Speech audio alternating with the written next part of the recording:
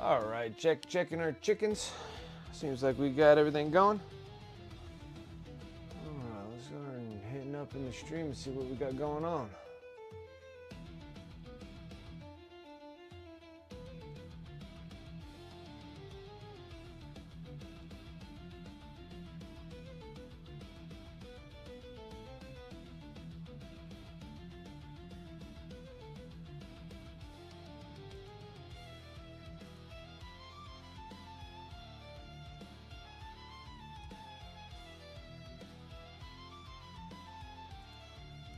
Okay.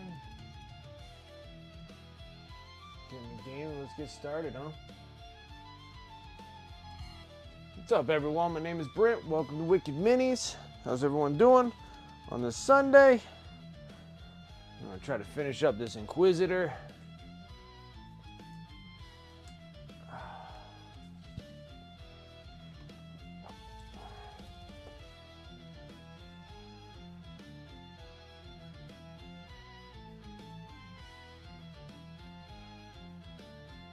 It's close. We are close. And then this is the rest of it.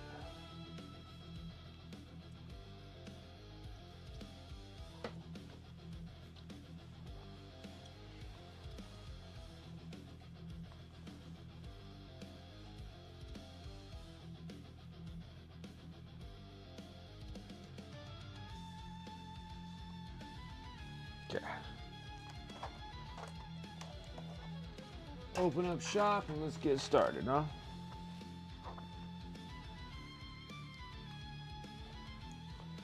Clean up my mess from my wet palette.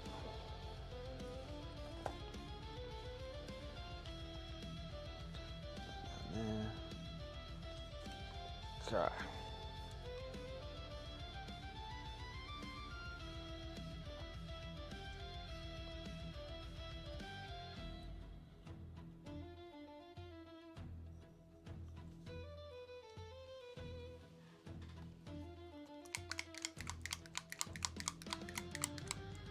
Go back into our dark crimson.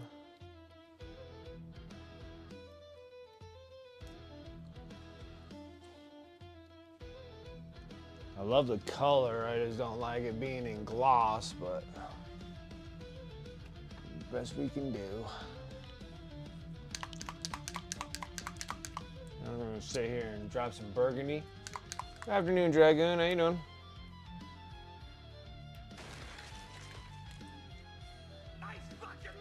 Coming in with that sub, 52 months.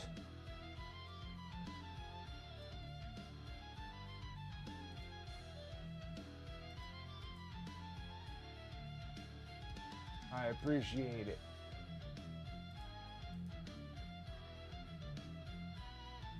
All right, playing Enshrouded with the boy, nice.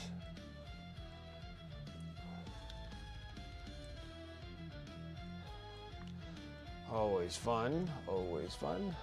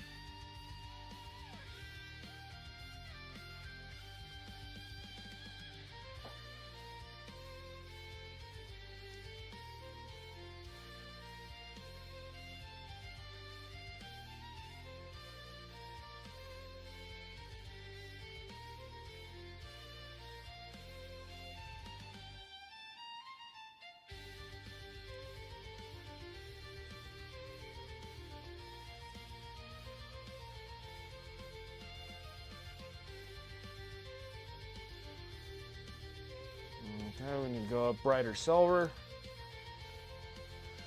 Gonna fix up this arm.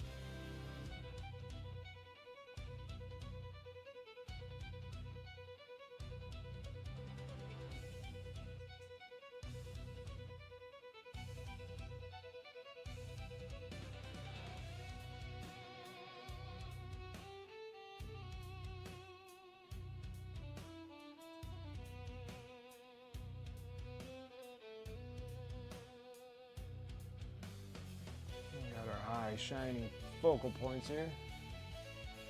It's a little bit better.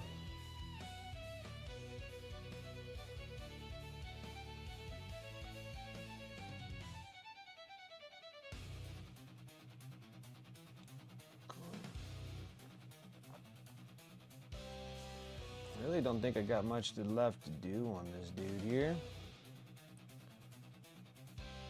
He's kind of set to be what he wants to be right there. I don't think I need much.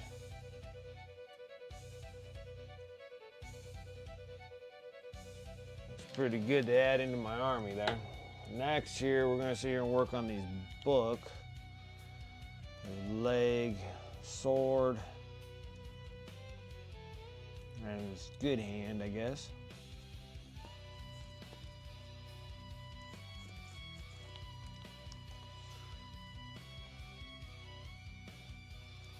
Nope, I already got the...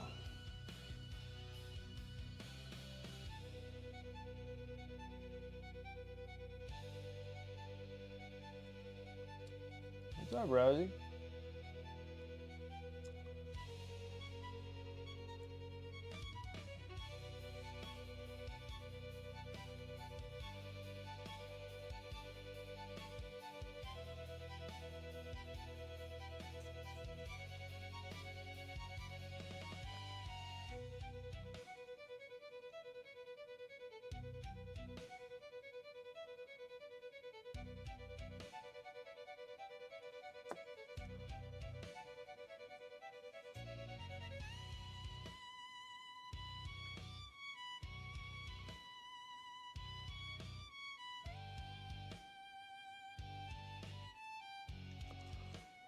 Everything else on this one will be relatively easy. It'd be nice, because then I can get them all glued together and then we're relatively set on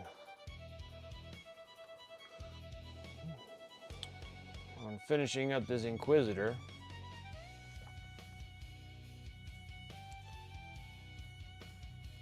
Like I already know it's black, but we're going to put a coal black on them.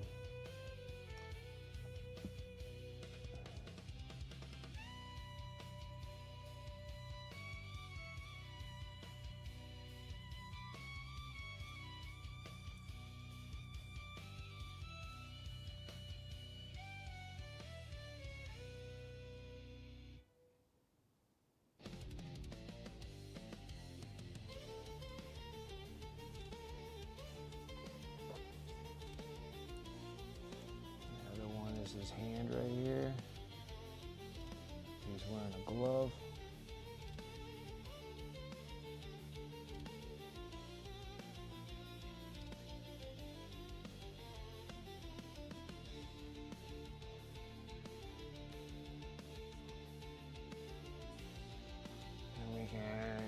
some dark silver.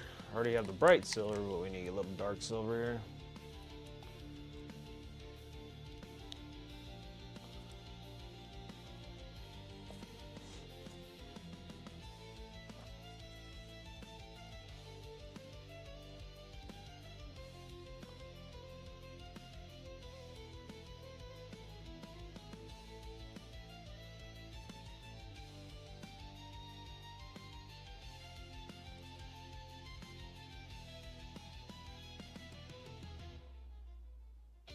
Wrong color. Dipping my brush in the wrong things here.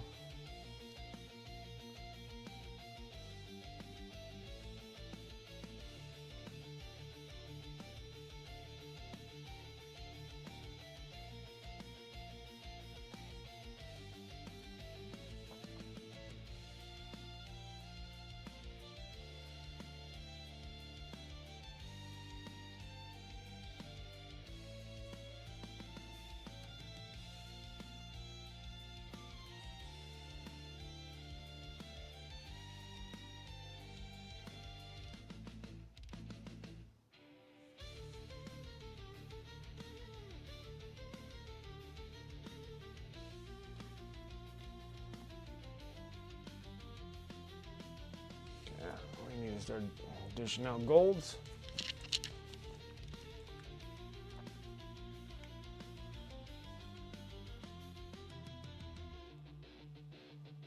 Oh, made a mess out of myself here.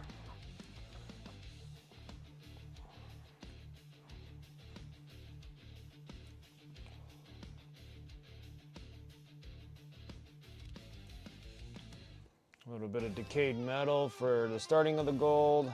Then we'll go Viking metal.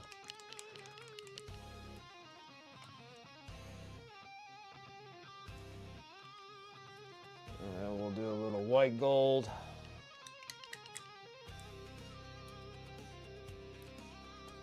we'll lay the colors out right now.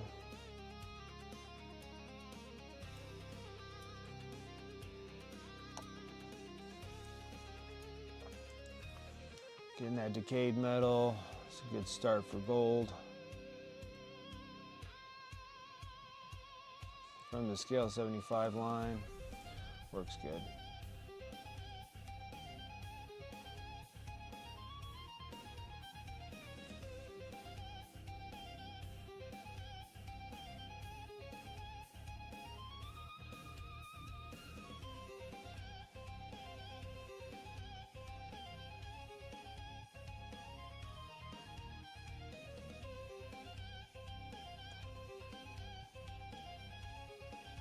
This Shrouded is fun. Yeah, I never played it.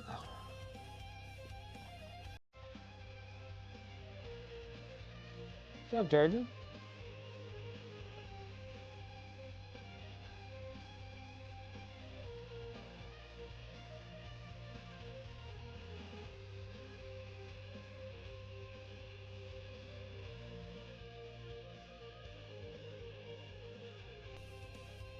How are things? Hope you guys have been enjoying your weekend.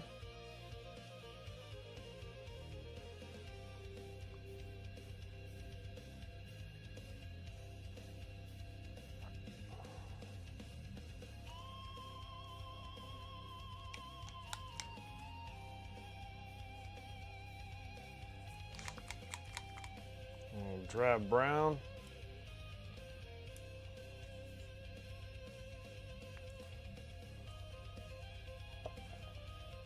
Bright ivory. Nope.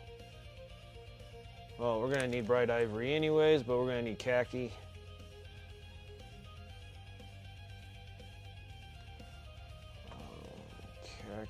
Khaki.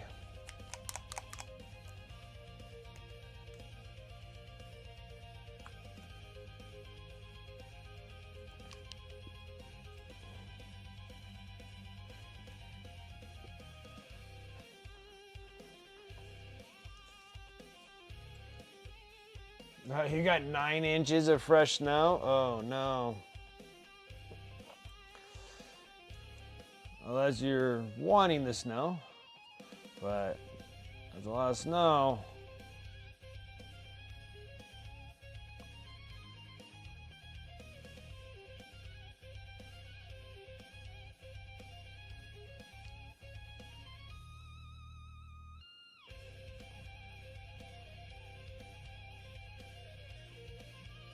Stinking snow.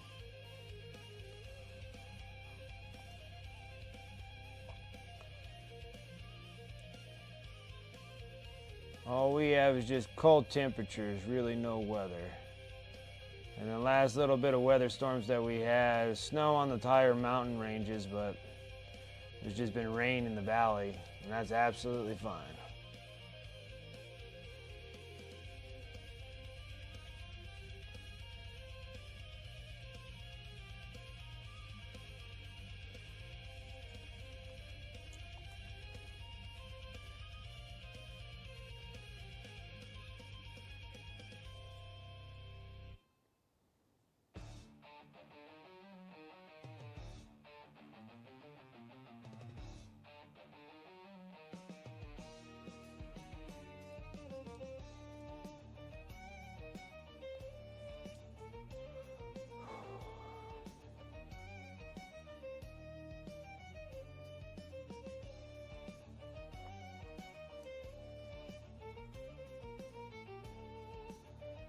One inch of snow is nice, and then after that it's just trash.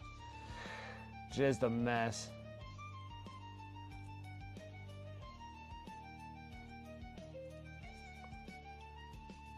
I can agree with that.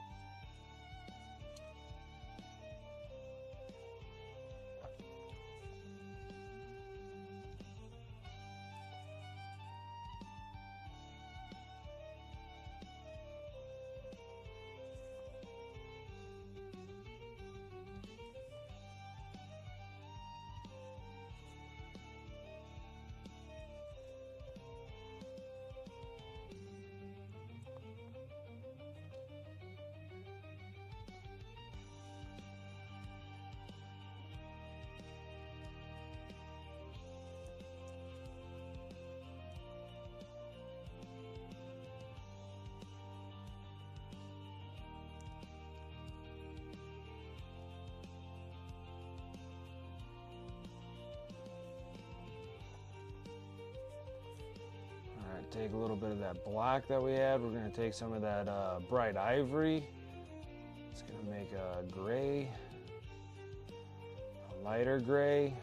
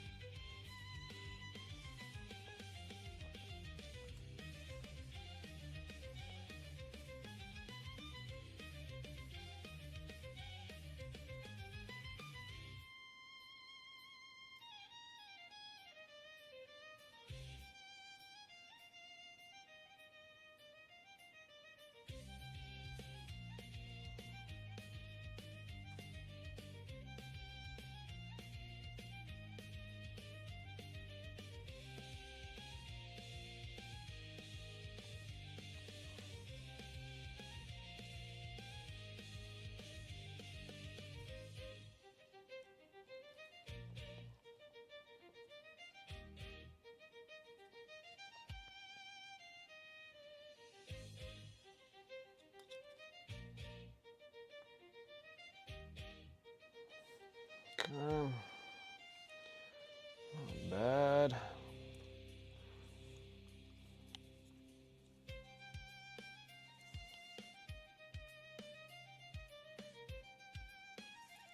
I'm taking the white gold now.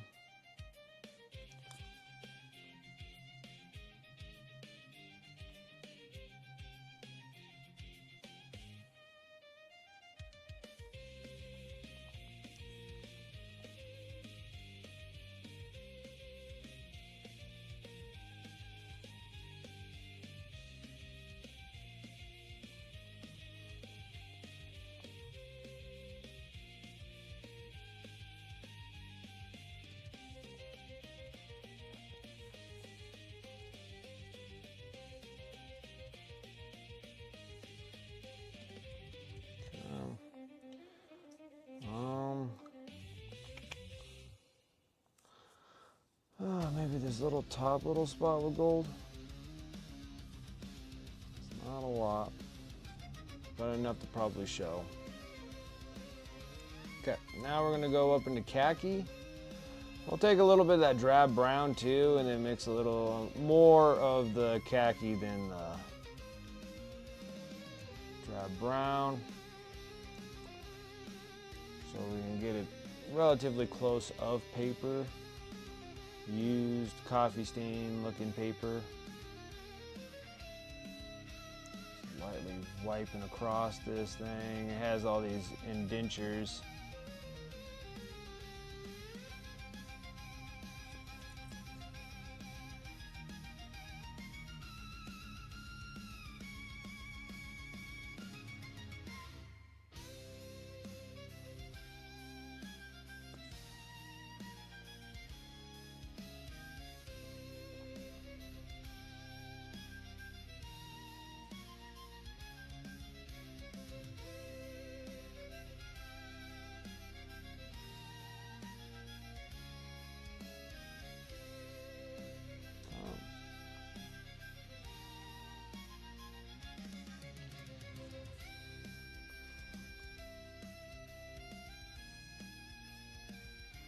Go brighter. We're going to go straight into khaki.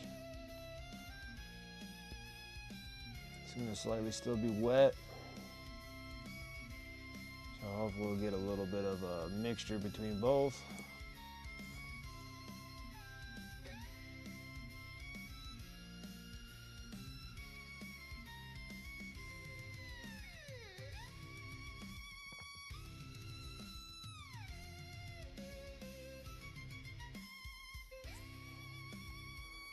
Take some of that bright ivory, mix it into the khaki.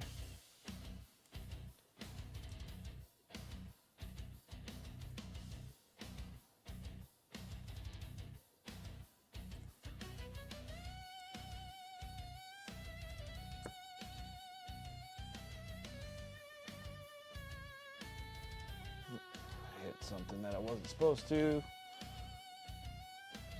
Try to erase some of that. Let's get it really saturated with water. Try to pull away.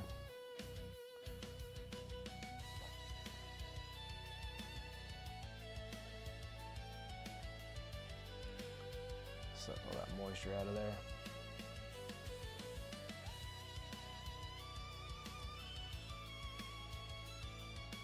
Okay. Not bad. All right, next. We're gonna do a little bit of a wombo combo deal here. I'm gonna take some sky blue, take the bright jade, and we'll take the bright pale green. Actually, instead of jade, we'll take turquoise.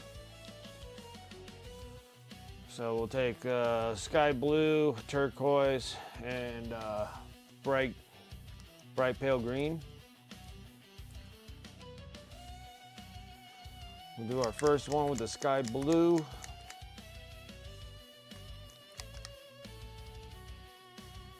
Actually, I lied. Let's not do that. Let's get a little bit of ink going here. We're gonna get white ink, titanium white from Liquitex here. Stir this all up.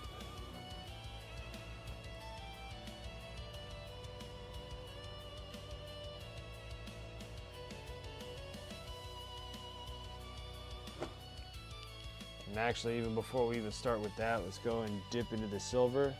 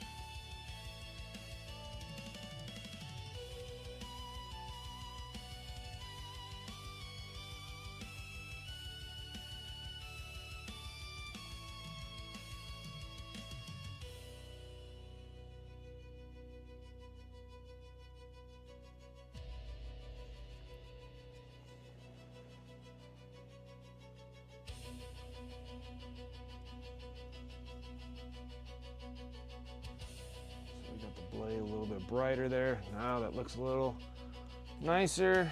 I need a petri dish. I'm gonna take this acrylic white, Liquitex ink white. Don't need a whole lot of it. Now we're gonna put some airbrush thinner. Even though that the stuff is extremely thin, we're gonna make it even thinner. And with the thinner, it'll dry out a little faster, so it'll dry a little quicker on us. Mix these two together.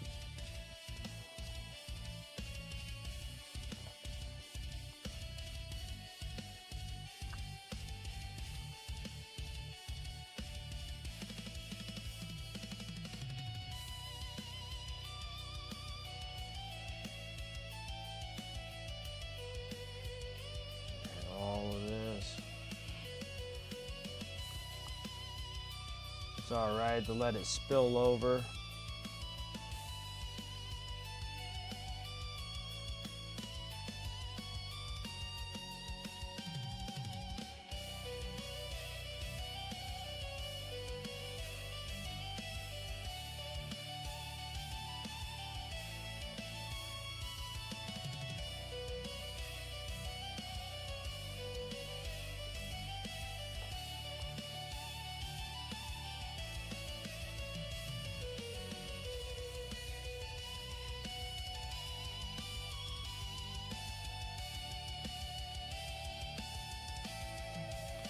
Filling all these little holes in here.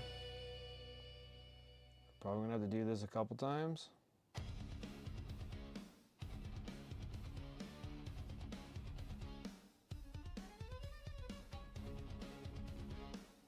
Like I said, it's all right for spillovers.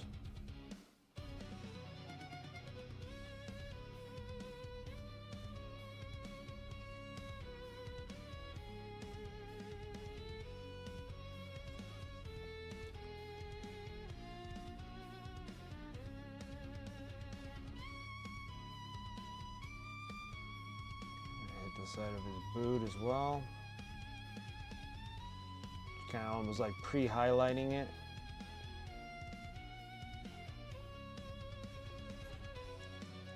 Give that a minute to dry, and then we can put another coat on.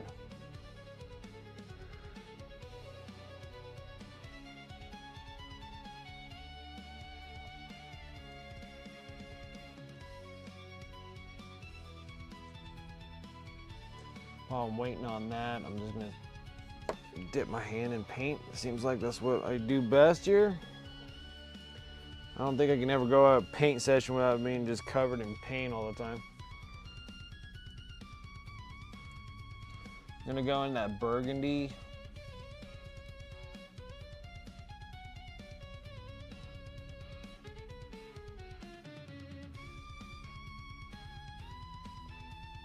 Try to get that hardcover kind of completed here. You're not going to see much of it anyways, but at least get it.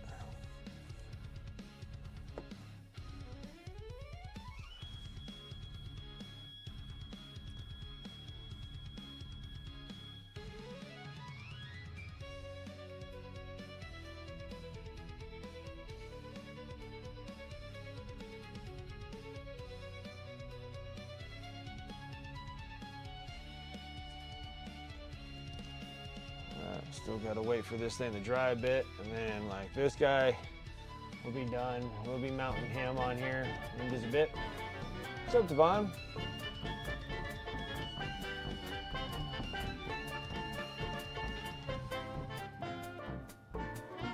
Washing and washing, that's about right. I'm just sitting here putting some Liquitex inks on here to start brightening up our miniatures before we start wrecking house with the stuff we got here.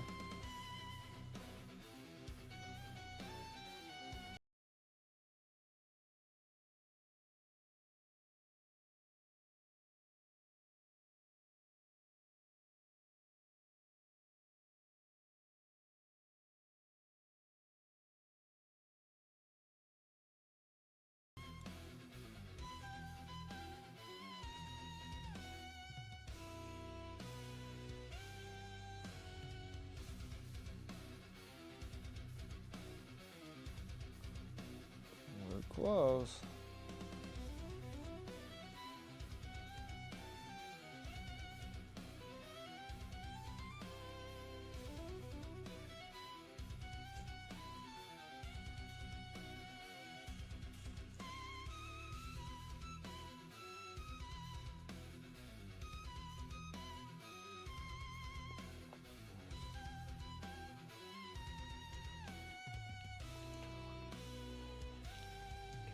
Trying to finish this Inquisitor, and then after I'm done with the stream today, I'll varnish all of the miniatures that we got.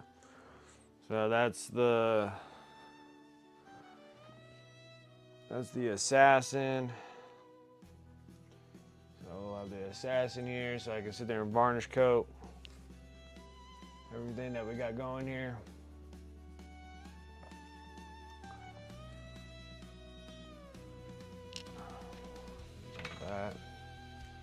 Canis Rex, which will be magnetized on the other base.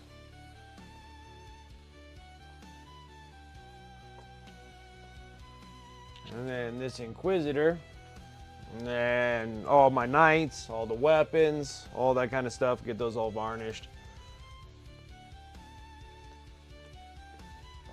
And then, but after I'm done with the Inquisitor, we'll jump over into doing the Nighthaunts, and then that'll be my next 2,000 point army of my own that I'm going to be keeping. So it's going to be kind of nice getting that done as well. Like actually doing stuff for me a little bit. Wait for the one to do the effing OneDrive thing. If you were going to epoxy pour around a base, what we use to hold it around the base, like a soda bottle plastic end strip as one thing. Yeah, you could use the plastic bottles. I get like plastic, I use plastic sheets. I think they're like dry erase marker plastic sheets. I get a bunch of them.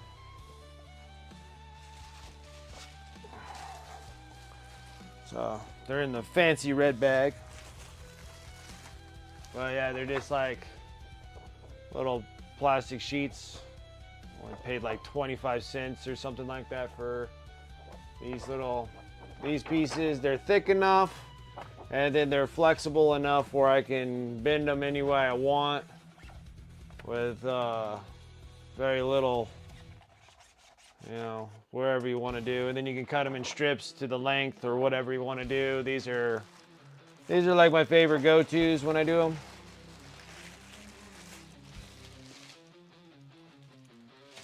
I think I buy like a big old batch of them, like Amazon, Michaels, whatever, Hobby Lobby. They all have them, but they're like a dry erase marker sheet. I think they're meant for projectors. Like when we went to school as kids for projectors and they were writing on the little sheets. So,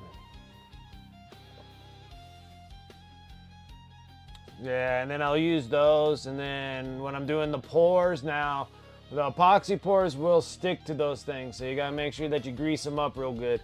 My thing is I put a nice layer of Vaseline on it and then wrap it up, and then it'll keep it from sticking on the inside. It's nice and thin. Various markers for the overhead projectors. Yeah. And then I just grease them up with Vaseline, and that's so you have some sort of buffer there to be able to peel it off, because otherwise it just sticks right to it. You'll epoxy it right to it. Or the resin pours, or the 2-part resin pours, or whatever you're gonna do.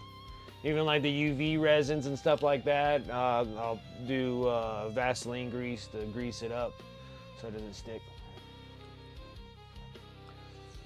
And then you just kind of tape it up real nice and tight. And actually, you can tape them up, but then I've seen a lot of people, another one that they use like to hold it on there is like a hot glue gun. So wherever they're gonna wrap around the miniature itself, they'll normally put like hot glue around here so it doesn't leak through, which that actually works really well. Put that there, then they'll hot glue the actual piece around there, so when you're gonna do your pour, it doesn't sit there and start leaking onto the edge of the base, and then you can just peel the hot glue right off of it.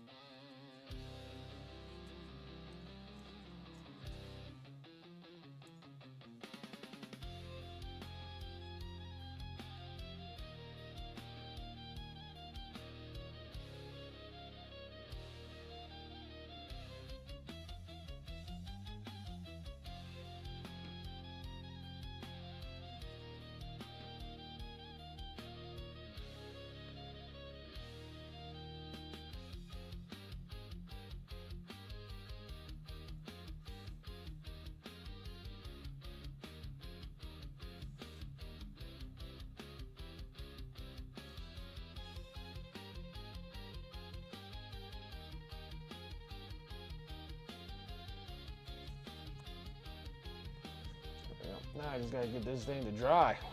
Once we get this thing to dry, then we can sit here and start shooting colors on here. I'm gonna fire up the air compressor, make it easier with my life. If you got an airbrush, utilize it. I don't want that one, I want this one.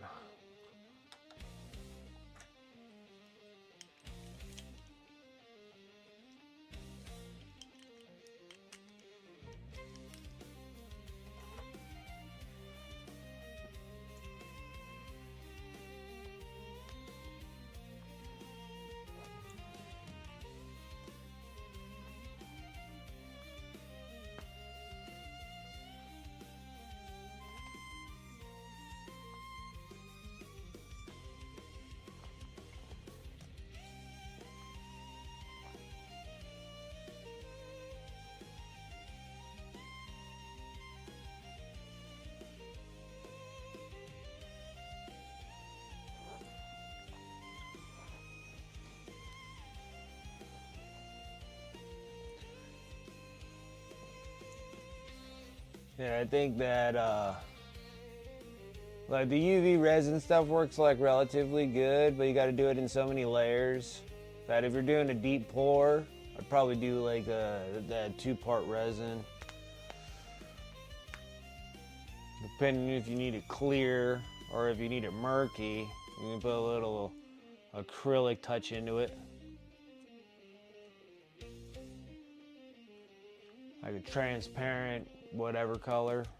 and kind of make it light a little murky while you're mixing it together. Hard part about the pours though is like I always get them kind of bubbly. And I try to pour that stuff as slow as I can, and it still feels like it always gets bubbles trapped somewhere in that dang thing.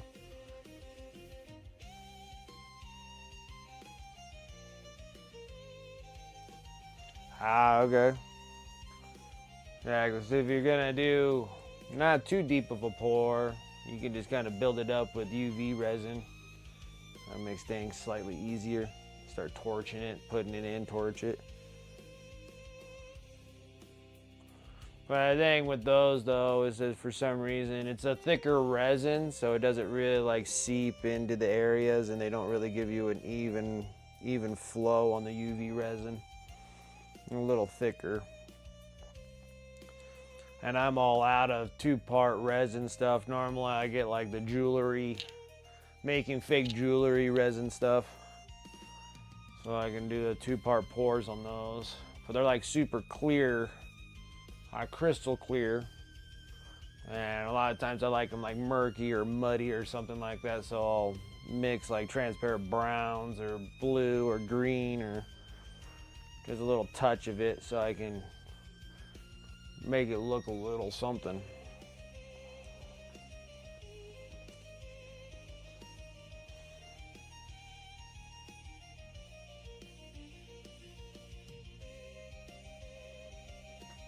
All I'm doing is just waiting. I guess I'll fire up the air compressor.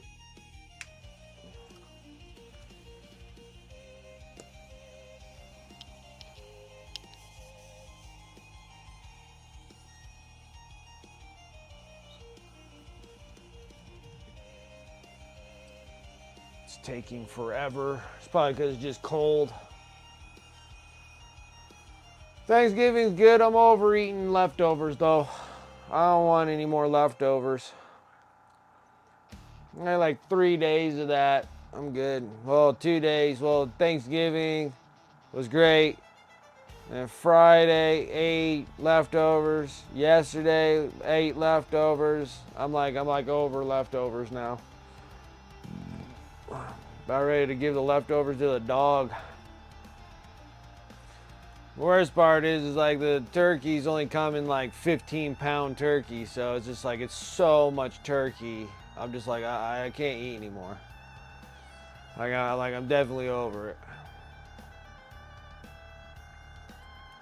Made leftover chili. Ooh, that's nice. It's like chili's nice.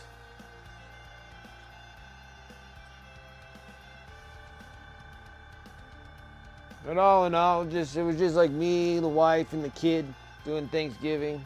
And then, which is kind of weird that like no one like actually like showed up for Thanksgiving. Like I didn't really invite any family members or anything, but normally I have like friends or something that'll come over and be like, hey, come and eat. Like I don't care. Or even the neighborhood hoodlum rats. I'm surprised they didn't come over, get some meals from me. All the little kids.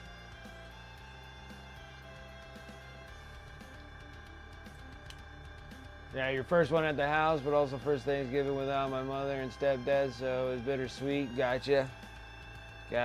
Always having Thanksgiving with the fam.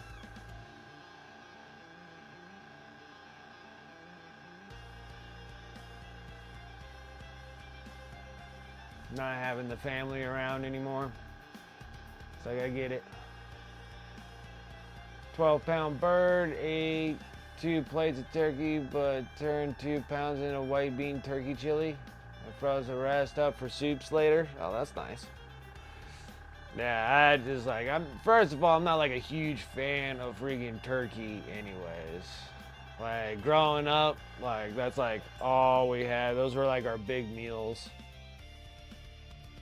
You know, my mom cooked all the time, but the meals were okay. And but like most of the time when my mom was cooking, there was no such thing as like leftovers. My mom was really good at just making just enough to feed all of us. It's not like we were starving or anything, but it was just enough to feed all of us. Never had any leftovers. So the only time that we really actually had leftovers was like Thanksgiving when she made the big giant turkey. And we're like, and my family was a little large. So there's like 5 of us.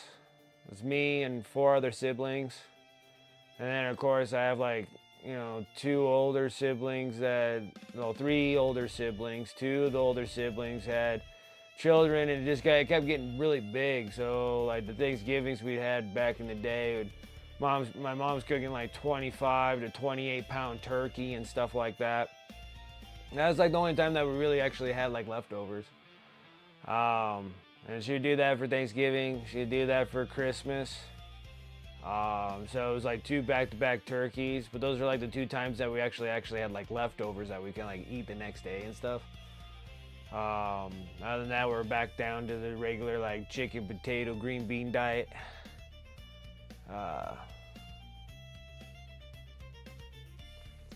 No gravy, you just put Italian dressing on the bird. Nice.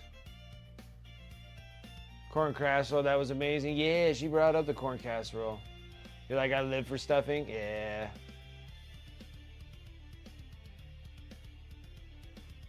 Yeah, no, Darth Rosie, that's pretty much like the only reason why I actually like cook a turkey is for the stuffing, because the stuffing's like the best thing out of the bird. The rest of the bird is whatever.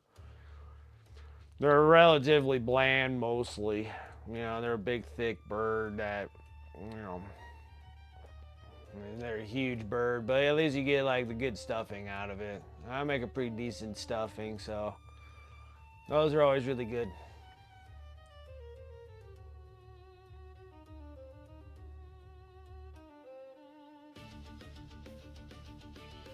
You smoked your turkey? It was tasty. Even anyone lick the screen. Go for some. That's funny.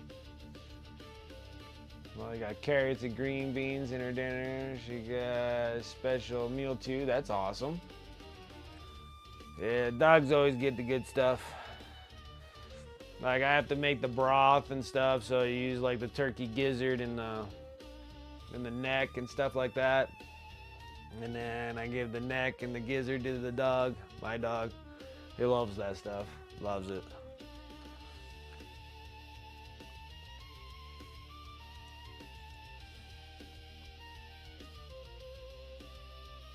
Come on, suckers.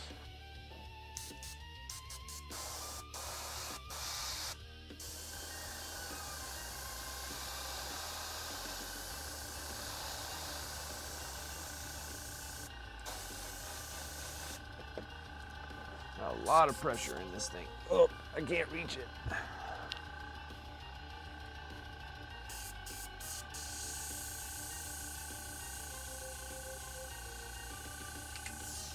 That's better. All right, still need to be able to, still kind of wet. I need to be able to get these last few colors painted on it, and then we're done. Like we're done.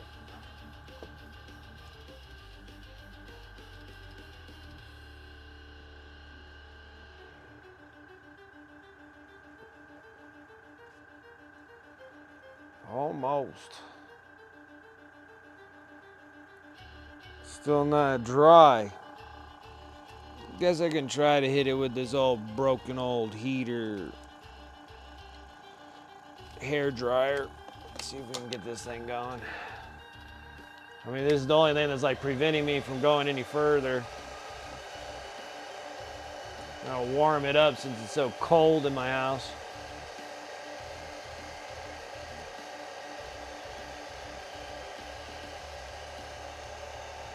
Like, if we ever got any like storms coming our way, it'd be for sure snow. We don't have anything for like over a week, I think. I don't think we're getting anything.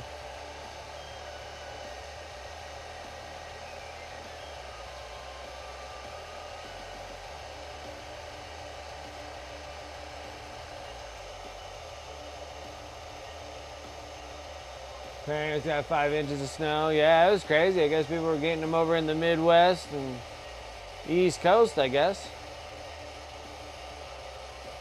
Some places got some snow.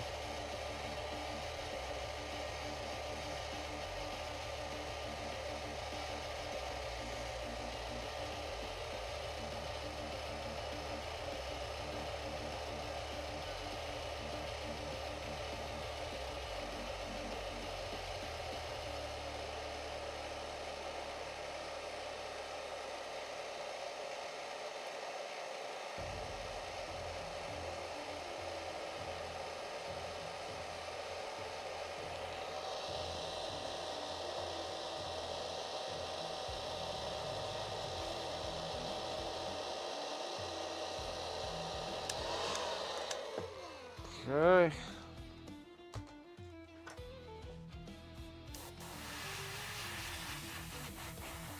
Perfect.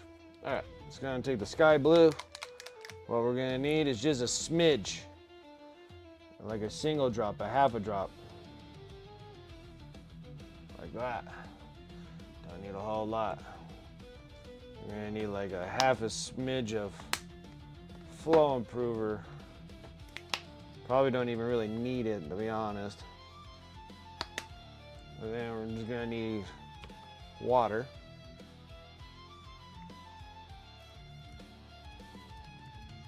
So something like that.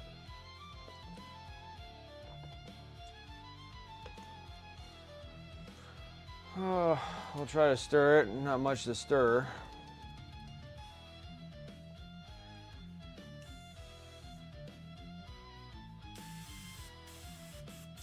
Crap.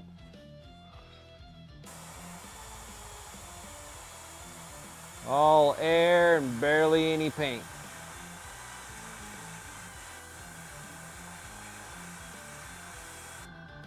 Oh, that came out with a lot of paint.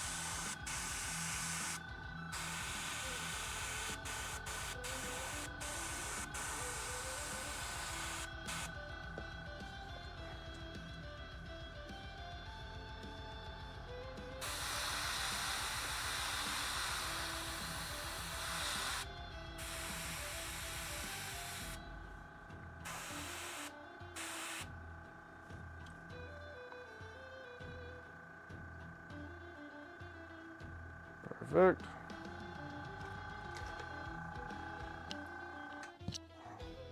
Oh, actually, let me go and rinse out this airbrush real quick. I always forget it and it'll be all dried up in there.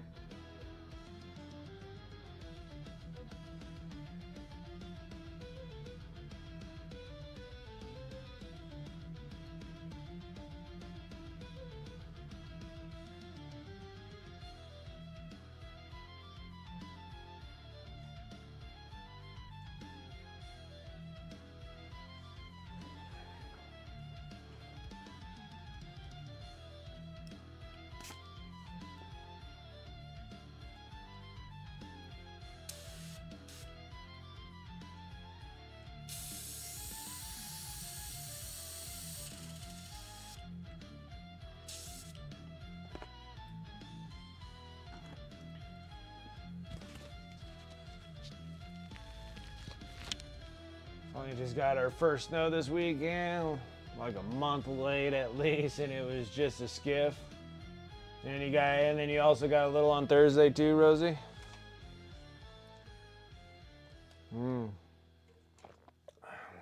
Yeah.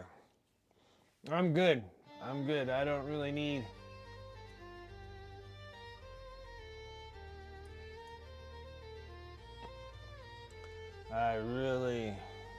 I'm okay not getting any, actually. Snow's so messy, hard to drive in.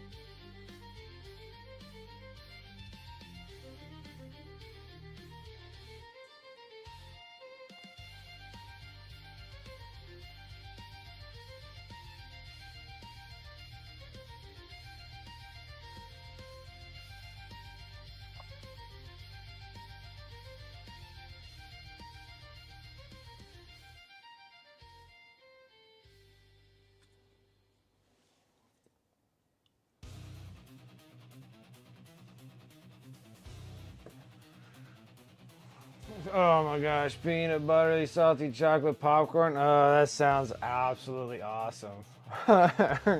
Only in Canada, I tell you. You guys have entree meal potato chips, and then you have these awesome dessert popcorn. Like, get out of here. Like, only in Canada. Only in Canada you get the good stuff.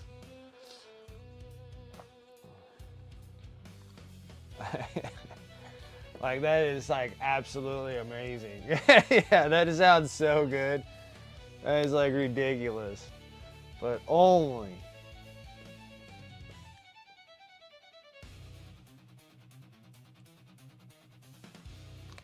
in Canada can you get friggin' dessert popcorn and entree meal potato chips.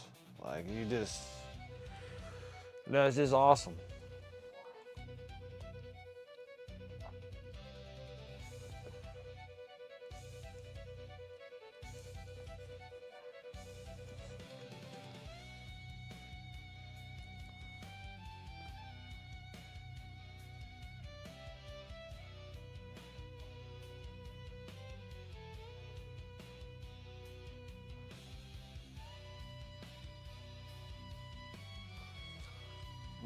I'll wait for that to dry so I can hit all those with the turquoise. Can't do anything yet.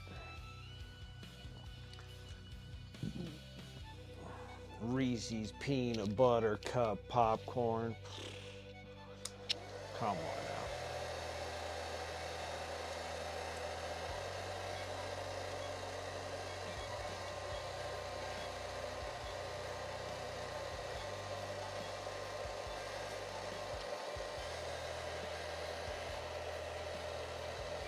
Like, it's heavenly. It sounds like it. Sounds so good.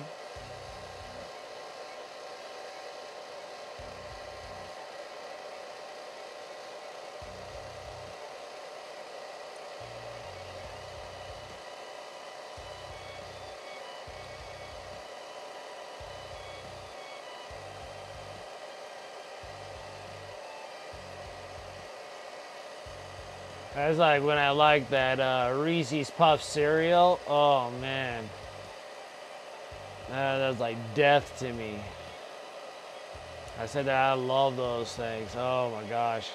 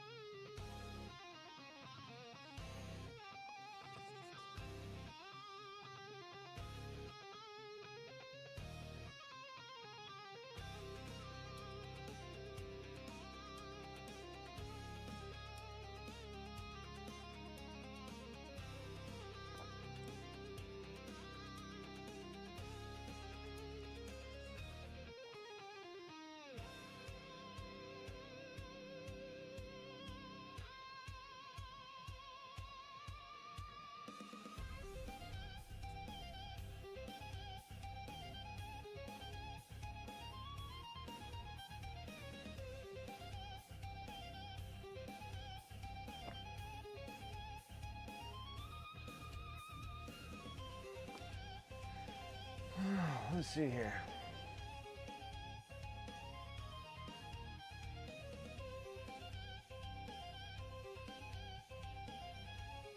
So the net death guard attachment I'm planning on trying is Poxwalker 1, 70 Poxwalkers on the table, 30 in reserves. There's 3 Tin Man units over 3 turns, nice. Typhus and Noxious Blight Bringer lead 20, Plaguecaster and Noxious Blight Bringer lead 20, then 10 man Infiltrators 2, Lord of Contagion 1 with 3, 1 with 6, 3 Foe-type Blow Drones, 2 Dual Spitters, and Mower and 3 Mephetic Blight Haulers. That's a heck of a list. That's a massive amount.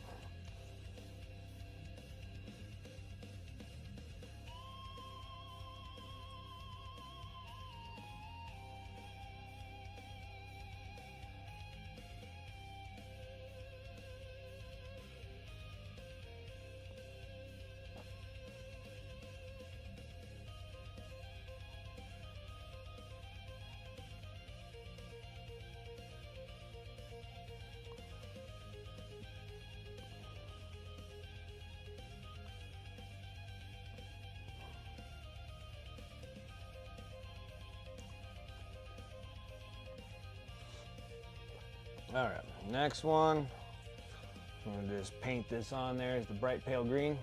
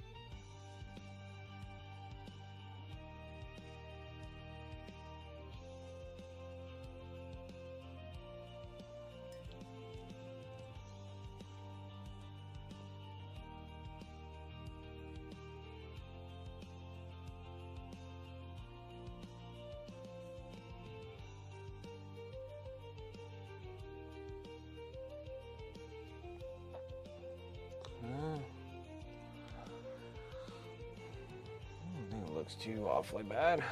All right, now let's take this.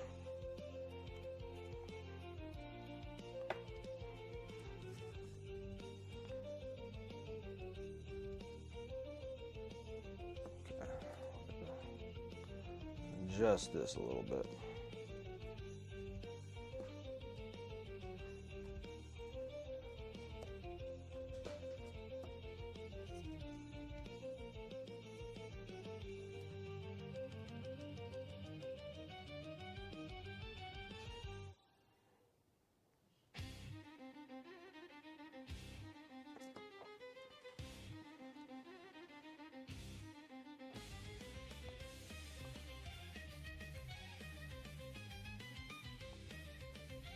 Goes like that.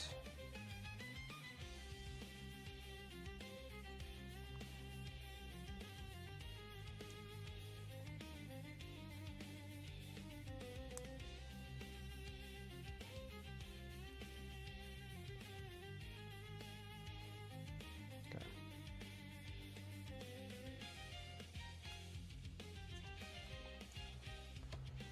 Let's get the knotty glue out.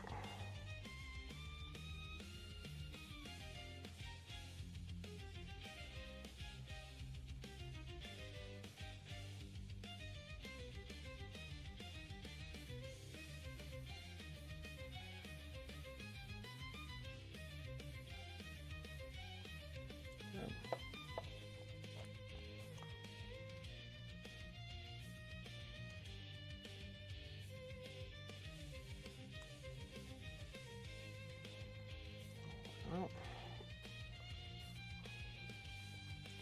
This is such a cool miniature. I do love this thing. All right, let me get a little bit more of the stick tack so I can get it on this base.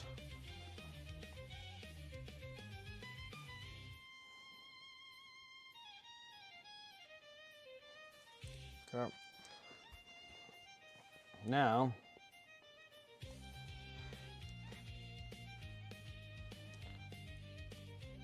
I gotta do some highlighting work here.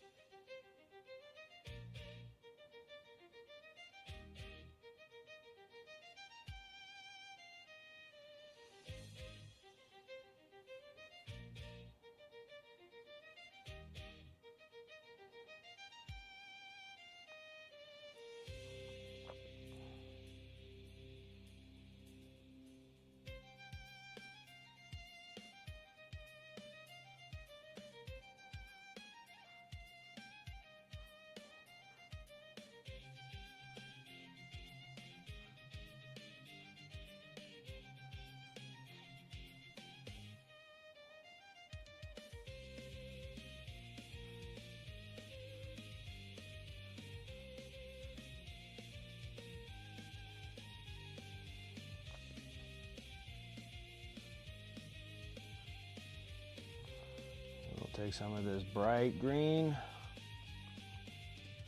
follow suit.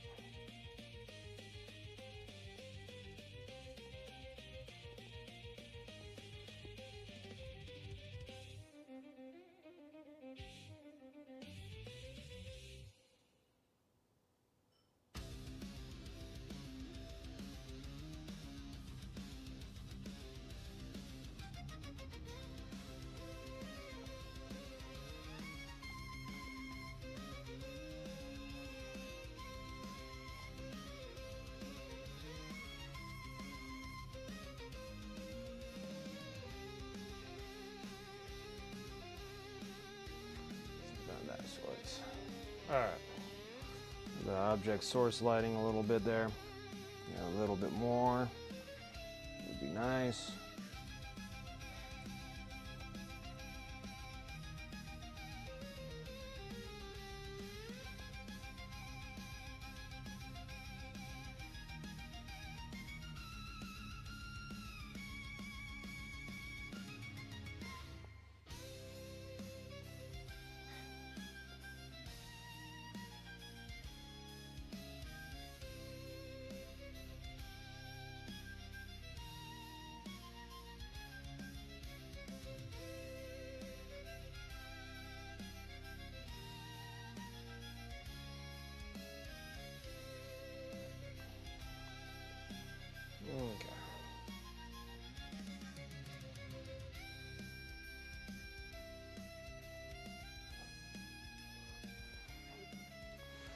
Yeah, but it's Necromunda, and that's the thing that kind of deters it from, you know, our pre-order deals. Is that I don't think it's really that worth it that much.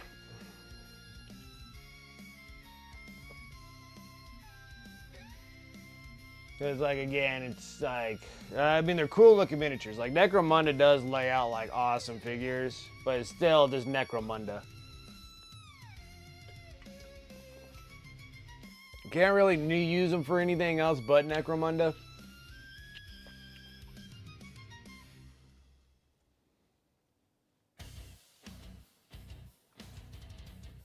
Competitions, I can see that. Yeah, Necromunda pieces. Yeah, like doing comp pieces. Alrighty, guys. Well, my Inquisitor is done. Now we just gotta get him placed on here. Clean some stuff up, I guess. Let's get him glued in place. Don't really have a whole lot of room to put really anything here. He kind of consumes the whole area.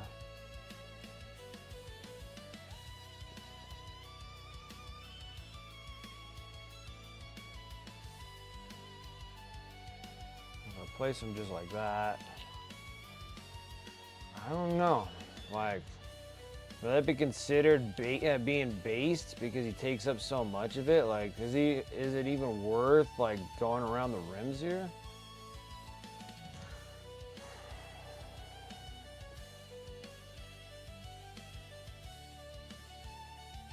Okay. Well, now on that note, I'm gonna have to re-tack it back in there. Yeah, he looks good. I like him. I like him. He looks good. I just got to figure out how to do the... He fits like that. That'll be fine. All right. Next is that we're gonna base this thing. I'm gonna use the same stuff, just as ruins of persistent stuff.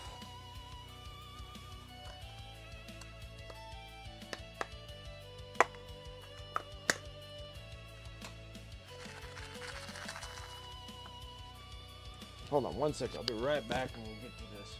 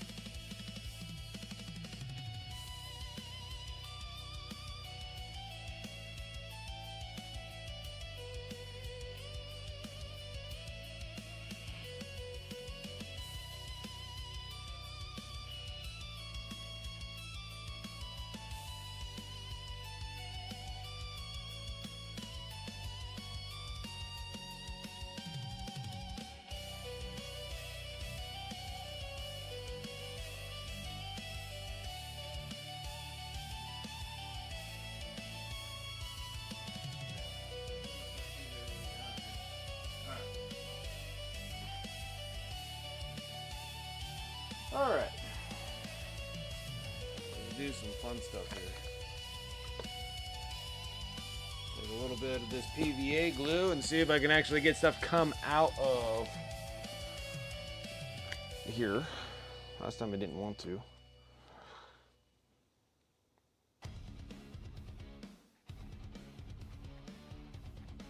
And again, it still doesn't want to. I don't know what the heck. This is becoming an issue.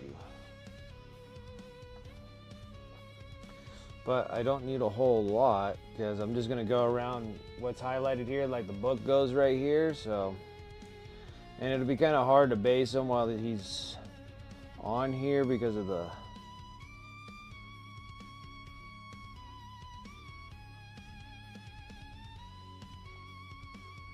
his cape and stuff.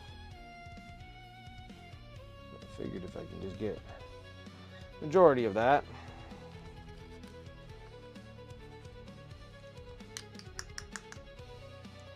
Something of that sorts. Then I can kind of glue the base on. Now I gotta clean my brush now.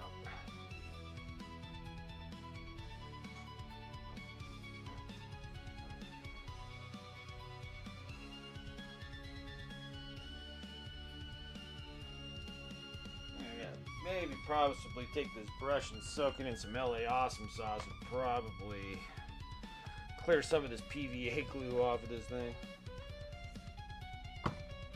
It used to have a sharp end and now it just has this blunt, gross end. That happens when you're playing around with glue, you know. Okay, now we can actually glue him into place. I might be able to do it with the other glue. Maybe we can melt them to the base.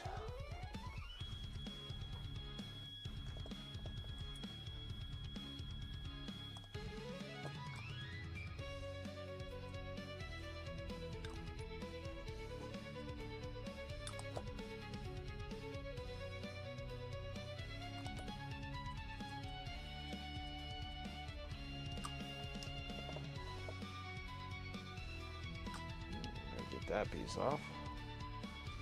You don't need that on there.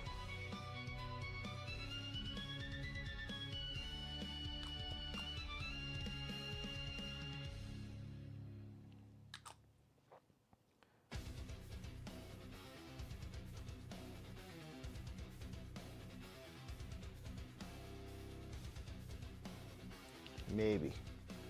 Might have to use super glue anyways.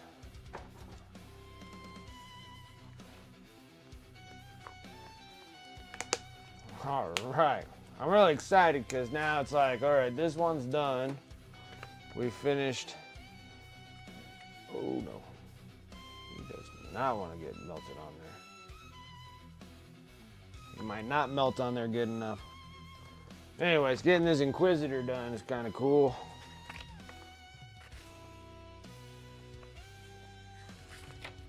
Oh yeah. So getting the Inquisitor on there now.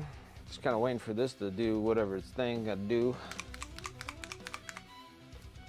And then do a little coating of the outer base. And then it's going to be working on Nighthaunts. Probably some of the coolest miniatures. Soulblight Gravelords has some pretty cool miniatures as well. But Nighthaunts are really cool. Cool, easy. Probably gonna have to go through some of my miniatures. We're probably gonna be basing a lot of the miniatures because a lot of them are ready and I have a specific basing material that I'm gonna use for them. You're gonna use that, I forget what the heck it's called. Is it this stuff? Yeah, Tale of the Grimdark.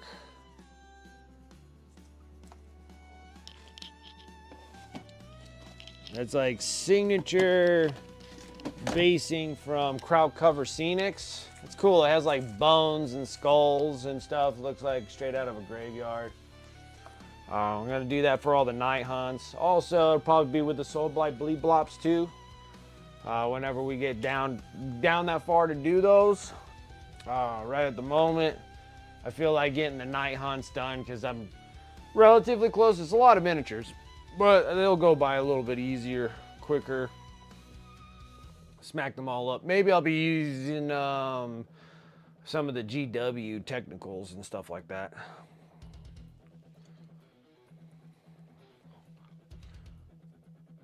Yeah, this dude is just not gonna... He does not want to fit.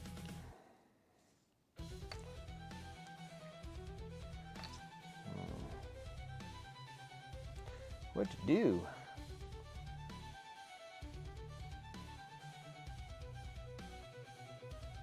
Too much dust and grime. Don't want to get him where he needs to be. I'll try this, but it's always a mess when I use both of these.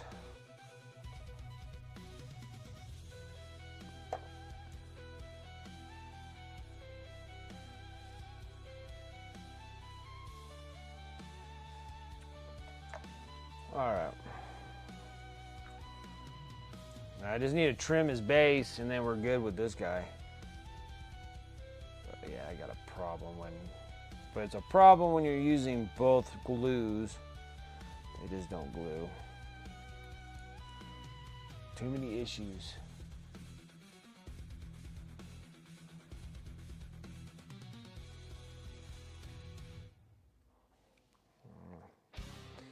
I don't know. I think I screwed up. I thought I could just melt them on there, but it doesn't look like that's gonna be a thing.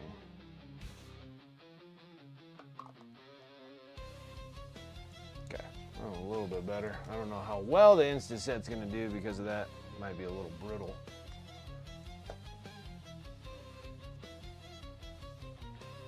Okay. Get this. And some of that satin black.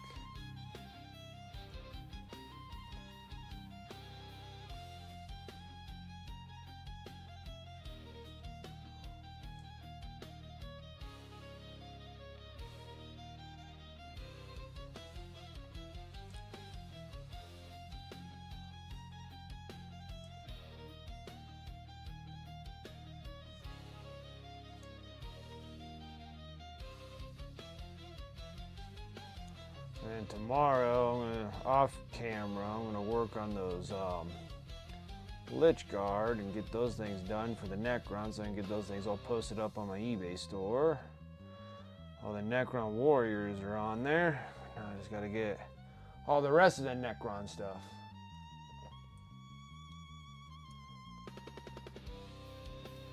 Alright, so Necron, the Inquisitor is complete. I like it. Clean my brushes, my goodness. They definitely do. Okay. Well, actually, we still need to oil wash this dude. He almost kind of doesn't need it, but maybe we'll give him a light coating, I guess.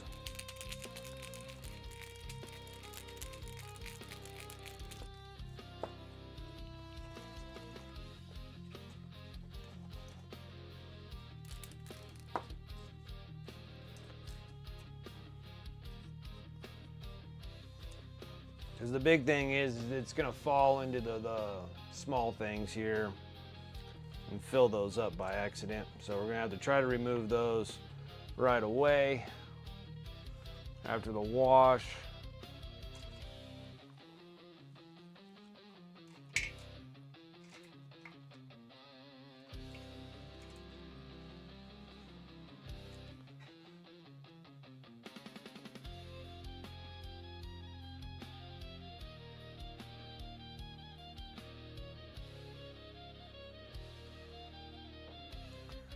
The goal here is to try not to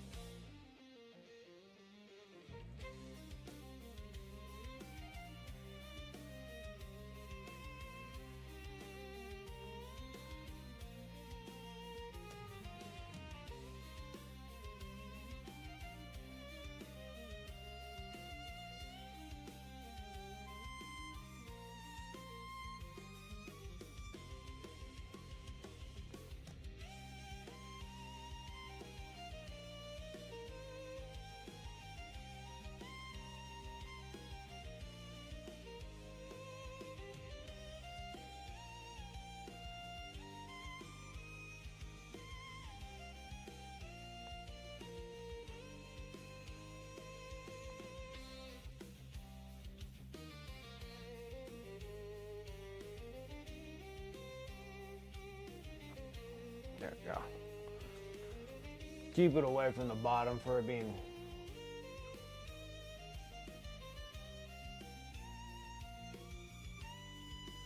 Yeah, the colors turned out pretty good too on them.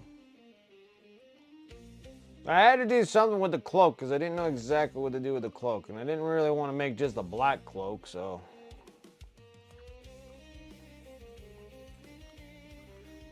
Put that away. That away. This away. And we're ready. I'll let that set for a little bit before I start pulling excess out on that. While that's doing that, I'm going to sit here and start digging out all my Nighthaunts. So I didn't know exactly how far along we're going to get.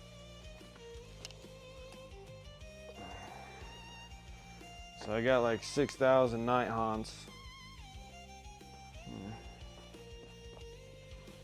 There.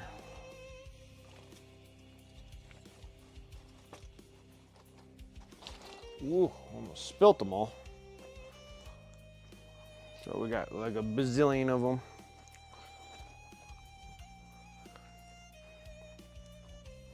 And I just need to base all the new ones, or the old ones. Work on some of the old ones. A lot of the regular figure dudes are pretty good.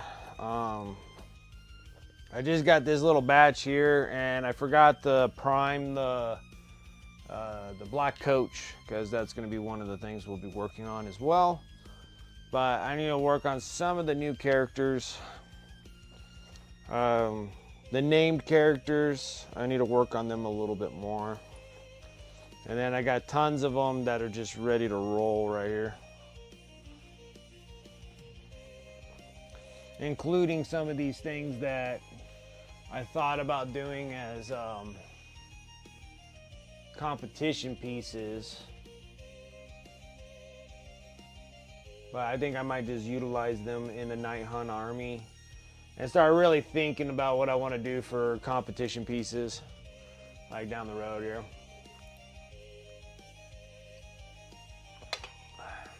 Because I was like, oh, that'd be cool to do. I've already seen some that already did these models for comp pieces. And I kind of have like a little bit of a different idea of what I want to do for them. But I don't know. It's like, it's going to be a lot of work on them. So I might just pull them anyways.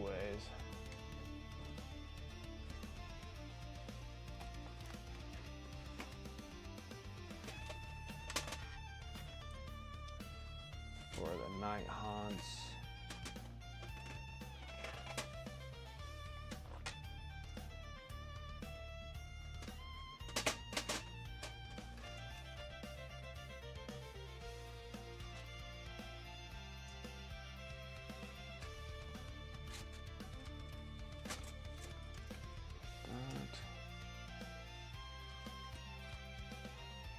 But I feel like it's just too much of a sub-assembly. It'll probably be easier if I just started doing like actually simpler miniatures for competitions and not so intricate of ones.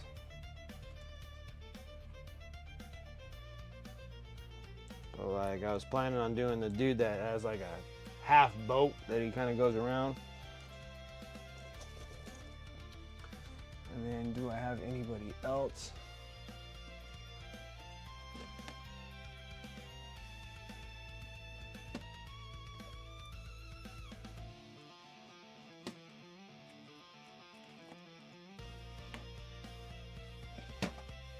Nope, I think that's all I have in there. It's weird because I feel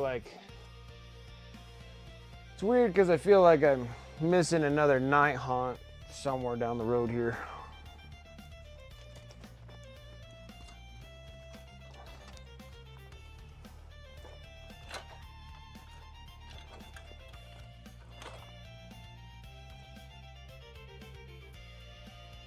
Because it's like the weird like little librarian dude.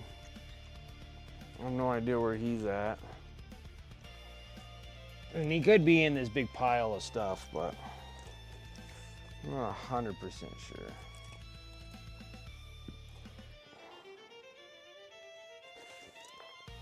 He might be in this pile. We'll just... Oh, I see him. Yeah, he's in this pile. That big stack of stuff over there. Okay, how are we looking here?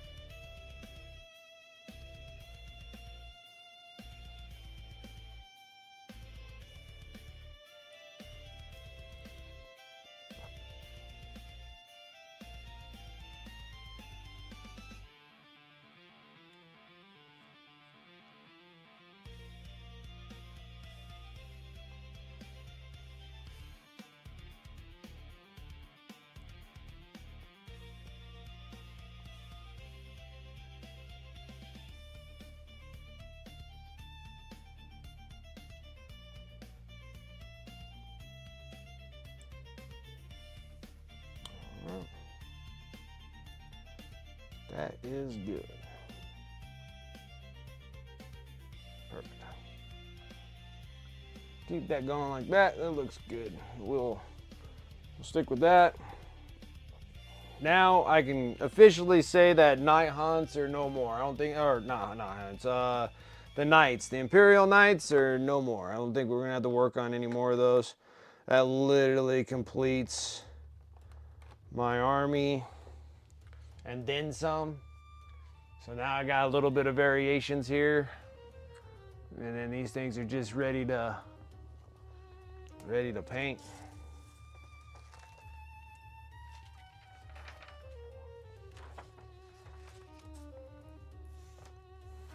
All right, so Nighthaunts. It's been forever and a day. Let's see here.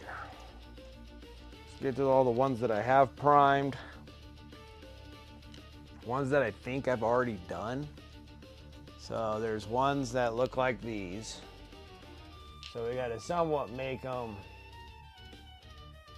relatively this color. And like I said, like this is like the second army of miniatures that I've literally tried to do years ago.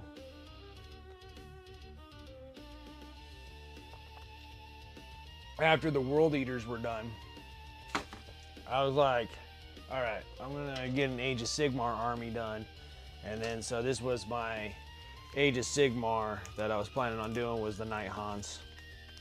And I have to say, this is probably 6, 7 years old or so.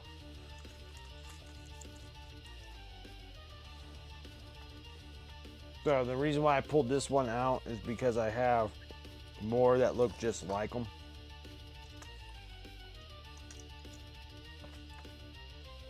Right. 3. I primed them all like a light gray. 1, 2, 3, 4, 5.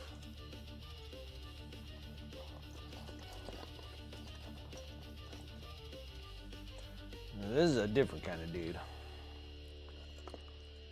1, 2, 3, 4, 5. There's 6.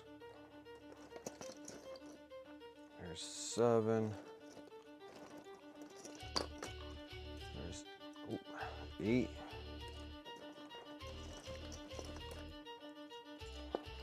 Wow. There's 9. And then there's 10.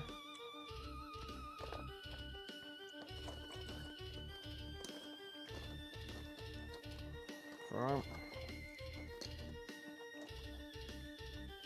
Guess we'll work on those first. And like I said, they'll be relatively easy because I think I'm going to just use some of the actual GW technical because I need to use this stuff up anyways. And I'm pretty sure that's the colors I used.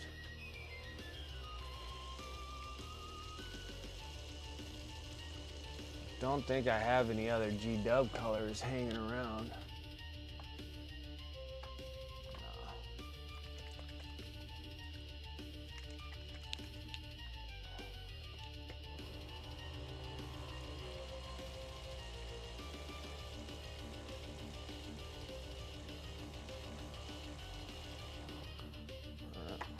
gonna spin this around.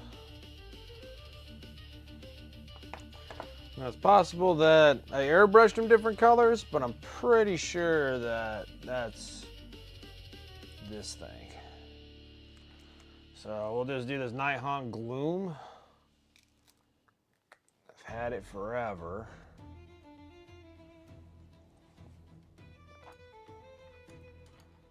And then we'll just kind of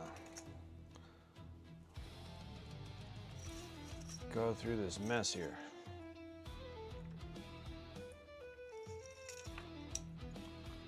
And so once I'm working on these, we'll go to the old ones too to do some highlights and stuff like that. Cause like the bronze is just regular bronze.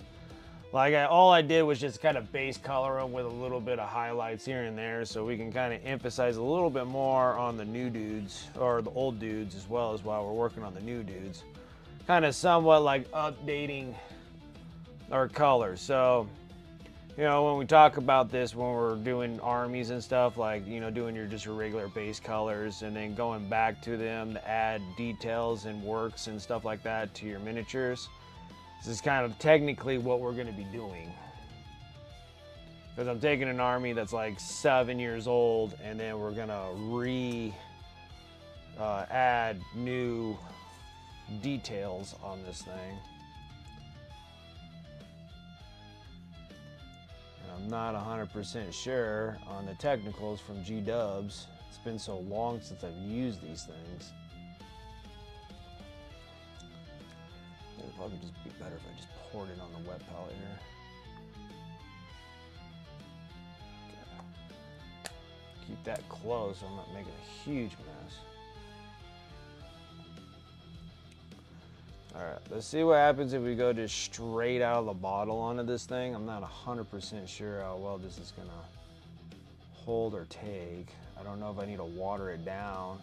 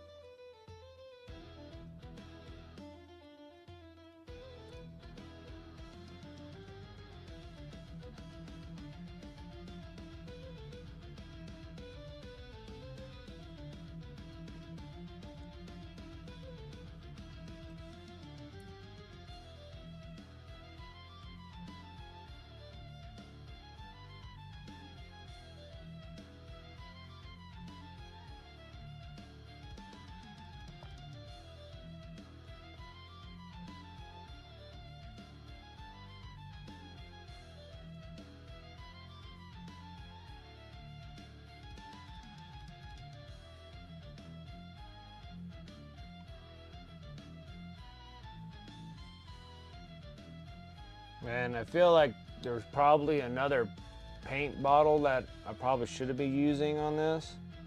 But we're just gonna have to make up for whatever paints that we got. I'm getting better. Oh, I'm so glad you got over that. Those are rough. I hate stomach flus. I hate stomach bugs. I hate anything that does a deal with my stomach. They're terrible.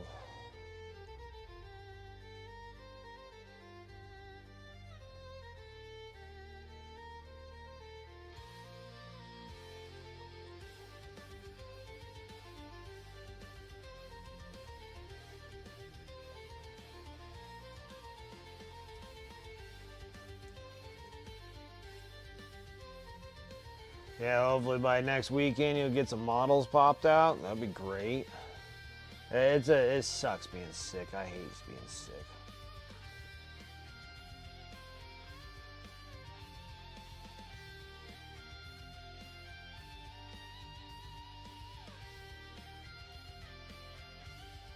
Oh, there's more stuff that I forgot on this. Don't be fooled by this thing.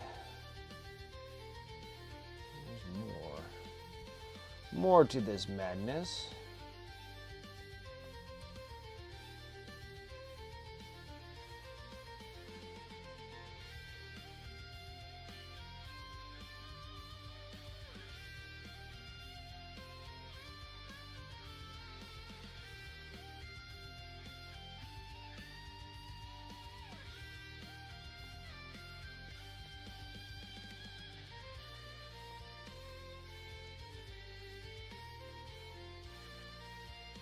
Felt like I had like another color going with this, but maybe I don't.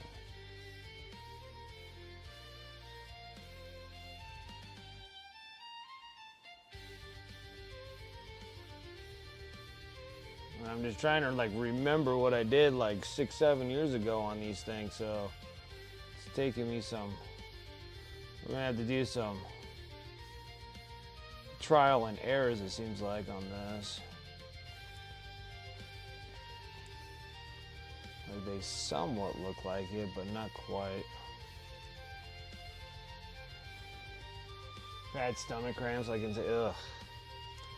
Yeah, those are terrible. Man, that's really being freaking poisoned. My word. Or being just having the flu stuff. Ugh, it was so gross. Hate it.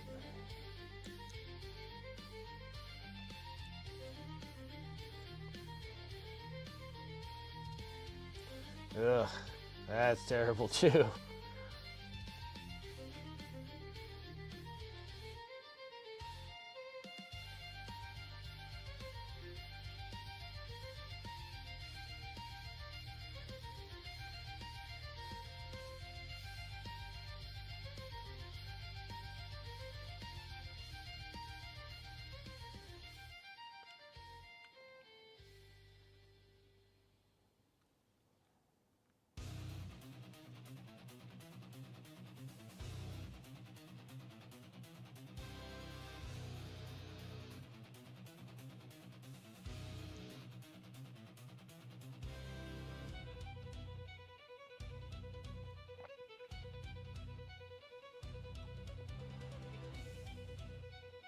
Yeah, I hope it was just the flu there, no kidding.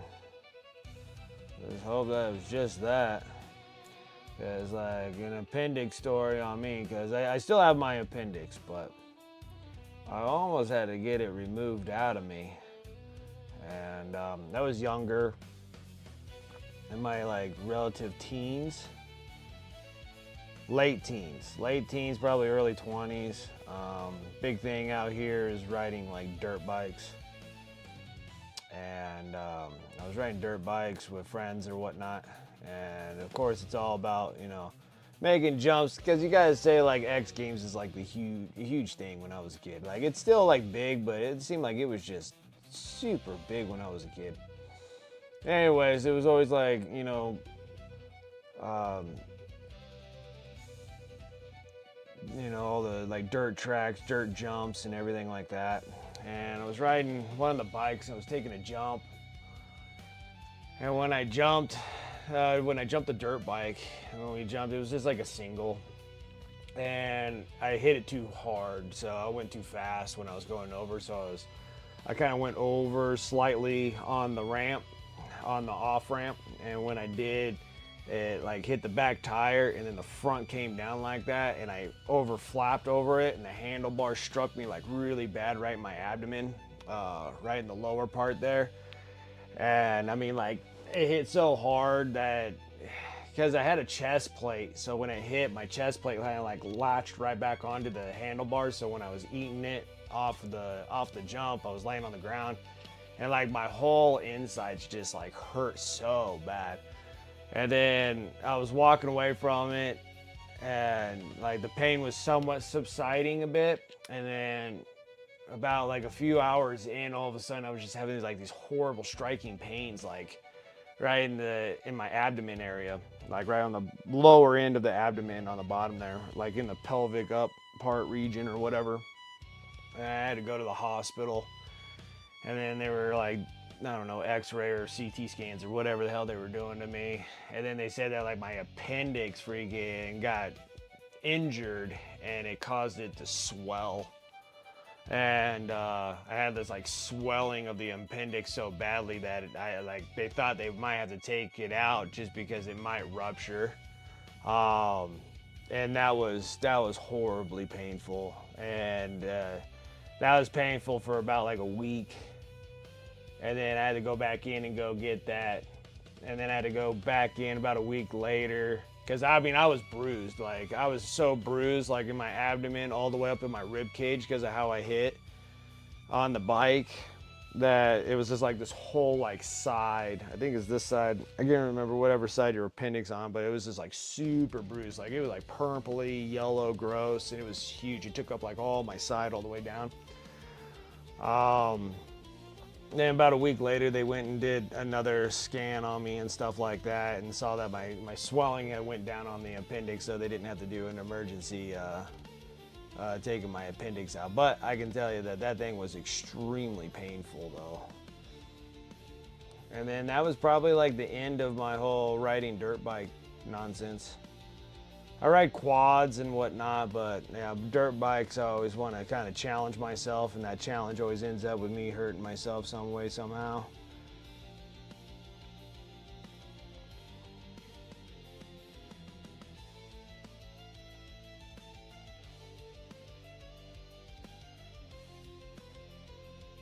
So I'm just like, this is better if I just keep myself relatively safe. I'm tired of damaging myself all the time. But yeah, that was like one of the worst bike wrecks I ever did. I've wrecked on my dirt bike a handful of times, but that was the worst one that I ever did. That one hurt so bad.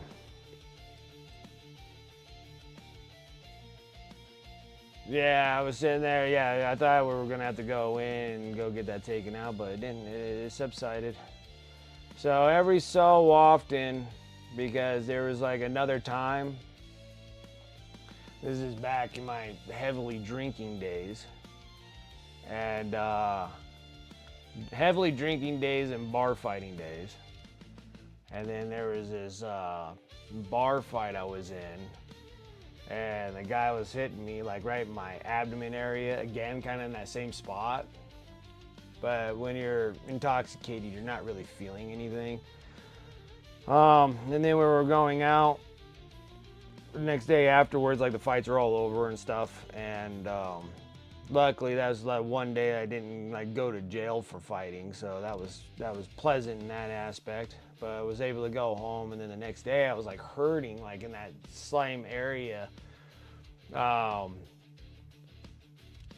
then when I went to the doctors, because it was hurting for like after a week, it was still kind of like bothering me. Normally you start healing up, you're sore and whatnot from fights or whatever, but it was still like this like internal pain that was kind of bothering me some, and then they were feeling it. So I have to always kind of watch out for it, because they were saying like, oh, it feels like it's still swollen. And I was just like, oh, great.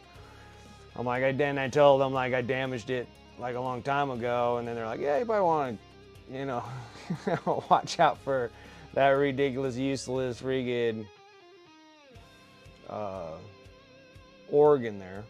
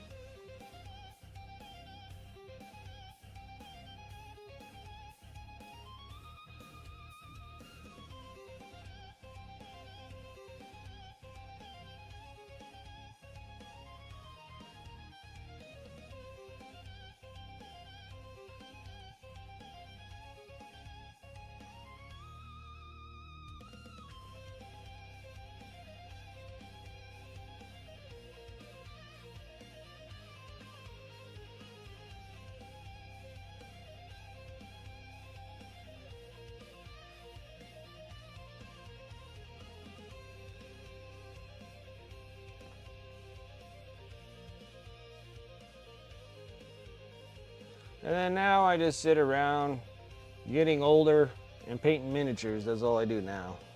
Nothing very exciting ever happening anymore. Got rid of all those exciting days. I think those all exciting days are behind me now. I reformed, I guess they would say.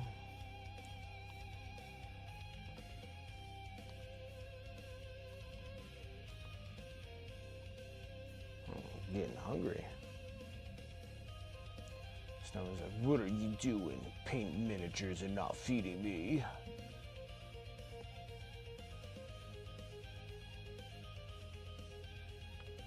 I have to make myself some peanut butter sandwiches.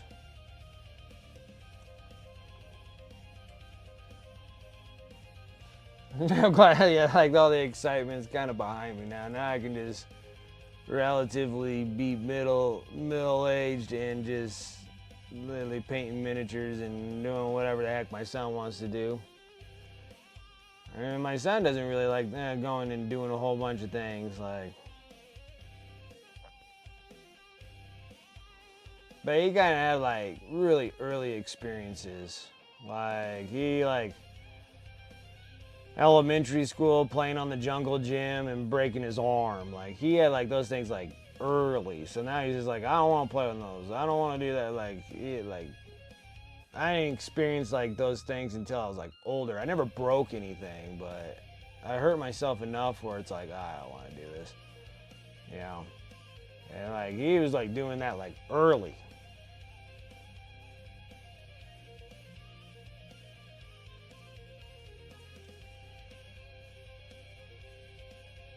And technically his wasn't a break, but it was painful enough. Like he dented his bone. Yeah, I'm happy to have a less exciting life. That's absolutely true. Like, it doesn't have to be too crazy right now. Like, the thing is like when animes come out and they're just like, I just want a peaceful, normal life. And I'm like, yeah, I gotta understand what you mean by that. But normally you don't make that decision when you're like in your teens. Like everything's like just out of control. And then like your early 20s and adolescence and stuff like that, it's like out of control. And then when you get to like my age, and then that's when you're like, I just want a peaceful, quiet life.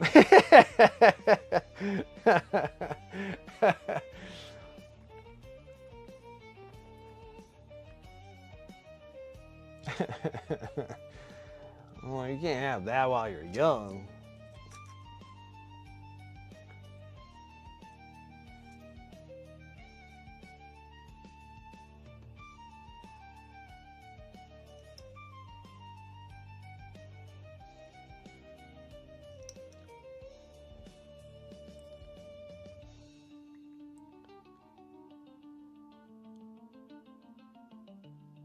And then like some stories, like, and that's just like my younger stories. And then once I get like into, and then like some of like my drinking problem, but my drinking problem didn't come until after my drug problem. And I was just like, how those there, I tell those stories and people are like, how the hell are you alive? I'm like, yeah, I know. It's very strange.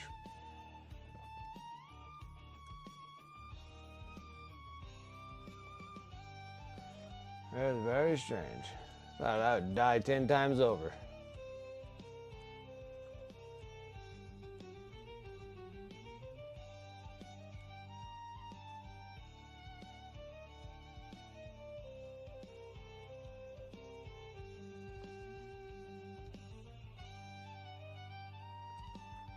Yeah, that was fun too. Yeah, we did some fun things. Like we didn't have to do anything of like breaking the law and, you know, running around like bandits. That kind of exciting.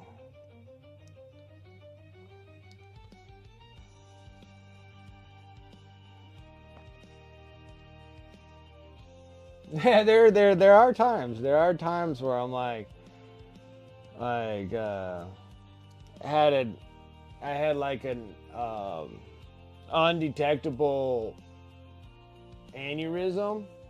I guess it was one of the like the smaller Like the smaller veins, not like the big veins that are in the brain or whatever. Had like one of the smaller ones rupture, but they couldn't really find it. That happened with a freaking a horrible overdose I had.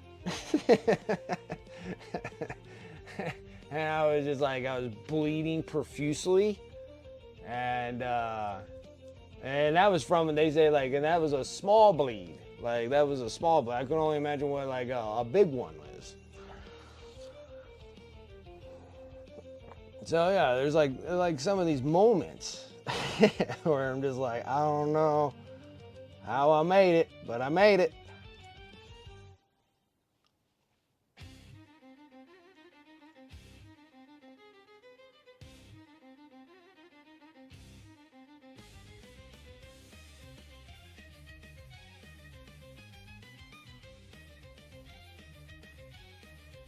But yeah, there was some crazy times, crazy times. Some were fun, but not all fun.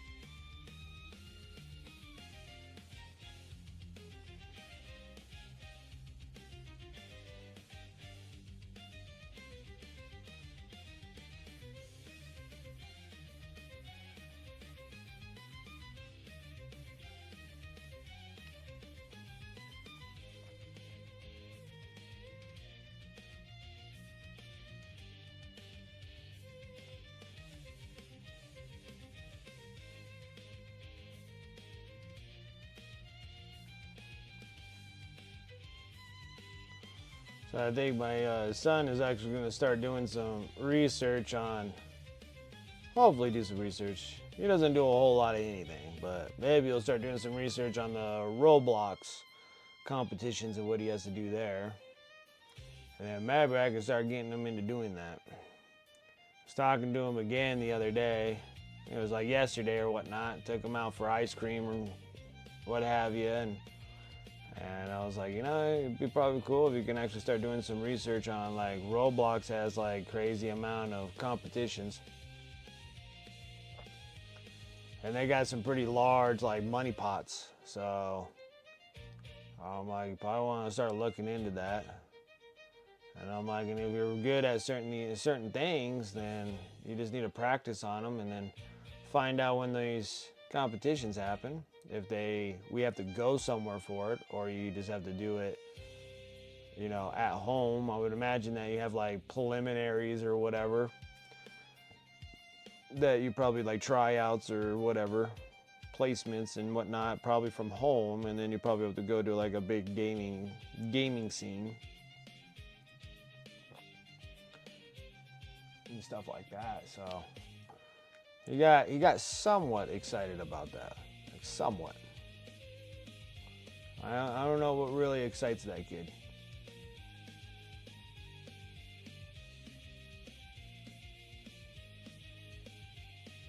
He's a lot different than I was when I was a kid, so I'm assuming he's probably more like his mother then. Which is probably for the better end. If he was more like me, then I'm like, oh my gosh, there's gonna be so much trouble. Like, he's ornery in certain ways, but not anywhere close.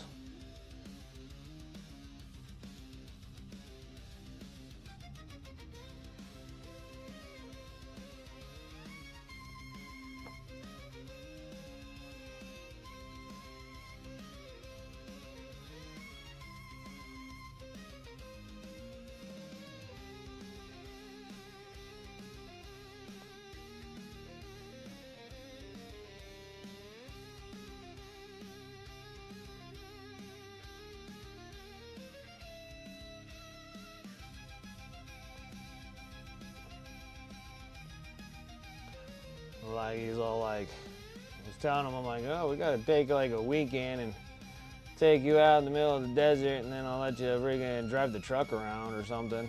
I start teaching you how to drive. Oh, I'm good. Like, how are you good? I'm like, I must be making, like, living at home, like, too good that he doesn't want to leave. Maybe I need to crank that up a couple notches.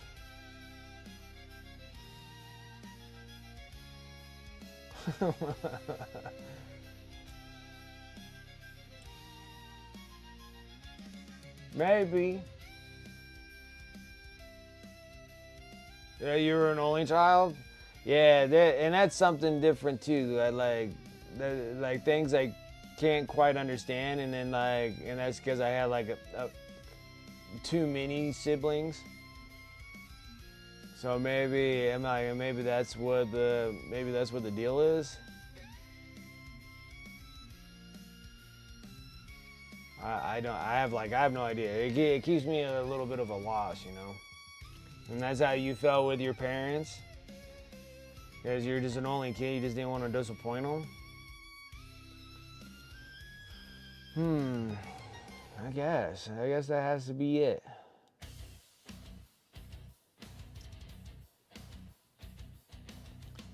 I'm not 100% sure.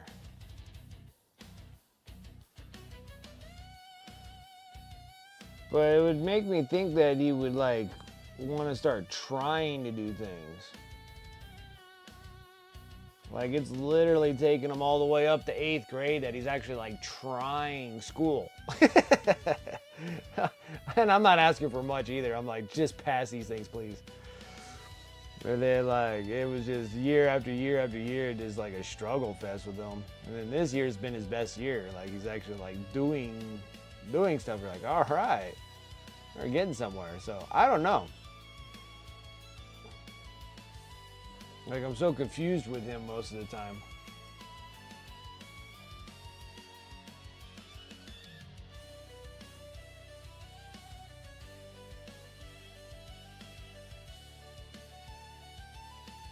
Yeah, well,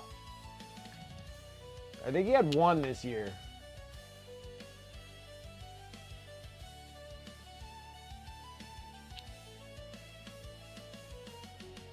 Maybe he didn't have 1 this year. Maybe, yeah, I think he's actually been doing good. It was last year that he had his last suspension. So, yeah, it was definitely last year because that kid's not here this year. So, yeah, okay. So, yeah, no suspensions. He's been doing really good. I'm sitting there like, I'll be damned. I'll be damned, I tell you. Yeah.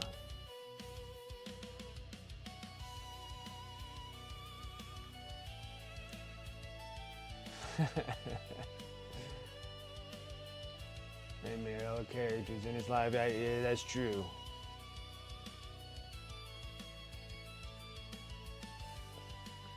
That's true. You had 5 younger brothers. I used to envy my only child friends, but now I wouldn't trade any of them. Oh my God. Oh. Mine has to be like questionable.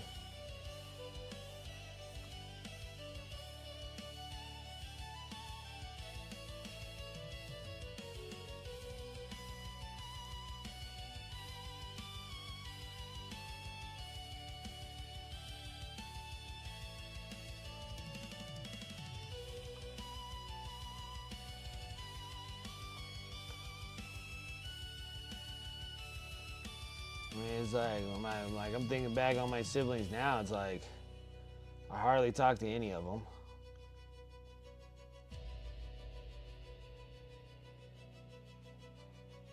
Growing up was pretty toxic.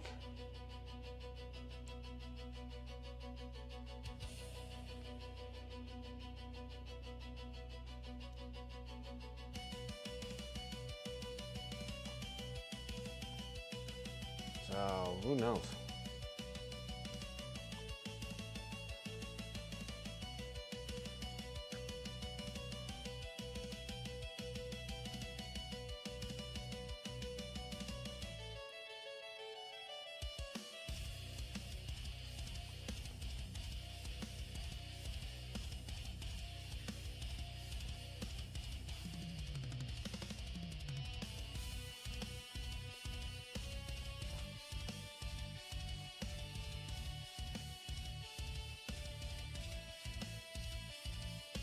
Like, it's one thing if I actually like talk to my siblings.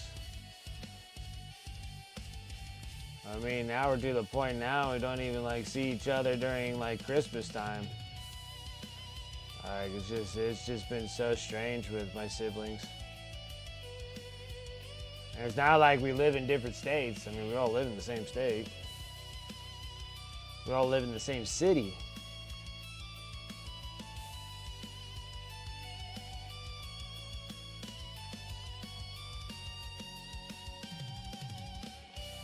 But,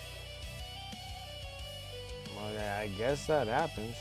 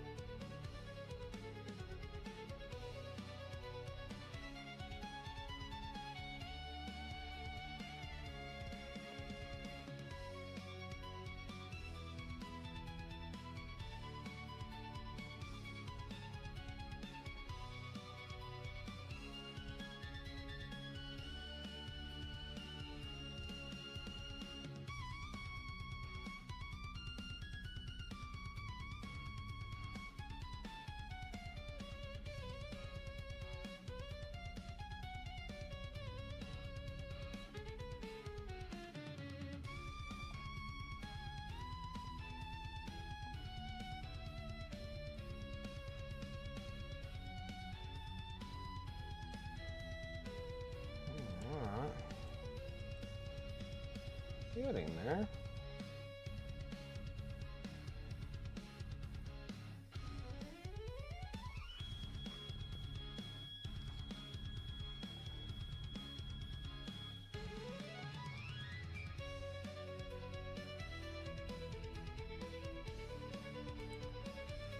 Little hollowed out little scaly peoples.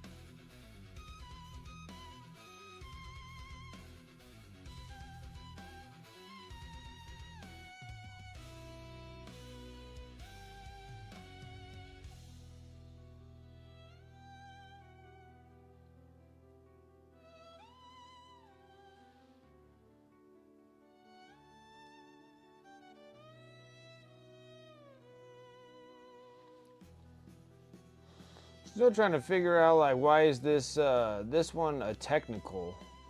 I don't really see it like doing anything.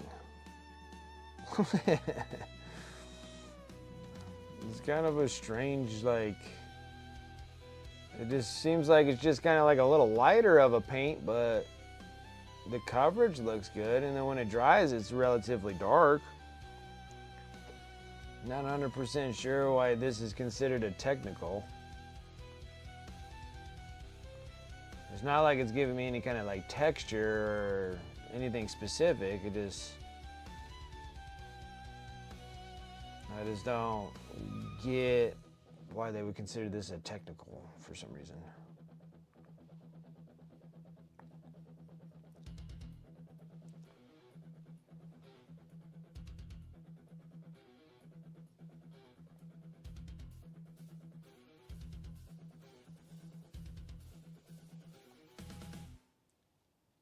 Yeah, I have no idea. Years ago from COVID. I'm sorry to hear that. I remember you talking about that. My youngest brother has been in stage 4 lymphoma and skin cancers. Oh boy. Second youngest has had 2 heart attacks, a double bypass and a triple bypass. 5 years ago, my dad is still doing well at 91. We all live the same state, so we don't get together much anymore, but we are a group chat. We have talked pretty often and video chat on the holidays. That's nice. Like I don't hear from like any of them. At least you get to hear from yours. Yeah, like. What's up, Hackathon? How you doing?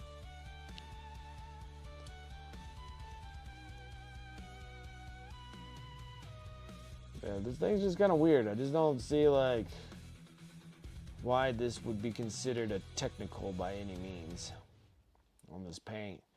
I just don't know. I mean, I think it goes on relatively well.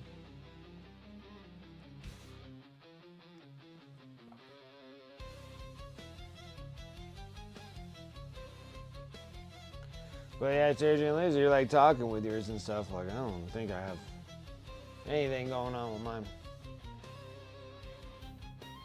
You eating breakfast? That reminds me, I probably should go and get something to eat real quick. Peanut butter and honey sandwiches all day long.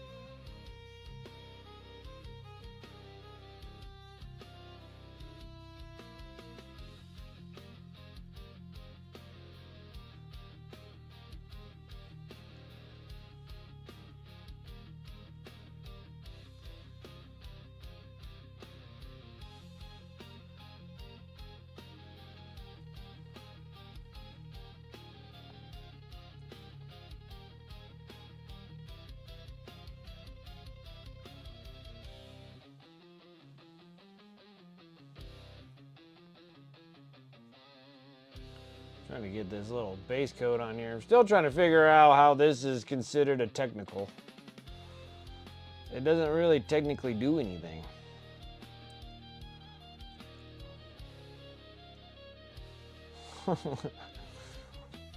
Maybe this was like the starting of their contrast paints. Just making them into technicals first before contrast came out. And then they just did a whole line of contrasts, because maybe this is what contrast paint does. I don't know, but I really don't see anything that's like relatively like if you look like Angrax, Earth Shade, or whatever it is, Astro Granite, Typhus Corrosion, like I can see the technicals in those. But this one here, I think maybe this is like maybe the start of contrast paints. So maybe that's what this is. But it doesn't really like, oh, I don't know. Because I don't use contrast paints, so I don't know really the difference there. I don't even have one to even crack open to see if it like does relatively the same thing.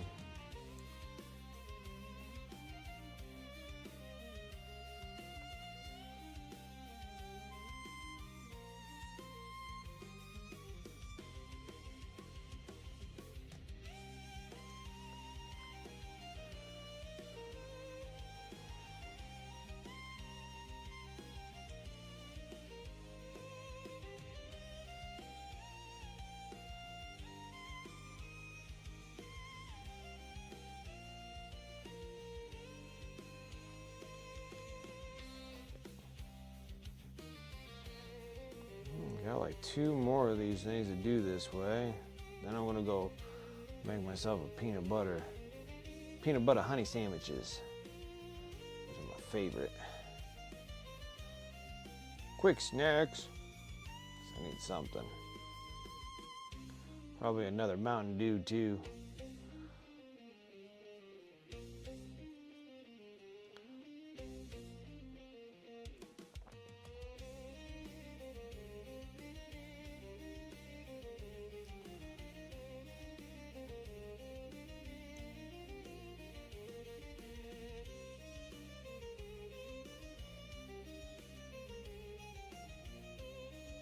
I think the hardest part on this whole models are just the internal ports.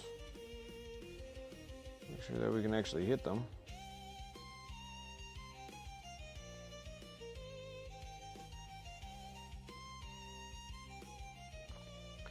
Used it all up. Oh, really? You're getting through that Rugal Dorm pretty quick, huh?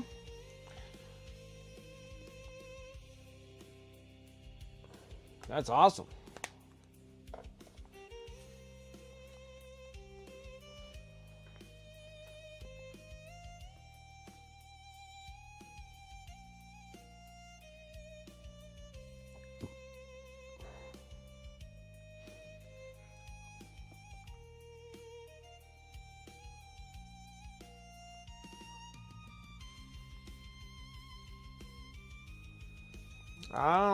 This thing's Nighthaunt Gloom. It says it's a Citadel Technical, and I don't know why. Like but it's like super thin, almost kind of like maybe like a speed paint kind of thin to it. It's really thin.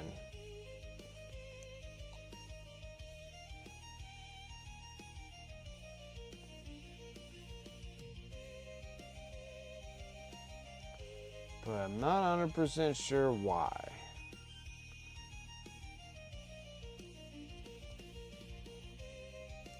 So I want to say this paint came out before their contrast paints came out. So maybe this was their experimental runs on getting contrast going. Because the only way it like gives you this kind of feature is if you're painting with a white prime of some kind, a light gray or a white prime, for this to kind of do its thing, supposedly. Because I don't think it really holds up that well to black. It's a little too thin for it to be on a black miniature, like a black prime miniature.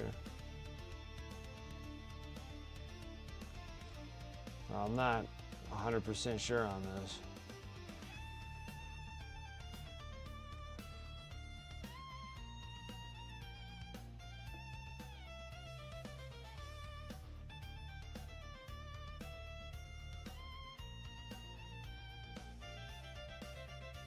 Bluish green paint flows smoothly and settles into recesses, providing neutral shading.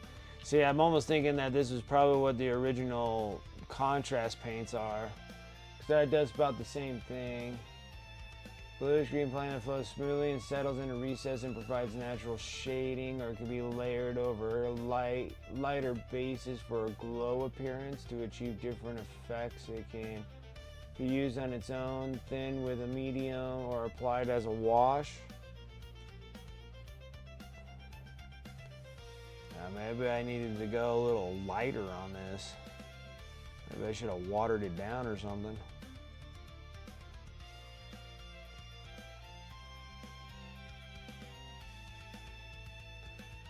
I'm not sure. Maybe I'm just not using it properly at all. But like again, I don't use a whole lot of GW, so I probably am using it incorrectly. All I'm trying to do is try to match it to this one. Yeah, it looks like I tailed them all off with white.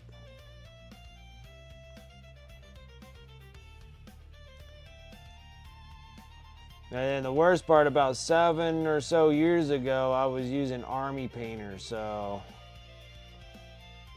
I'm gonna have to somewhat relatively match these. We're just gonna be using camo green stuff for their top cloak.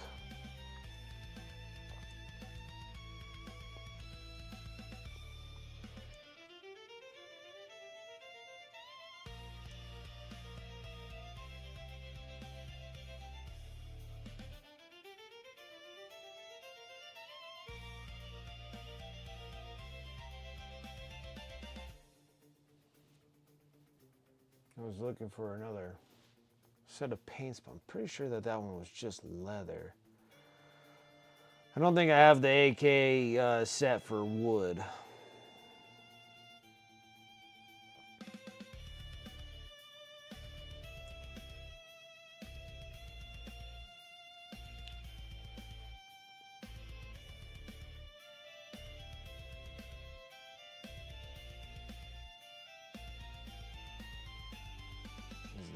The last of these dudes. I don't even know what these dudes are even called. I'm gonna have to look them up, because they're not the chain rasp horde. Those are the smaller dudes. I'd have to look these ones up. I honestly can't remember the names of them.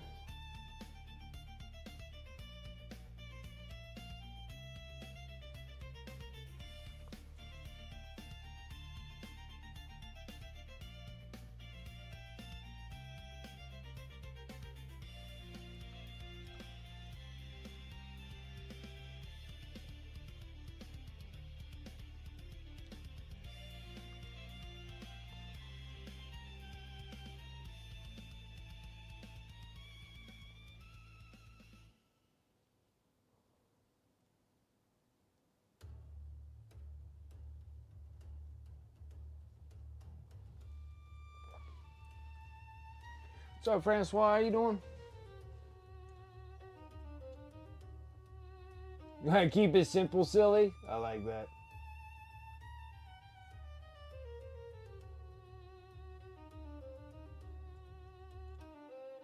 I think they're just wraiths. It's possible. It's probably what it is.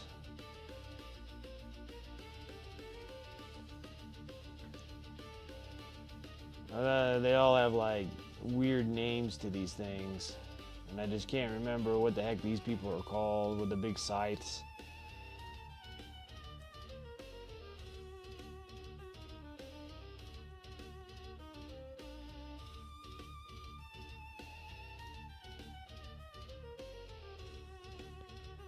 And I don't even have the battle tombs because I stopped buying books, because I was like, there's no reason for me to buy books if I'm not even ready to play. So I kind of stopped buying battle tomes. The only like current battle tome to the current thing that I have is the Soul Blight Bleep Blops, and that's not these guys. And the only reason I got that is because of the Death Rattle army starting box.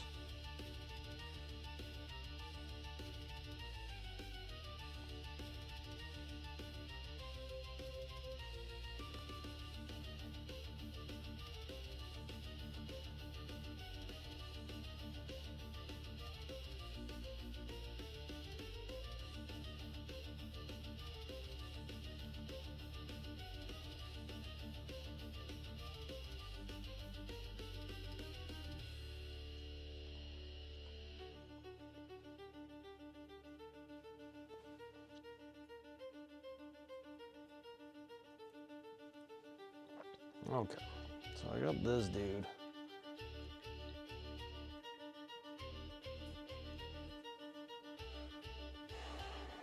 Maybe through the trademark name, I think,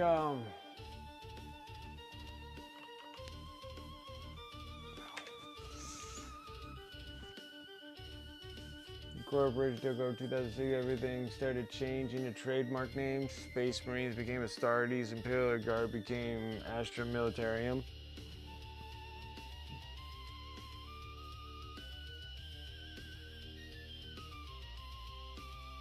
Death, Nighthaunts.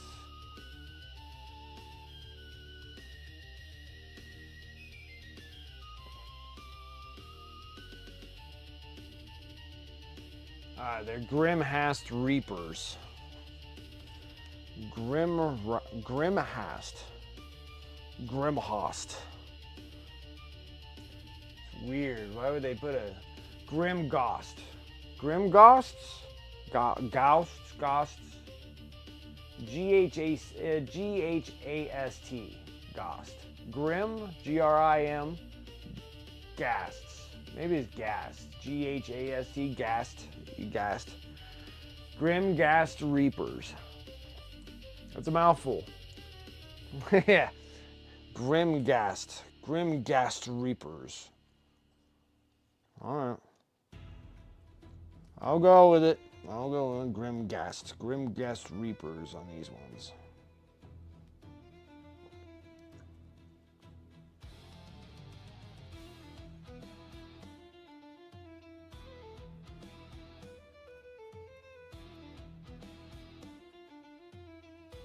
It's like funny because it's like how these dudes kind of separate themselves in the death. Like in the death faction. So you got like the death faction with like Soul Blight Grave Lords. You got Nighthaunts.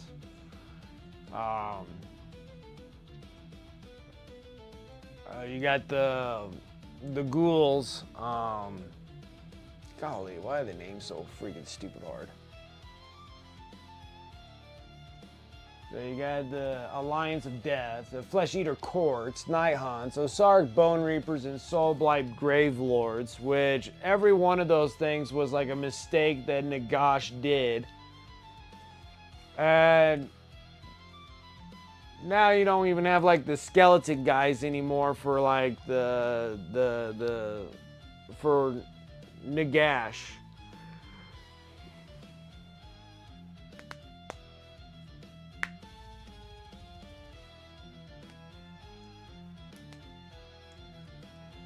Maroon, no, we're gonna go with like I have to match the color of what I've had, so.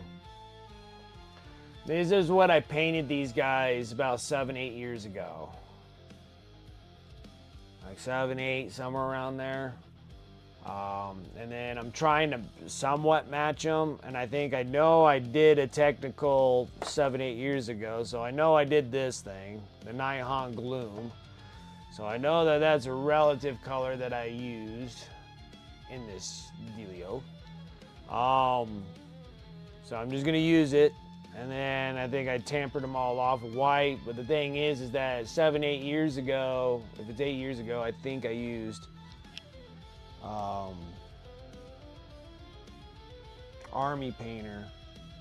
And then this color here, it's a little bit more of a greenish, so I'm probably gonna have to go into those I don't know. I'm gonna have to start trying to figure out how to match colors here. Like that's where I'm at right now. I'm like, I'm gonna have to figure out how to match them. All right. Yeah, so it was like that. I have like a bunch of different colors of all different things that I did.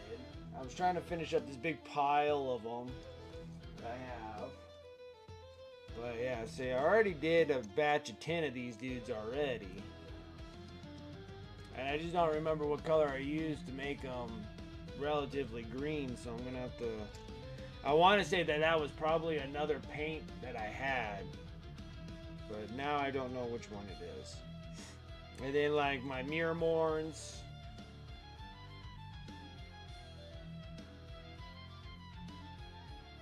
That's like a lighter blue, so I had to do some form of washes on them. I just don't know what. And I don't have any more of these dudes, so these are the spirit hosts. And that's how I painted them all.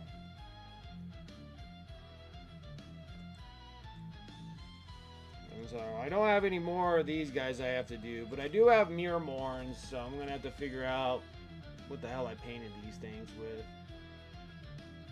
Looks like just like a super light sky blue that I had, and then just kind of went over it with white to get the colors that I have. But yeah, so I just know I have Mirrormorns, and then like these are. I wish I had another batch of chain rasp hordes, because these are when I made them like Scooby-Doo looking dudes. Well, I'm gonna have to start basing them and stuff like that. And then I think I have maybe a couple more of these dudes, which it looks like I use like army painter washes all over these. The Sotek is like a pale green. I know, it's like I gotta try to make things work with what I have, unfortunately. And then that's not even getting to the crazy greens with the... I got a mess. So anyways, I'll be right back, guys. We're going to take a little tiny break, so I'm going to actually put the little Be Right Back sign up here. I'll be right back.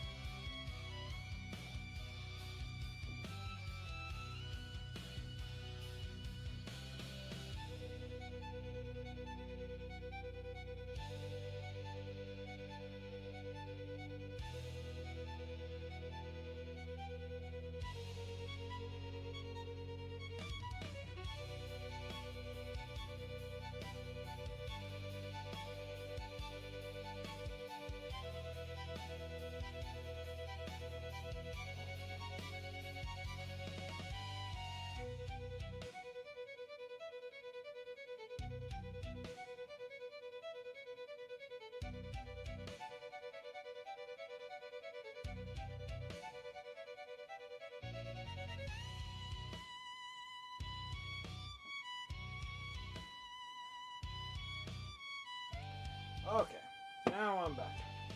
I need to make myself something. I had to make myself something here. I was getting like the weird shakes. Weird shakes and some cold sweats.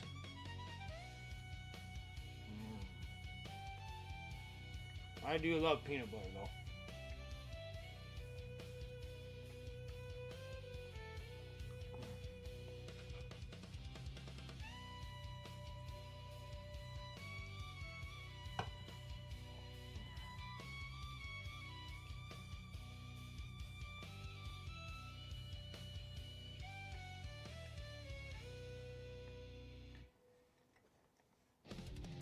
Yeah, I'm gonna have to figure out like a pale green. I think I probably can make this work. We're just gonna have to put it in like a wash form.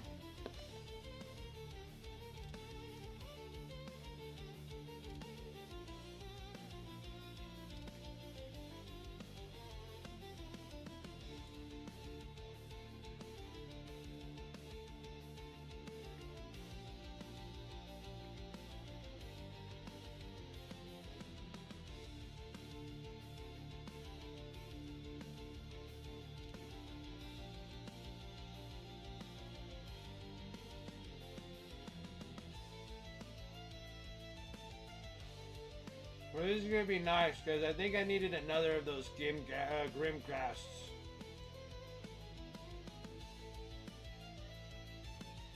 Make another set of 10.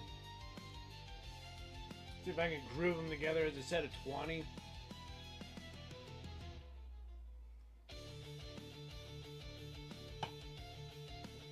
But then it's been like forever since I played Age of Sigmar too.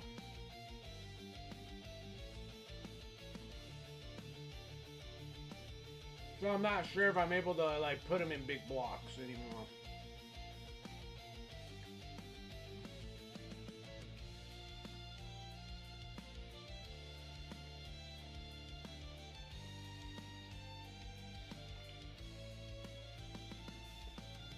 I was like messing around, but it was quite some time ago. But I was like messing around with like the Age of Sigmar app. And then like trying to build a list through that, and kind of works like the same thing as like, you know, the 40k one. Like the 40k app, but you got the Age of Sigmar app, and when I was doing it, it just seemed like you couldn't like really like block them together.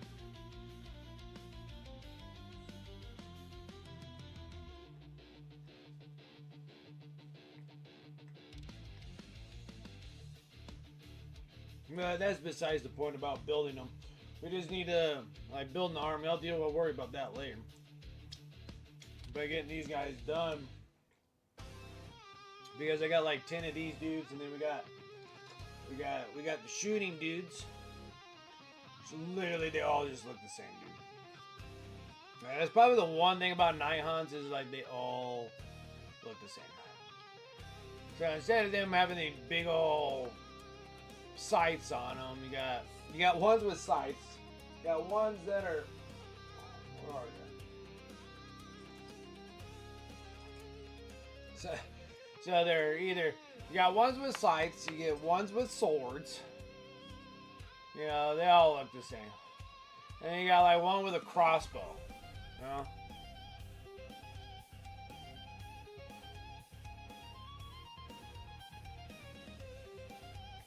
So I have to change the like the top parts of them, so I know what the heck one is what. So that's why I have like, you know, this dude's gonna have like green, and then I have one that are like dark brown. Those are like the chain rasps. The chain rasps, I think they're like leather or whatever. And then the other one has like white, and I'm just gonna have to like change up their tops because that's the only one I'm gonna. And then like my HQs, like the main dudes, they look just like these dudes. So I made them all purple, so I know exactly which ones are like what.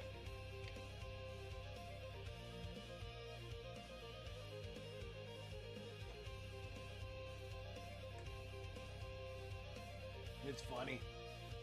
So, I think I got like 10 of these dudes or more.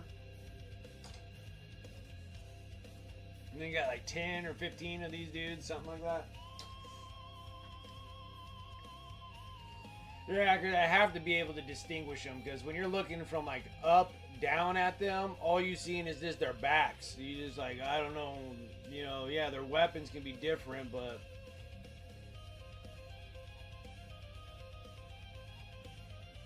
when you got them on the table, everything kind of just blends into one.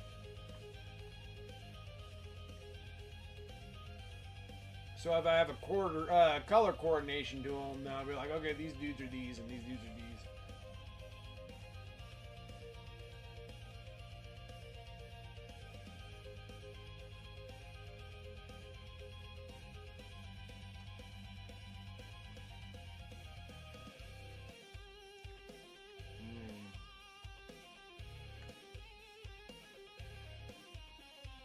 Alright, I'm starting to feel a little better now.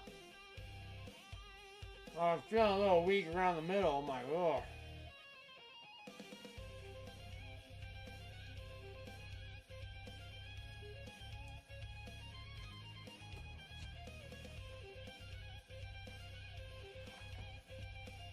My son was super funny.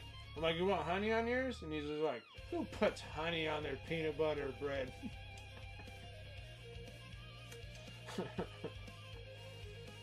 I'm like, this guy. You know, that's weird.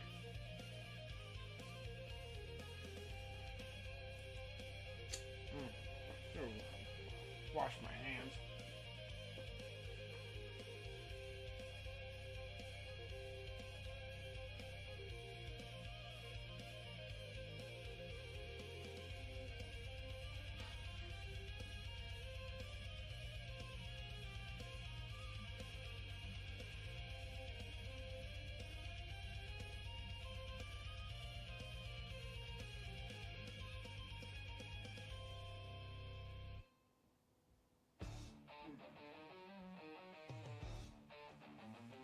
Oh, that's what I was telling them.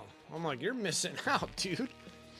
Like, that's what I had. I had like peanut butter with drizzle honey all in it. And you start eating those, they're delicious. They're absolutely super good. And then he's telling me who puts honey on their peanut butter.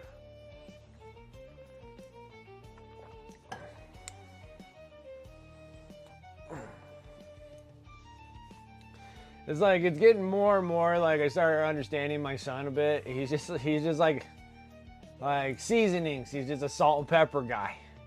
Don't go anything too crazy.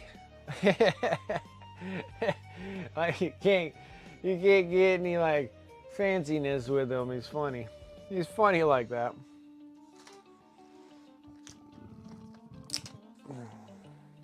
No, I feel so much better now. Yeah, salt and pepper.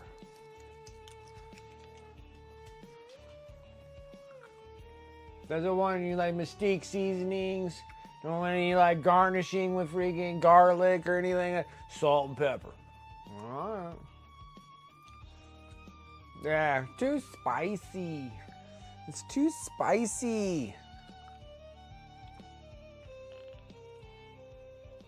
His toothpaste is too spicy. I'm like, well, I can't get you salt and pepper toothpaste. I'm sorry.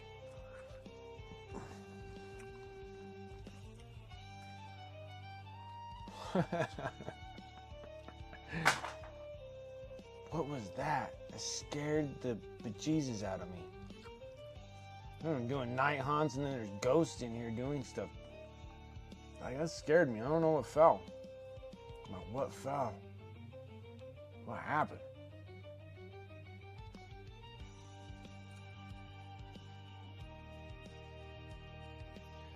Yeah. It's true. Like, we got like new toothpaste because the toothpaste that he likes, it's like a fortune for this toothpaste. And I was in there like, no, you can just start using toothpaste that we have. And then he started using ours that has like mint. It's like mint or spearmint. or regular wintergreen mint. I don't know, just mint. That's all I know. It's too spicy. It's too spicy.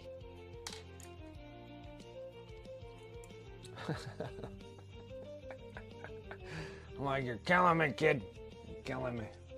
Slowly inside, I'm just dying inside, you know?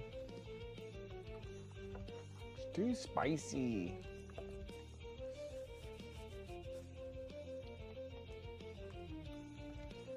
And then like, okay, I make a stew, big, massive stew. All right, as a teaspoon of cayenne pepper into like 10 cups of stew. All right. Yeah, use less toothpaste. Yeah, I don't know.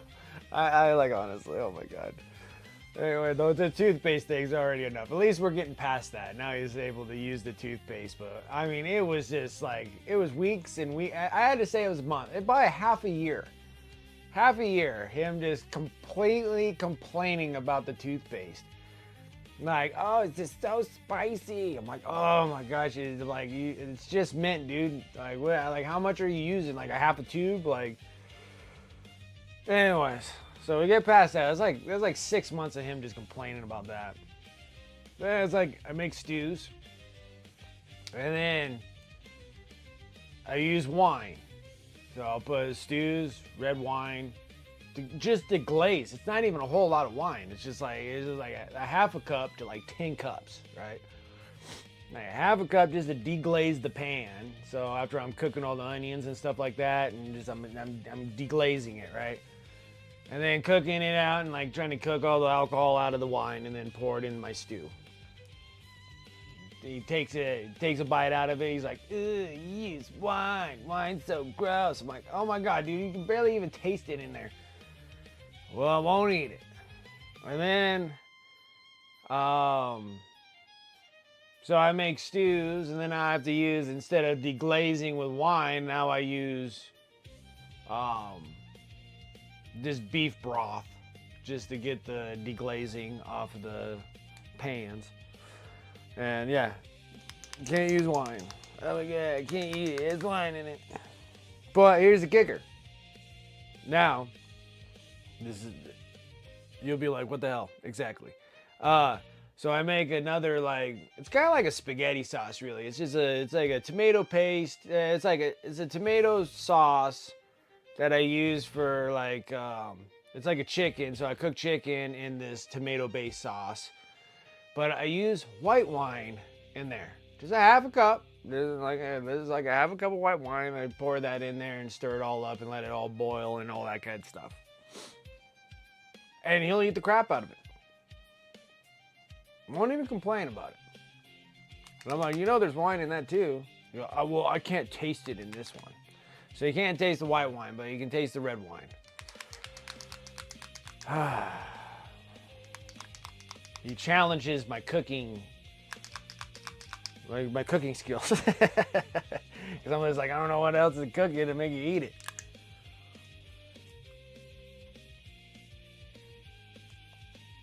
Pain in my butt.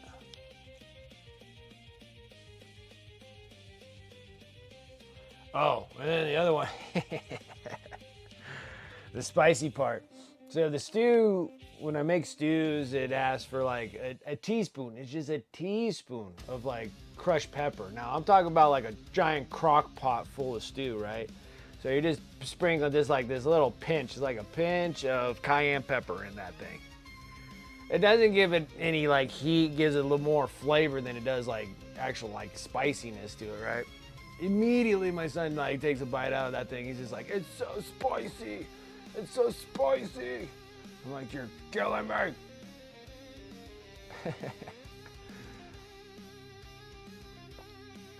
But then like, you'll make eggs. Like you'll make a scrambled egg sandwich. It's so funny. You'll make scrambled egg sandwiches. And then, I mean, he like just layers on the black pepper. Just hammers it. I'm like, and that's not spicy to you. And he's just like, no, this is perfect. So salt and pepper. Salt and pepper. Everything else is too spicy. killing me.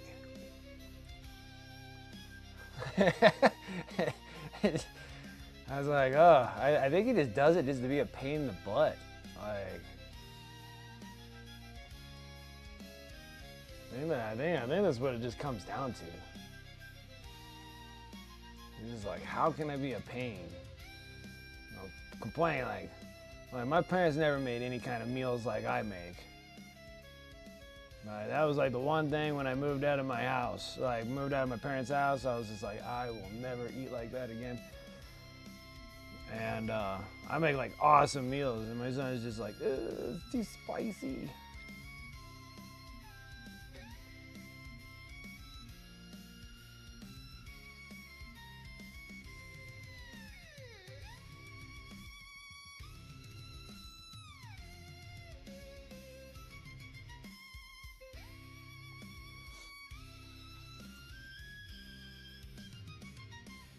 There is hope if he likes pepper like that. Maybe, man, maybe he'll grow up and not be such a big pain in the butt.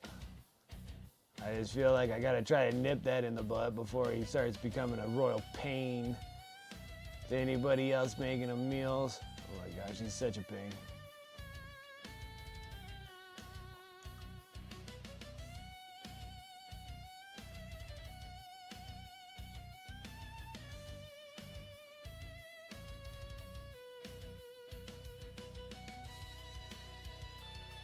And he's like, he's a notorious one. He's in 8th grade. 8th grade. He's 13 years old. He'll be 14 years old here pretty soon.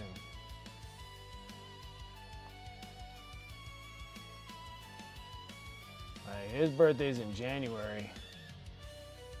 At the beginning of January, so it's like he's gonna be 14.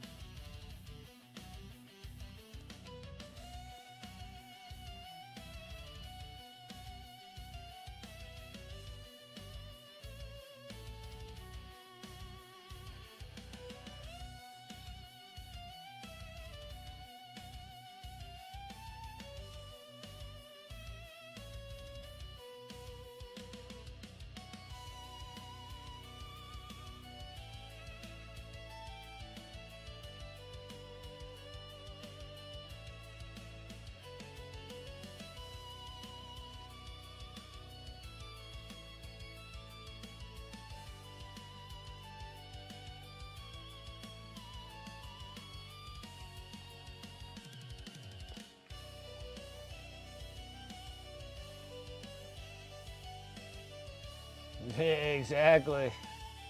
Yeah, he'll be, shoot, man. We're already going into November, going to be in December here.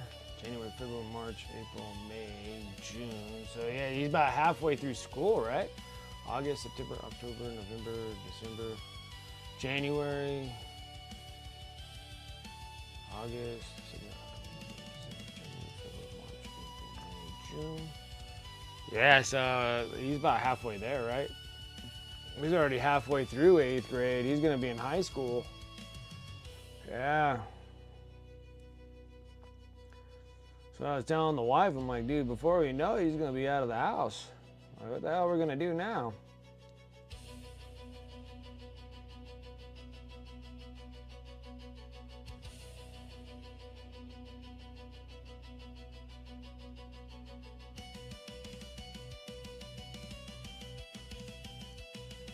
We need to go and have another kid or something. I don't know what they can do.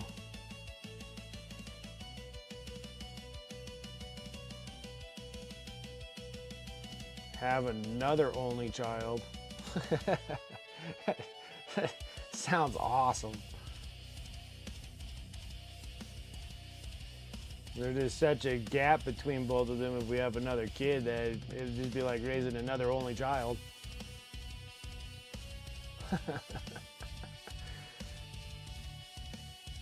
I need to be able to do something. I mean, I'm only 39 for goodness sakes.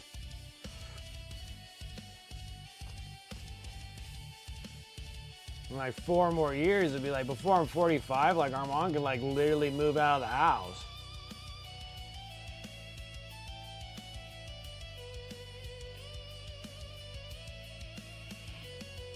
Do I want the spicy food to impress friends? Probably.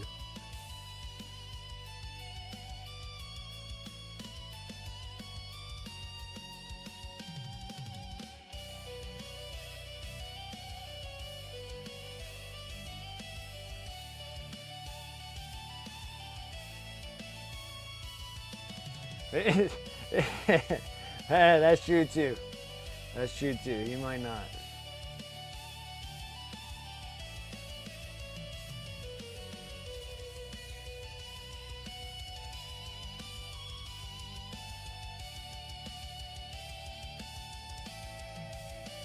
Like I said, it doesn't seem like he has much of a desire to want to drive or anything.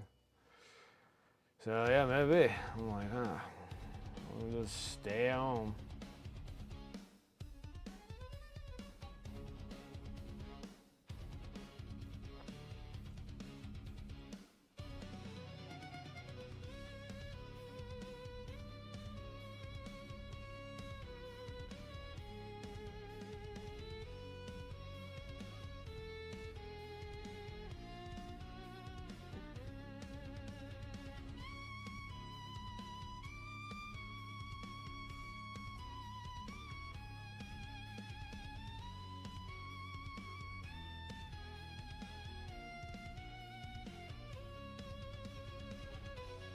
Any desire to drive, yeah, it seems like that's what's happening to kids nowadays. Like you got some that want to just get out and get going. And then there's others that just, they could care less if they get one or not.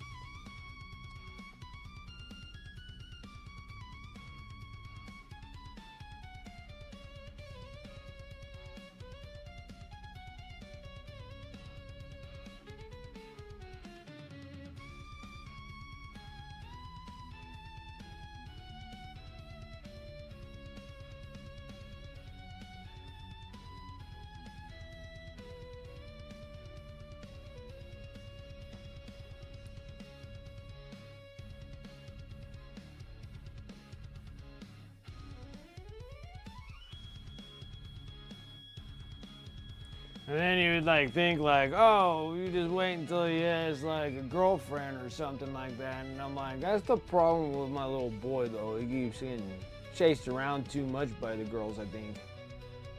Kind of freaking makes him not want to have one. It's quite funny. I should bring him in here and have him explain to you about girlfriends.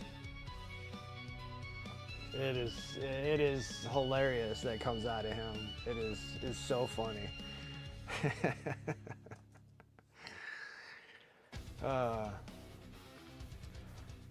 don't know. He talks about all these girls always. I think it's because the girls always keep teasing him all the time. And, you know, and I think they just always want his attention. And like they're always like throwing stuff, picking on him, pinching him, weird stuff, play with his hair kind of deal, all these things. And I know it gets probably the other boys at school a little like jealous over him or something like that, but he's like, he can't stand it. Like, it's so funny. It cracks me up so bad. He's just like, I don't know why they keep doing this, but it's just so frustrating because they're always coming around, they're like throwing paper at me and they're like picking my hair and playing with my hair and they like pinching me here and there, and you know, they'll come up to me and they'll like hand me something and they're giggling all the time, they're pointing fingers at me, and So it's absolutely hilarious when he goes off, and he's like going off about it. So it's just, it's so funny. Like it's just. I need to bring him in here one day and have him explain to you guys. And it's like,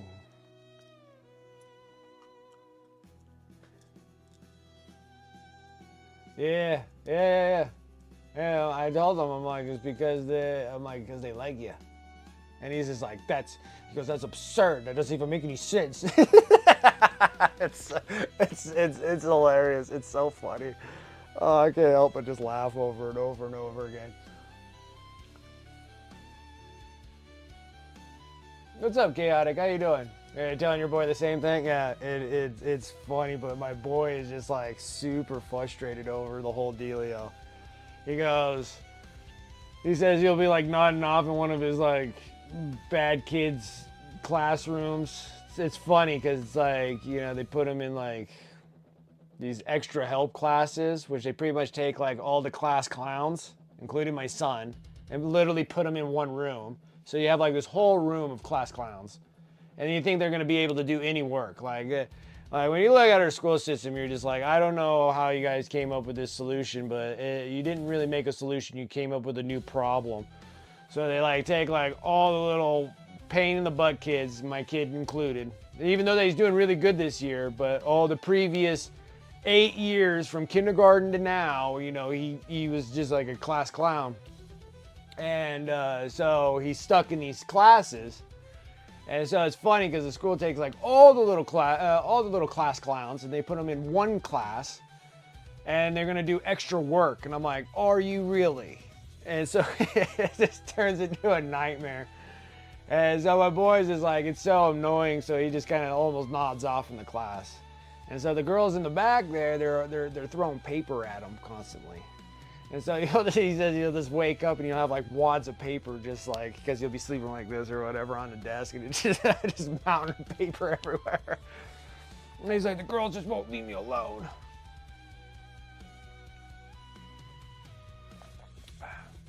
Wonder where the long weekend went? Absolutely, man.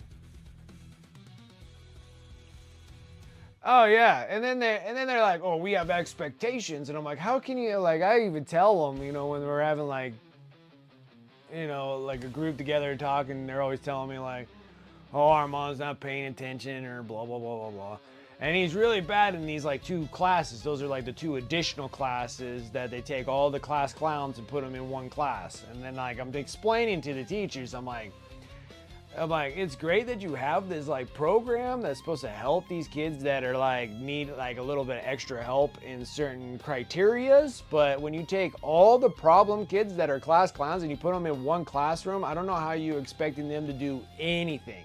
That is just like, that's like adding gasoline to fire, thinking that the fire is gonna put itself out. It's just like, you guys are, and then they like look at you like weird. Like they look at you like, I guess you just don't understand. I'm like, yeah, please explain it to me. How do you have like all the class clowns in one class, and then you're gonna have them do extra work where they can't even do the work while they're by themselves being a class clown in a classroom, and then you're gonna have all of them all together heckling, throwing, doing nonsense in one class, and you're gonna think that they're gonna be doing extra work for you? I'm like, you guys, I don't know what the hell you guys are smoking, but that's delusional, thinking that that's gonna happen. They do, and like my boy's always getting kind of like frustrated over it and stuff. It's funny. I need to bring him in here and have him explain to you guys. It is absolutely hilarious when he talks about it. I mean, he's just so worked up, and I can't help but like poke at him a little bit, and then he gets like super upset over it, and I'm just like, oh my goodness. He goes, I never want to have a girlfriend. You can leave me all alone.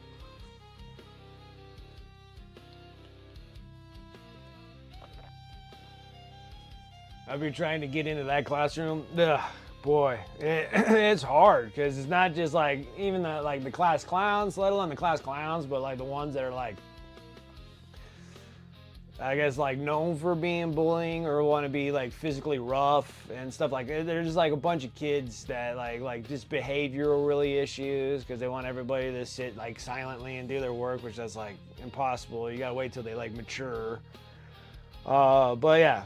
But anyways, they like this group of kids and like, and I get constant, it's like constant emails, constant this, constant that, like, oh, your kid's not paying attention and blah, blah, blah in the class. I'm like, I'm telling you guys, I'm like, it's not a great class to be in if you're going to try to get extra work done. Like, it's just not going to happen. Like, you can't have all the little, you can't have all the butt heads together and think that they're going to be just little angels in that classroom. And you're like, you got to be kidding me. Now they're all going to be feeding off of each other of whatever freaking ridiculousness that they come up with. It's funny. Even the teachers crack me up, and they're like trying to be serious about it, and I'm like, you can't even say that to me and try to give me a serious face. Like, you're trying to give me a serious face over this. I'm like, this is like ridiculous. Like, you just saying it, like, I'm like, are you even listening to yourself now?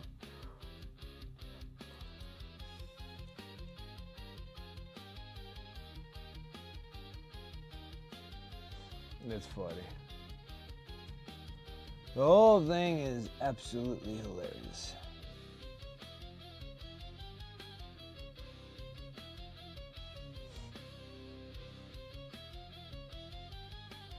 But the worst part about having those classes is that it takes away all your like your middle school elective classes.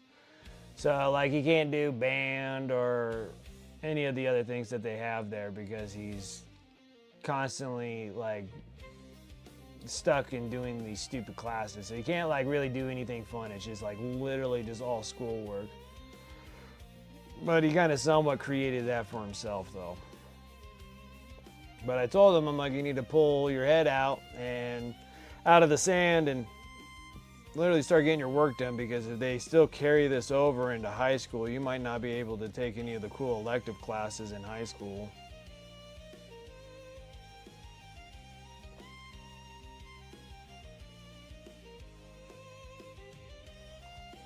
And it's funny how much of like a little class clown he is, but then when you put a camera to his face, he's so camera shy.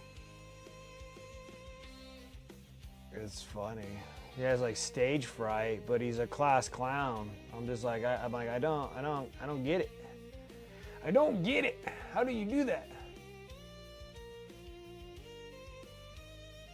Yeah, it takes away the electives. Yeah, you don't get any electives if he still keeps staying in those classes. I think that's probably why he's trying pretty hard, trying to do something good this year so he can at least have some electives to use in his high school years. Because I'm like, if he's still stuck in that stuff, they eat up all your electives. And in high school, you get a lot more better opportunities for things that you can do for electives. And they might get taken all away if he doesn't, change his way a little bit.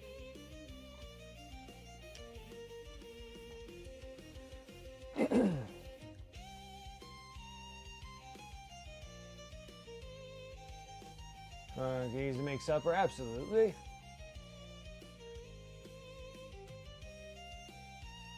It does. Only fun stuff in junior high and high school, yeah, is to take your electives. And when they take it away, it just makes them not want to do school like at all. If it's just going to be them just doing nothing but schoolwork all the time.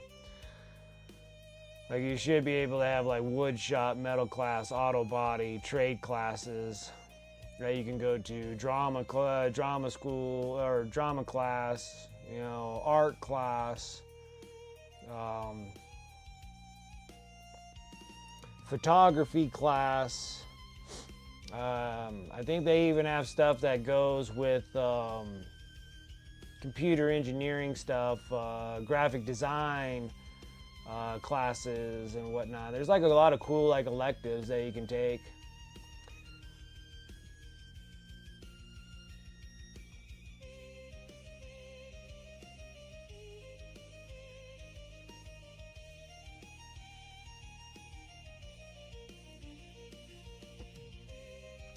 Yeah, and like band, and he originally was in band, and he started liking the new band teacher, and they took him out because he still had to do all those extra help classes. And I'm like, dude, you need to start pulling your grades up. If you can't pull your grades up, they're gonna keep you in those forever until you graduate. And they're gonna sit there and they're gonna keep gloating about it's all them doing all this stuff for you is the reason why you got where you're at and blah, blah, blah. But I'm like, if you don't make that change, you can't get out of those things. So it'd be nice if you do. So.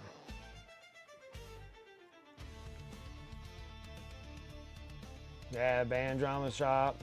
Like the art classes are awesome too. And especially the school he wants to go to is the school I went to when I was in high school. He's saying that he wants to go to that high school. I'm like, all right. See, he's zoned for the school like my wife went to that school, a high school. And he's zoned to go to that one.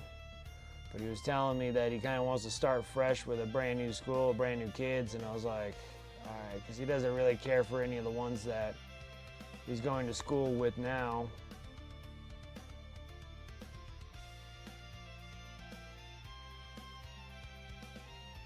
All right, well, we'll make the changeover, but I'm like, you need to start picking yourself up because they have great electives you can take there.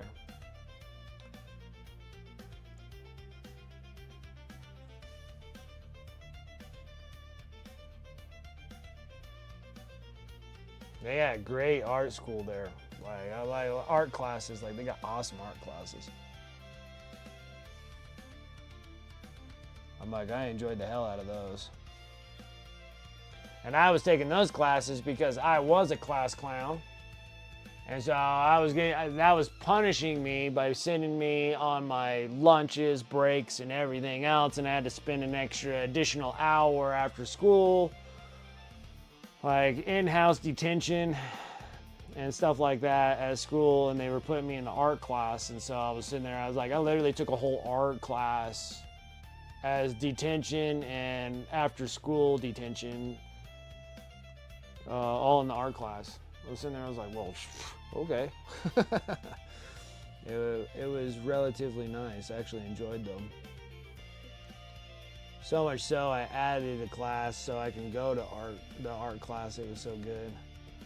Learn how to stretch canvases, everything. It was just like everything. Actually, the stretching canvas and stuff, that was at the middle school that he went to, but since they're planning on closing that school down, this is his last year at that school anyways, but it's the last year for that school, so that thing got stripped of everything, it seems like.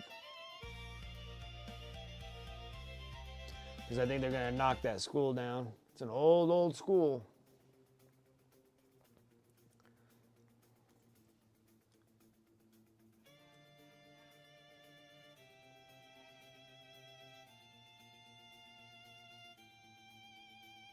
I'm thinking so. I liked it. I was sitting there, I'm like, okay, let's get you into a different school. I don't mind.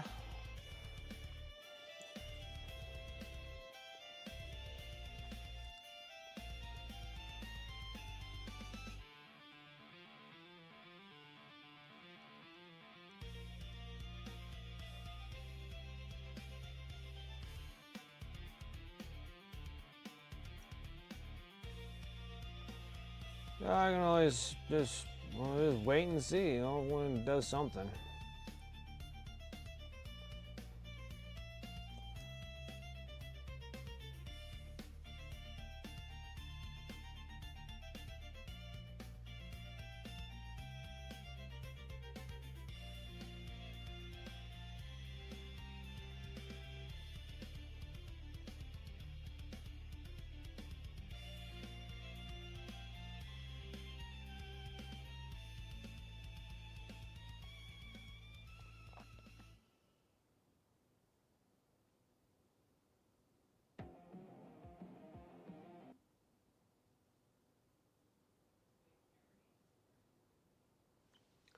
Oh, of course, my freaking music decides to stop.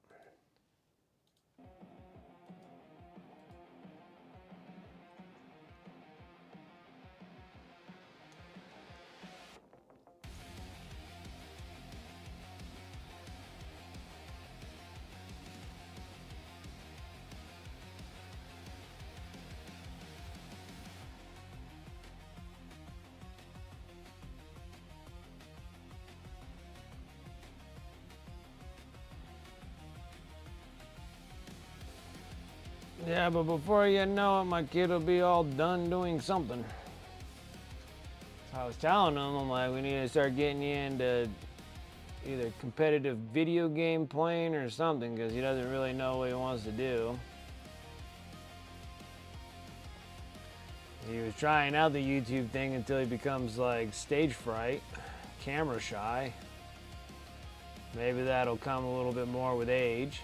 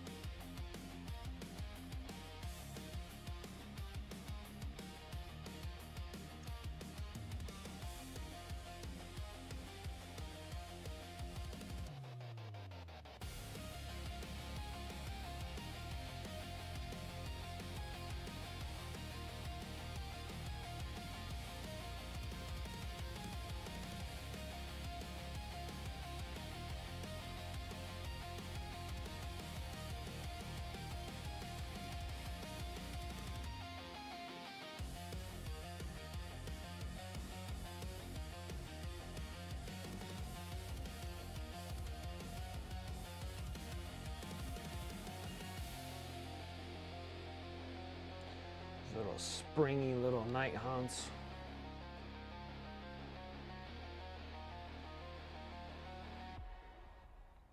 Some of them are springier than others. We'll paint some of these guys and they'll just be like dwing, dwing, dwing, dwing, dwing.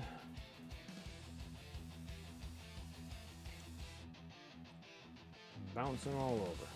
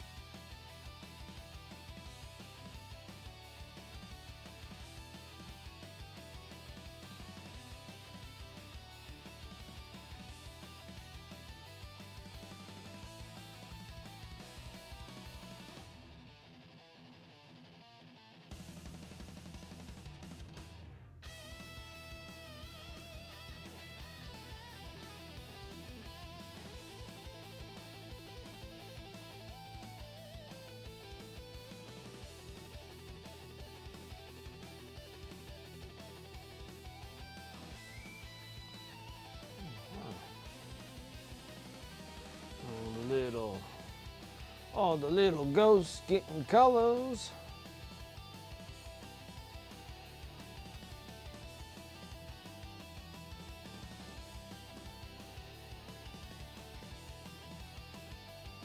Probably one of the easiest armies you could probably paint up is the Nighthaunts. I want to say these are probably the easiest out of all of them.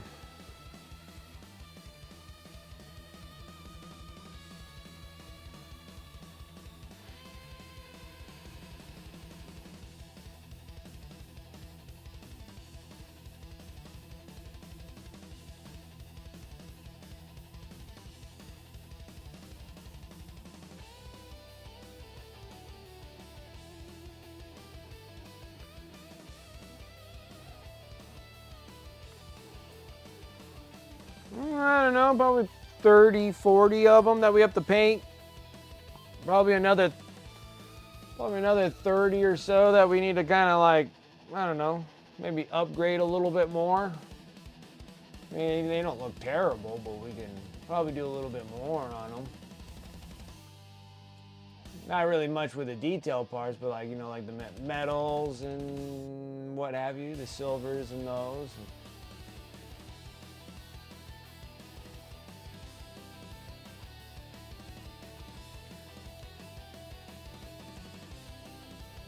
We can probably just kind of go through the whole army. Like, let's do all the ones first that need to be painted all up. That's just this little bundle I have here. So I'm thinking there's probably 30 of them in there. We're already doing 10. Maybe there's 40. I don't know. But we're already working on a group of 10 already. And they'll go by faster than you think. Like, we'll be like, wow, this is like done quick. And then maybe go through some of the other miniatures just to kind of update them a little bit more than the 8-year gap that I painted them previously.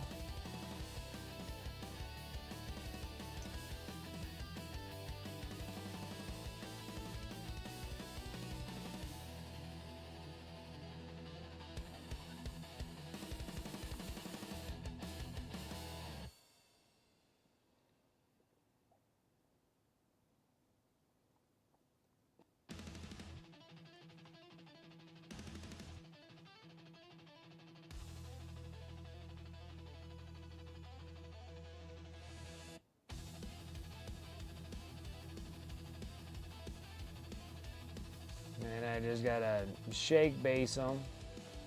So that was like one thing that I never did years ago, was actually basing the miniatures. So that's the reason why I got all that cool stuff from Kraut Cover.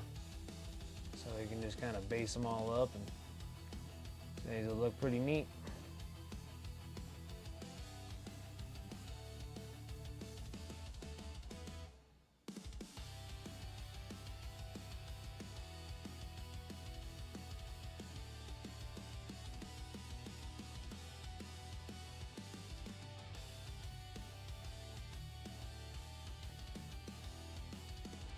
And actually have an Age of Sigmar army ready to roll too. It's gonna be freaking awesome. And then let's see how much of a drive I have after surgery being done.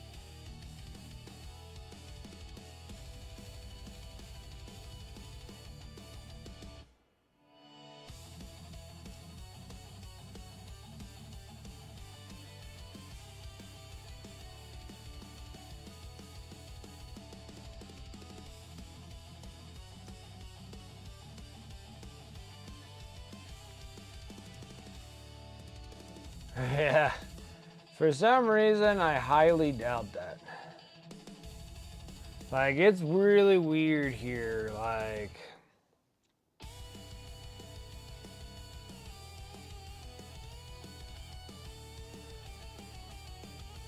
my wife, when she had breast cancer in that surgery, you know, they gave her like just a small form, like maybe a week worth of, and these are like those really extensive painkillers. Those are those like Oxycontins, not the Oxycodines, like the, not Vicodin. She was getting like extra Oxycontins for pain. But she only got like 5 days worth of that. And then everything else had to be done with just Tylenol and ibuprofen. So, and that's like a serious surgery. So mine's not that serious. I wouldn't be surprised they told me just to take Tylenol and ibuprofen.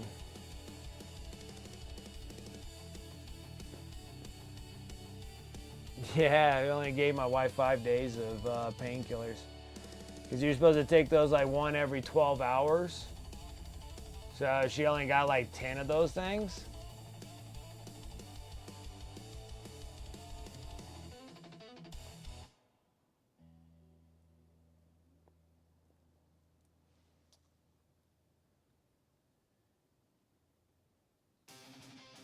I take ibuprofen like they're candy. Like, shoot, I'm to the point now, I'm just taking ibuprofen, just going to bed because my back hurts so bad.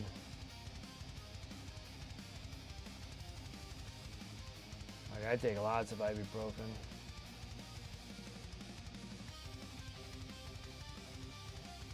So...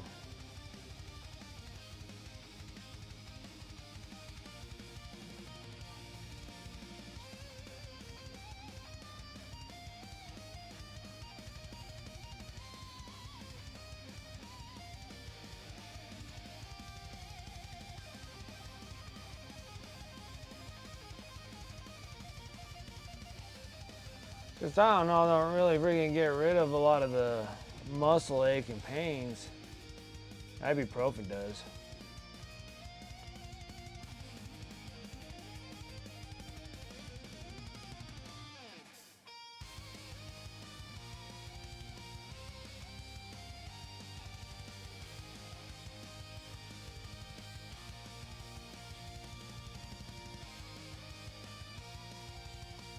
Like Tylenol helps a little bit, but goodness.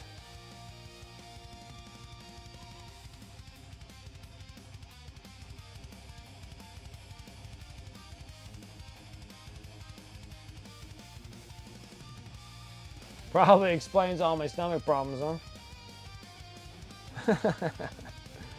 Then ibuprofen the whole time.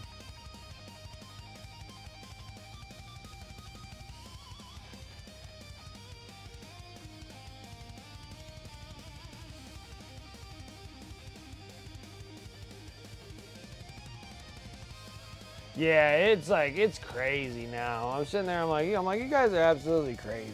I'm like,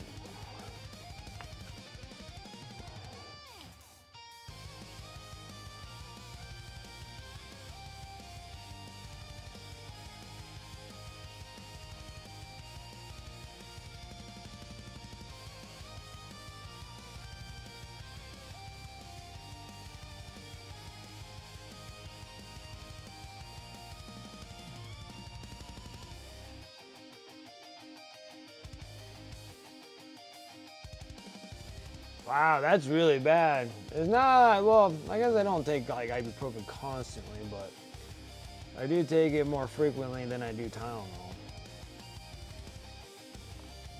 And maybe it's just like quicker acting, maybe.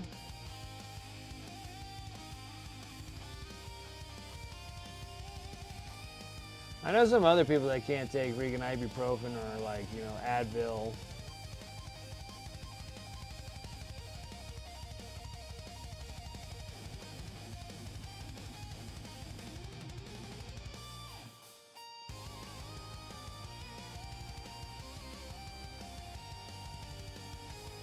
The pain med scam. Yeah, it's a little crazy now. But like, it seemed like it would be justifiable if you're actually going in for surgery. It's just like, it's kind of weird when they act like that. Because even with Sarah, like my wife, I'm like, she literally went in for, breast cancer and the surgery and everything. And they're just like, we're only giving you 5 days of this. And then afterwards, you're taking Tylenol and ibuprofen from now on. And I'm like, well, that was a hell of a freaking surgery that he did on her. But I'm like, even if that would be nice. If they gave me just 5 days worth, I'd be like, okay. Because when it comes to like, it's weird because I was a drug addict for so many years, but now taking anything now, I'm like super sensitive. So I don't know exactly, like, maybe the abuse made things more sensitive now being sober for so many years. But like, you know, like taking these things now is just like, I can only take like half of halves of things. Like Advil or ibuprofen and Tylenol, like I could take like a whole ibuprofen or a whole Tylenol. But when you get into like Vicodins and stuff, I can only take half of those things. Because I take a whole one, I start feeling like nauseous. So I'll only be able to take like half. So even if they gave me like 5 days worth of like that, it's literally like 10 days for me because I can only take half of those things.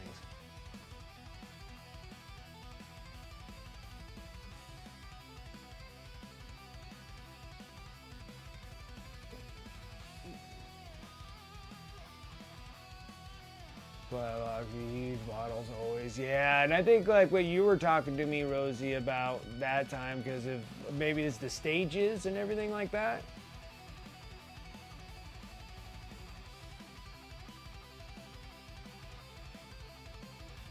I believe you. I believe you. Well, my stomach's a wreck from everything, anyways.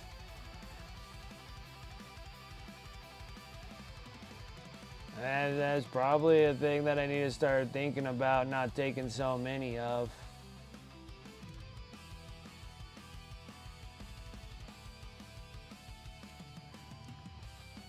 Break it up between the two.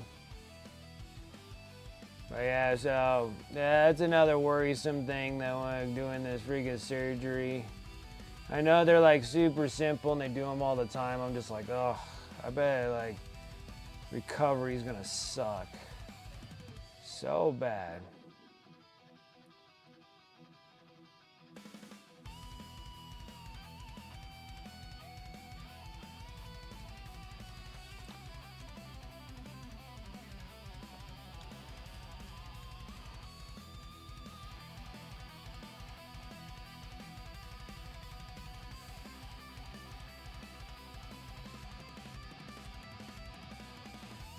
But like the weird one is that when you're going into surgery, it seems like they would be able to supply you with more than just going in to like a general doctor saying that you're in a bunch of pain and need pain meds.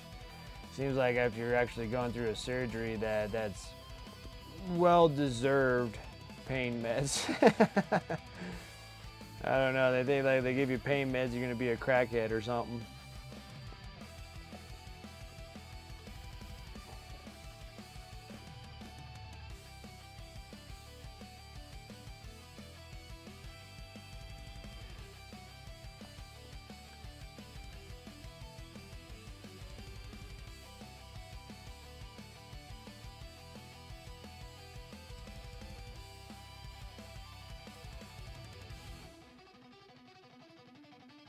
Yeah, well, it actually all started when they passed Oxycontins as an over-the-counter prescription. And there's like I think it was on Netflix or something where they had it. It had Matthew Broderick playing the company that makes Oxycontins for the pharmaceuticals. And if you actually like follow into that, it seems like that was what caused that, because then they call it an opioid pandemic or whatever we had. But it was literally just a scam that the pharmaceuticals were passing for Oxycontins being passed as regular everyday painkillers like Tylenol and ibuprofen. And when that turned into a big cluster mess, then that's when like all these things been cutting back because people are starting to sue doctors and everything else. And so now like no one's giving anybody of anything. But it's getting kind of weird now because they're even like some things, like even if you're going like my son, like he's constant with like ear infections. And they're nasty. Like they get so bad that he has to have antibiotics just to get over them because they're so bad. But they're like trying to tell me like he needs to just toughen it out, and I'm like, they don't even want to give like antibiotics. It's weird. It's just like I have like a weird time right now.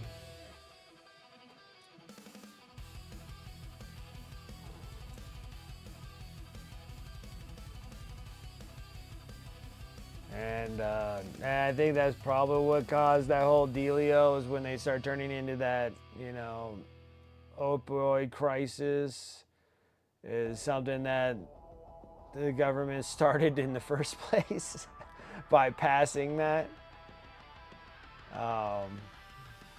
When they FDA changed the FDA approval on Oxycontins as being an everyday painkiller, caused like this serious issue. People were overdosing on those things. They were making, like, even to the point where like the pharmaceuticals were calling, like the pharmaceutical companies were calling like Oxycontin 100 milligrams. They were coffin takers. Like those things can literally just kill you. Like, and they were just having those getting passed around like it's everyday like Tylenol or something. I'm just like, oh my God. And so, yeah, they made a big, huge mess here. And then when you have the Fed step in here, there isn't any like restrictions. They just straight out they just take it away entirely. That's how it works here. They just take them in its entirety.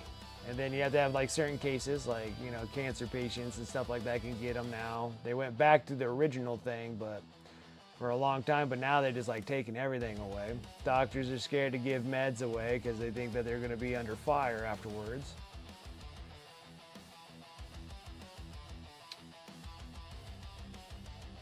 But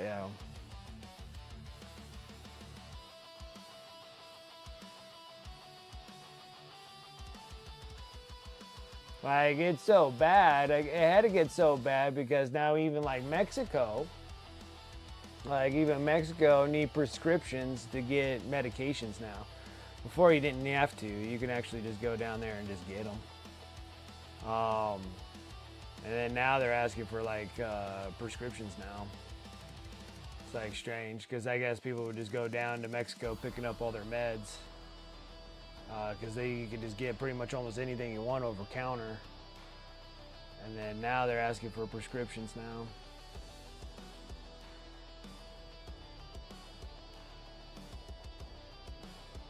And shoot, let alone like insurance and pharmaceuticals. Like before my wife went into the tribal clinic to have the tribe help out with all her meds for psychotics. I gotta tell you guys, like I was literally ordering her meds for years. I was ordering them out of pocket from Canada to get shipped to me. Because just like a 2-week supply of something that she needs to take every day is like, it was like $1,600 for, no, it was $2,000 for a 30-day supply of meds that she needed to take every day. And that was just here. And I was literally ordering them from pharmacies over in Canada for $120 for a 3-month supply of them. Yeah. So then I had the doctors give me prescriptions, and I was taking those prescriptions and I was emailing them over to the pharmacies over in Canada, and then they were doing that, and then I was just paying them straight out because like insurance ain't covering anything. I just pay them straight out of pocket, so I was paying 120. I think it was maybe 120 for a 30-day supply. So then I would just buy like 360 for like a 3-month supply because it'll do 90 days. So I'd have the doctor set me up for prescriptions for the wife, and then I would take pictures, send it to the Canada pharmacies, have them fill it, then I would pay them directly, and then they would ship them to me. But yeah, for meds for the wife, for what she needed, it was like $2,000 for a 30-day supply. It was crazy. Gotta say, going back in time, dude, there were some serious hardships. That had to be 13, 14 years ago now. When I was doing that for years.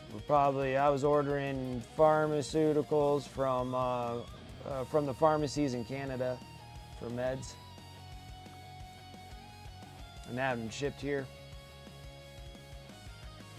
And it was saving me a fortune because it was so expensive.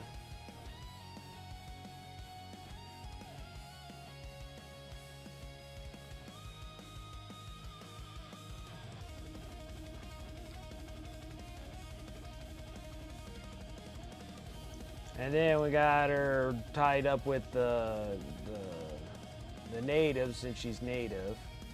So now her meds are taken care of. So I was sitting there, I was like, okay, I don't have to do any more of these Canadian orders.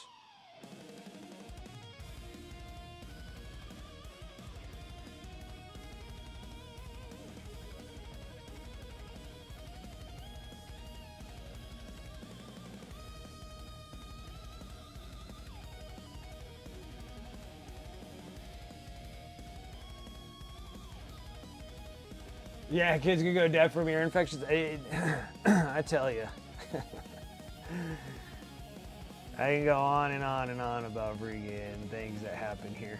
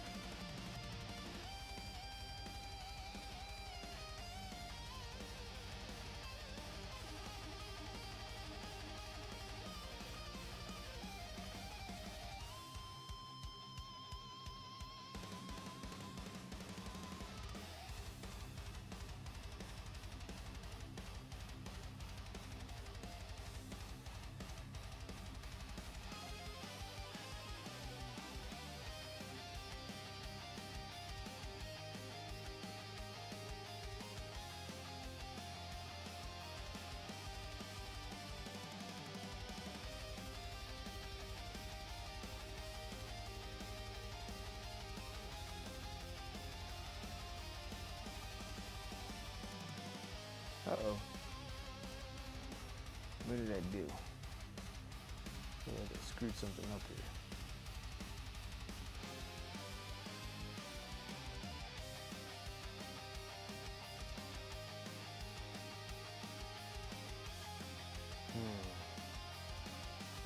I think I did. I think it needs to come down here.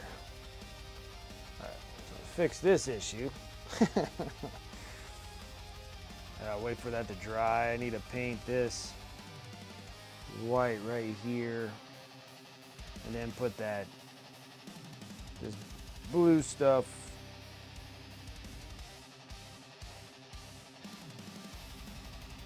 here.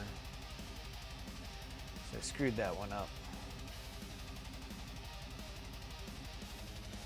Wasn't paying attention.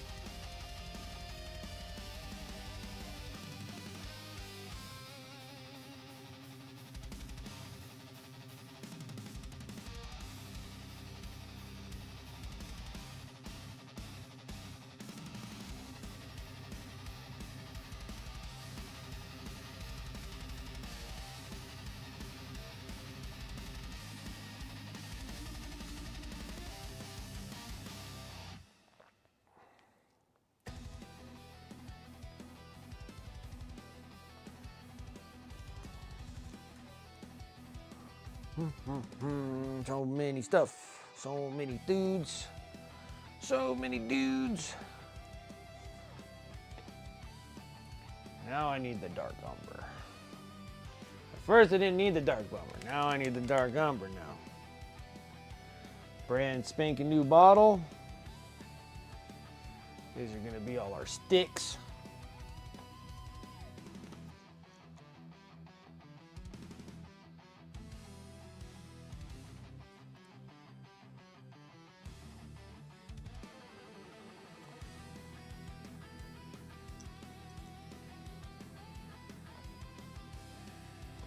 They're little silly sticks.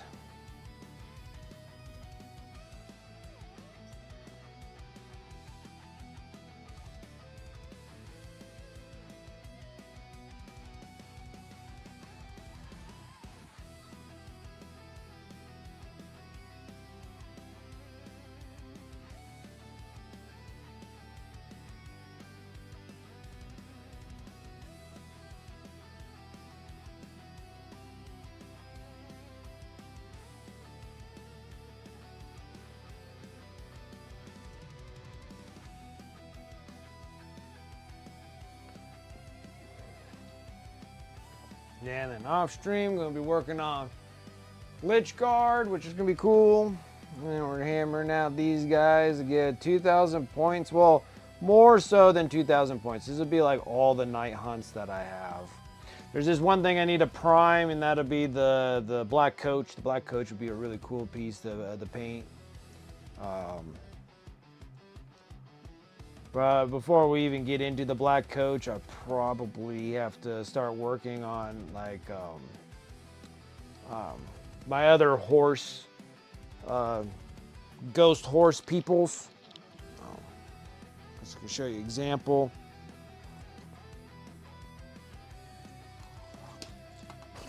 Ooh. Trying to make a mess. So like this one. So, and I think that all the Black Coach ones, we're gonna make the horses look like those two.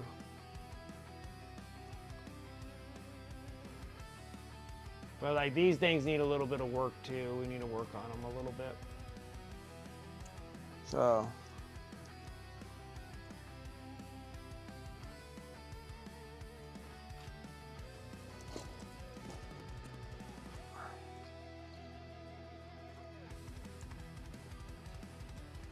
Christmas mini, yeah, I got that. We're gonna start that.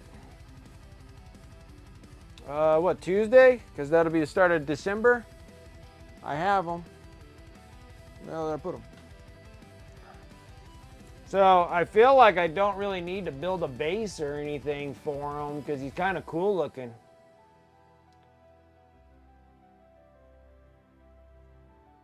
So I think we just got to finish up the Gobo. So this will be for the end of the month giveaway for December. Yeah, he's a cool looking little dude. And then the base looks so, whoop, I almost dropped this thing. The base looks so good, I don't think I really need to put it on any other kind of base.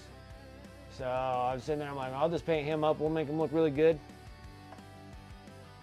And that one will get primed because I'll be planning on doing stuff after I'm done with the stream today. I need to do my varnish coats on all the knights, all the miniatures that will go for the knight army.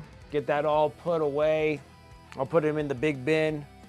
And then, yeah, and just I'll prime the mini for December, and I'll prime the Black Coach for the Nighthaunts. So we'll just spend some time on this mini. I don't think it'll take me too long to get him done. But then when he's done, he'll be ready to go for the end of the month, December. And then all the rest of the miniatures, start working those. It'll just depend because on the second week, I might be out for, I want to say probably a week because I go on surgery on the 9th. So I'm assuming I'd probably be off that whole week. Depends on how I feel. If I feel good, we might do a Friday or a Sunday, but I'll just have to wait and see how well I do for my recovery.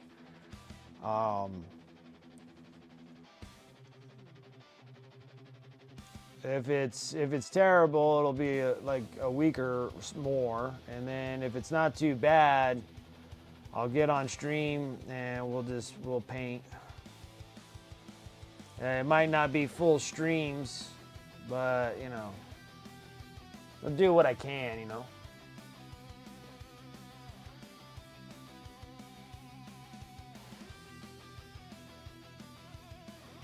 Oh, you need some squigs in the background?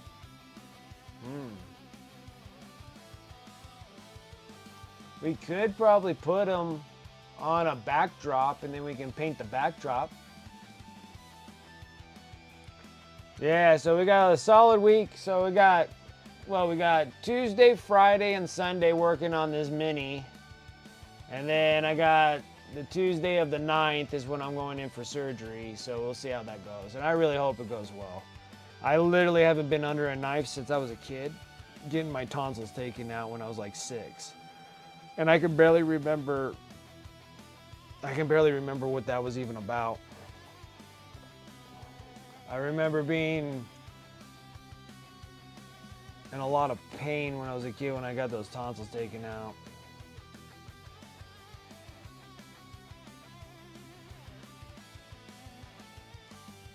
I can remember my son's tonsils getting taken out way more than I can remember my own. And that poor boy. And it was funny too, because it was the day his surgery happened. Right when lockdowns happened. It was that day. But we were already scheduled for surgery for that day, so we came in, and you want to talk about the most quiet, weird, wearing mask, not wearing mask, whatever the hell it was a cluster mess in that hospital. But that was like, it was the day that everybody wasn't allowed to leave their home. It was the strangest thing. I was like on the freeway, there's like nobody out, going in there. Actually, no, it was the day before. The next day was the full lockdown. They were announcing it that day that he was going in for surgery. It was crazy. Red, white, and green squigs. It'd be more like squigs and then putting like Christmas lights around them. But we could do like a backdrop. I could 3D print a backdrop.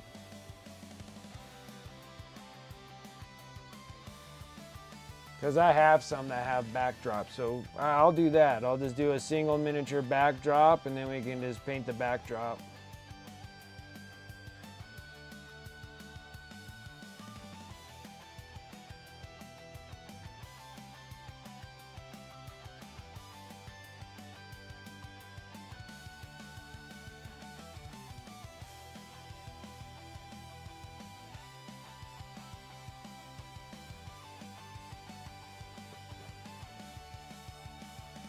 I think that'll work really good.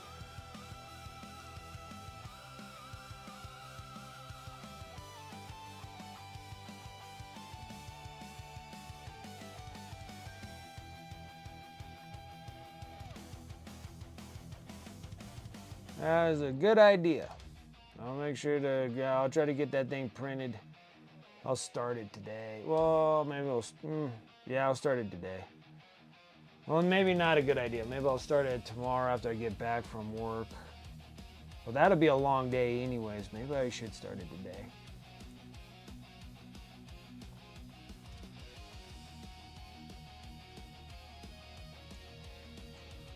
Get that thing 3D printed.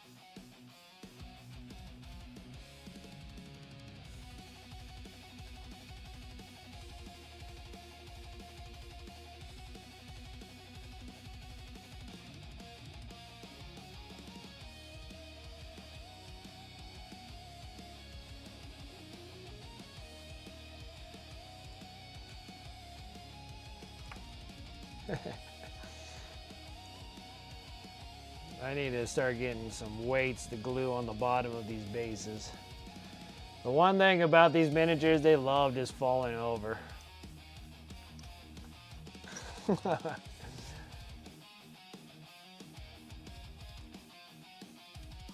Domimon?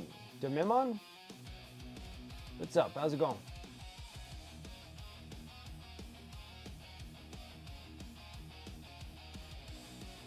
Does it need to be all set up for when you heal? Yeah. Have all the stuff done and on your couch all set up with your paint and healing pillows and meds and food? Yeah. Well, technically I'm gonna have to move the bed in here. So then the bed will be sitting off to the side here because the wife freaking snores so bad. Can't fix that problem. She never used to snore. She started snoring when we had our son. And it just never went away. Seems like when you get the snoring deal, you're always a snorer. So I gotta set up the room in here. So set up the bed up in here.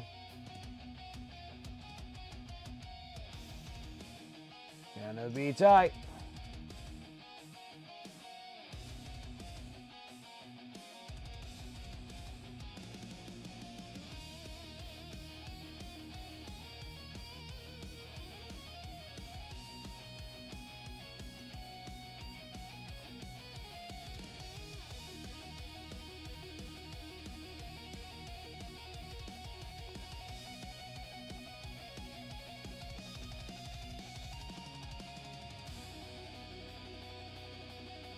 I don't need a backdrop?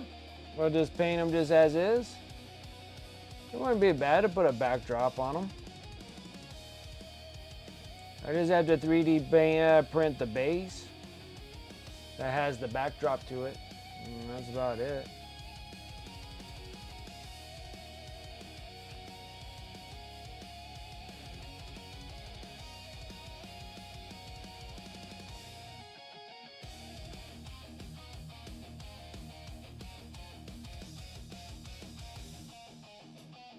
And that's just like painting 2D characters on the backdrop. That's not terrible.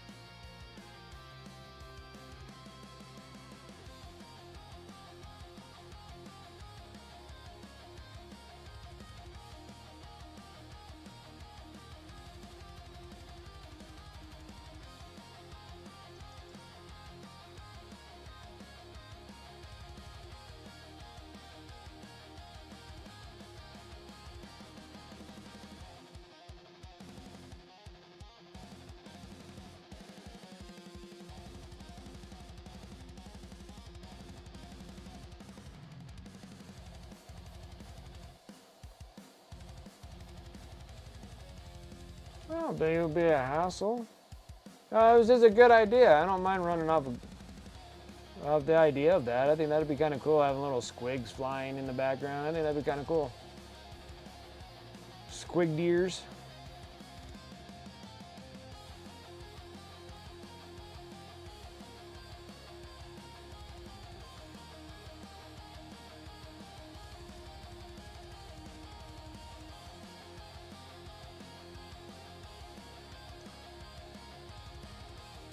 A sled fueled by DACA.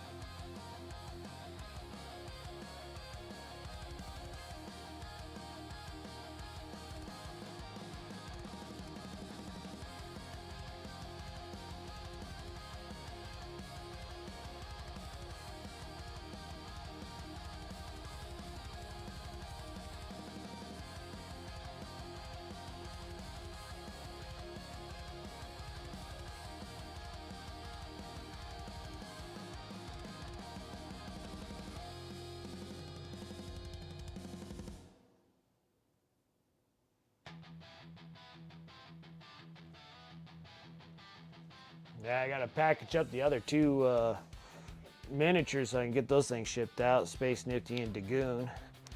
Get those things done. That'd be great. I'll have those things shipped out tomorrow. I gotta package them up. You know, quite a bit of stuff to do after the stream today. I want to try to finish varnishing all the knights and everything, all the miniatures and everything like that.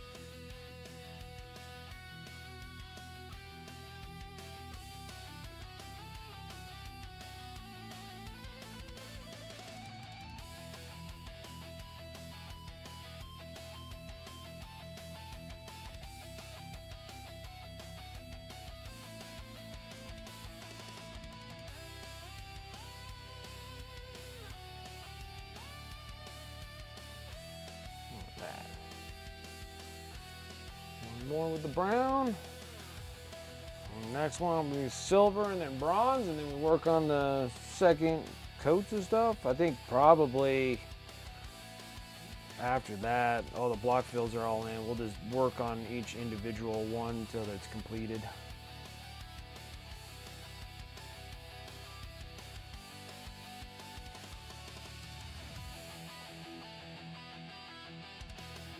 Do like assembly line to a certain extent, and then just start completing them.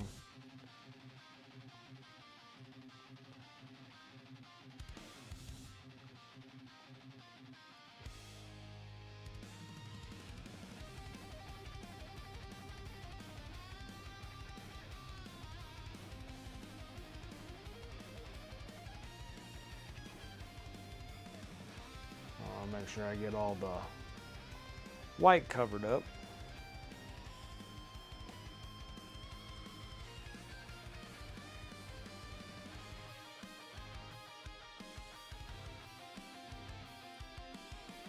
Yeah, I mean, I don't think there's anything wrong with a backdrop either. I just got to go and get that. I just need to print it out real quick.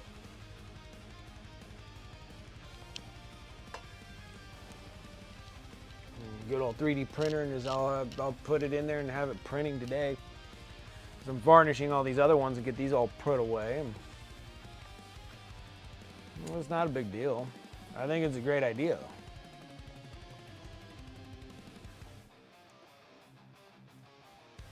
Okay.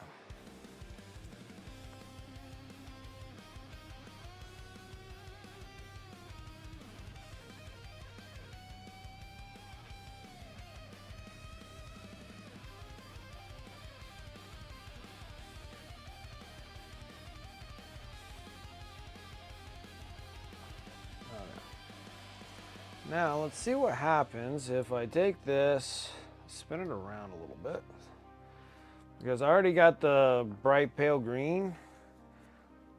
And I already got like the bright ivory. I just need to kind of fix the hands a little bit.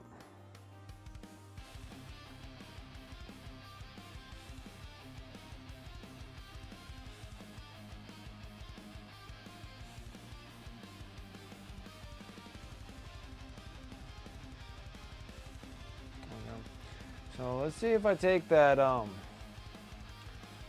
do a glaze wash and see if I can make this work right. Of course, I put too much of it. All right.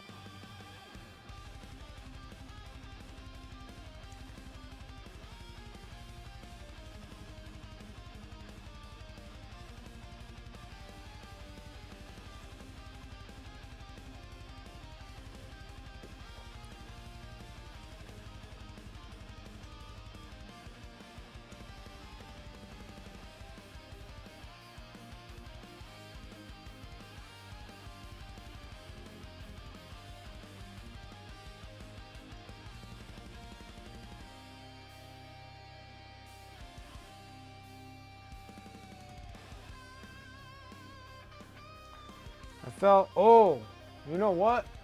Do I have it? Used to have it. I know what color it was. It just dawned on me. It was oxide that I used. All right.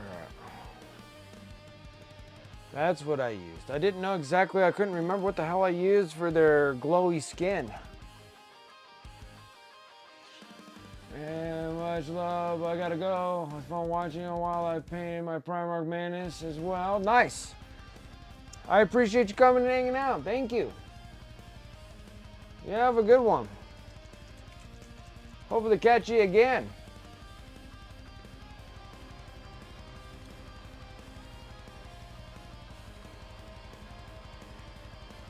I think I used this one for the glowy skin. This is another technical.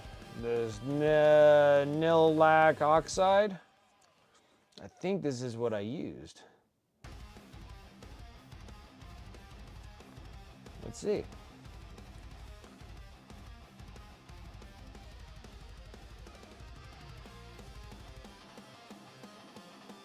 Yeah, this is what I used.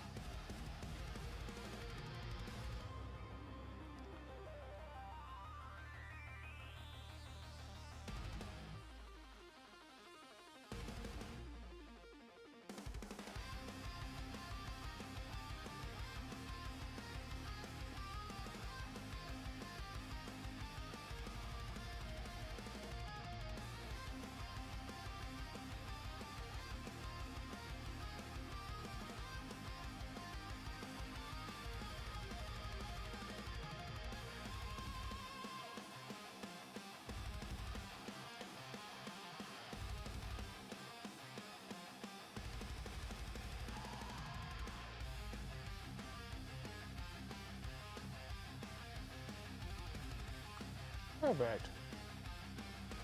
I was sitting there, I'm like, I don't remember what color made me have this really bright green. And I'm like, oh, I used two technicals on this. Yeah. Because it's like, that's how I painted the other one and I just couldn't remember because it was like years ago. And I'm like, what color did I use to get that green? And it was this one. It was this one. This one makes much more sense. Much more sense.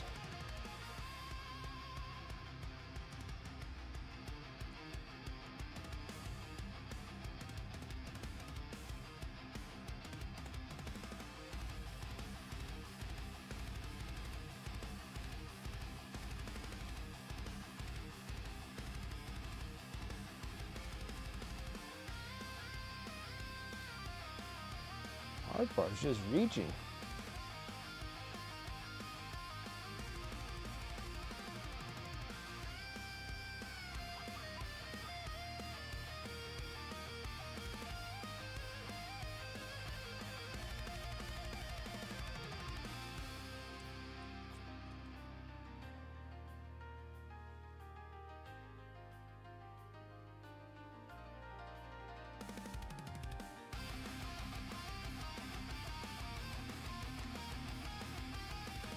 Ghostly ghouls.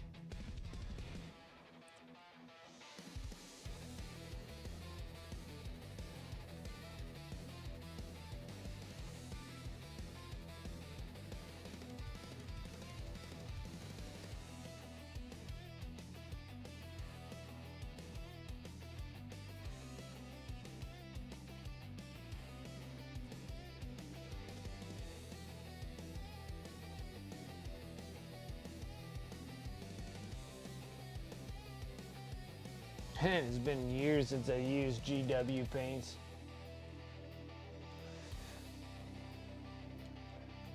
Yeah, the backdrop would be pretty cool too. I'm just putting a little 2D art on there. It'd be really neat. I think that's a great idea.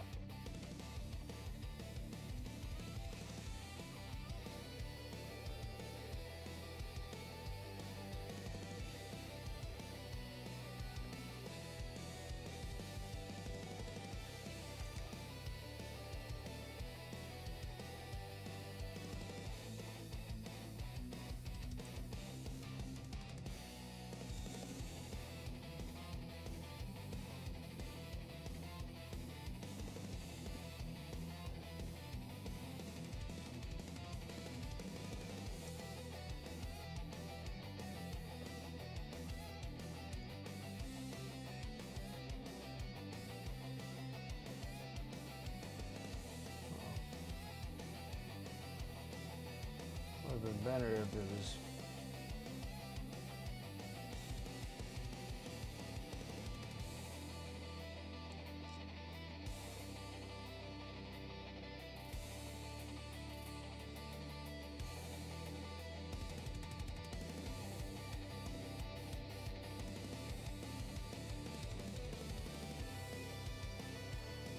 Scooby-Doo, where are you? Scooby.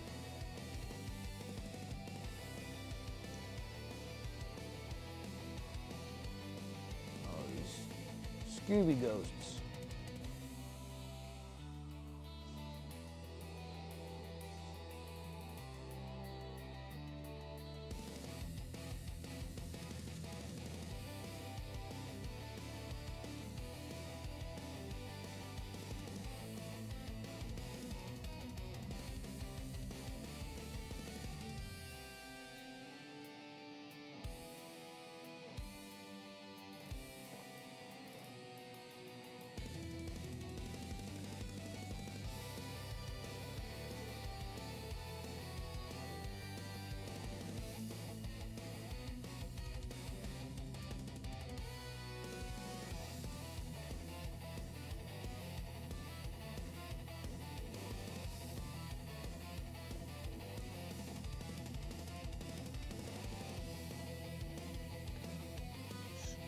Scoobies.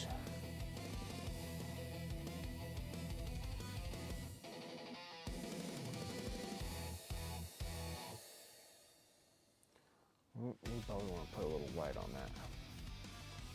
We might need a little bit of white on this.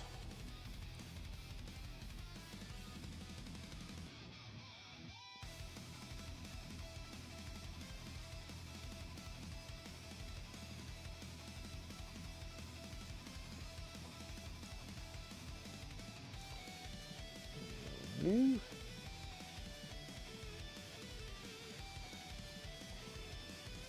Perfect.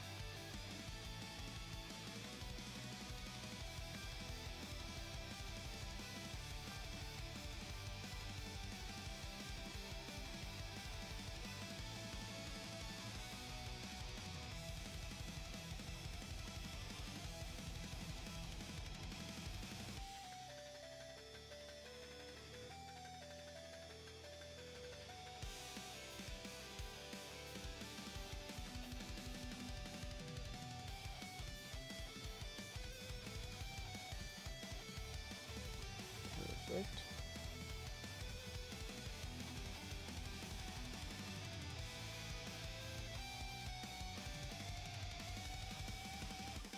Good.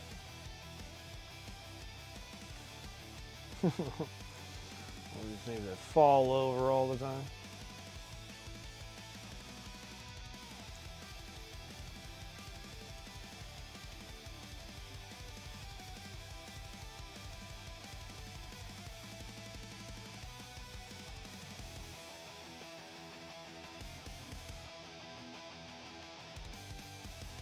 Furniture and the sheets and anything but the miniature? Yeah, maybe. That's possible. I'm a little worried. Like I said, I haven't been under since I was a boy, so that is a little worrisome there. Even though that's supposed to be a simple surgery, it's still so worrisome.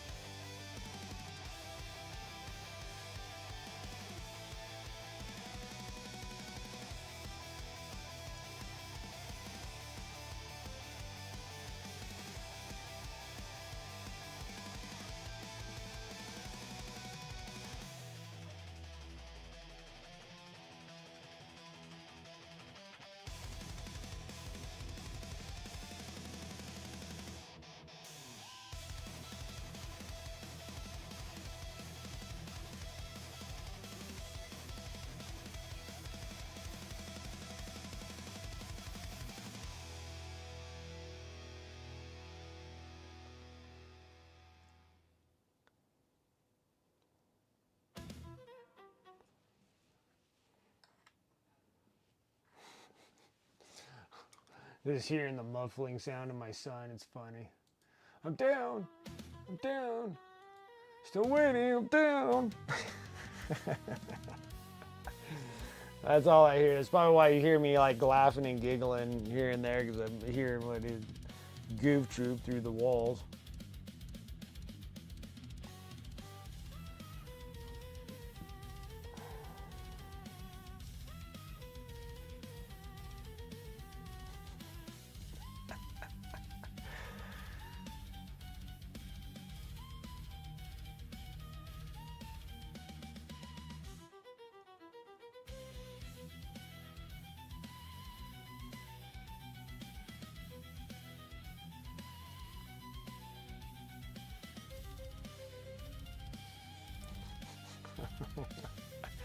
I have to tell him to cool his jets. It's like losing his bananas over there. I know you guys probably can't hear it, but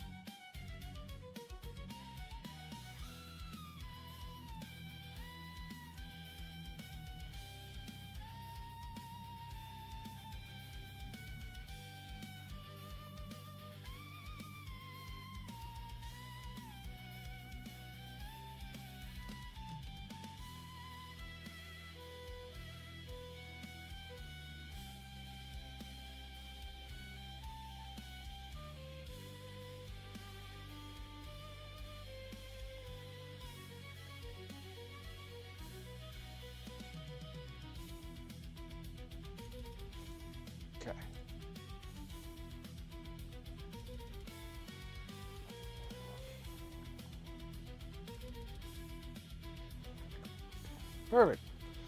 Yeah, I forgot I had this stuff. Another technical. So if you use those 2 technicals, it pretty much covers up your Nighthaunts. This is like a huge bottle. This is like, what is this, like a 24 milliliter bottle of this stuff? You need like one of those for this. GW was like, what were we thinking doing 24 milliliter bottles? We were already soaking them good for 13 or 12 milliliters.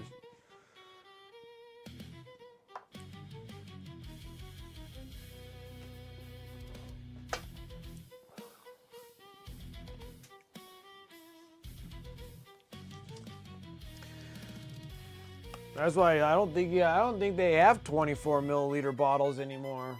Man, that's a thing of a past. Everything's 18s.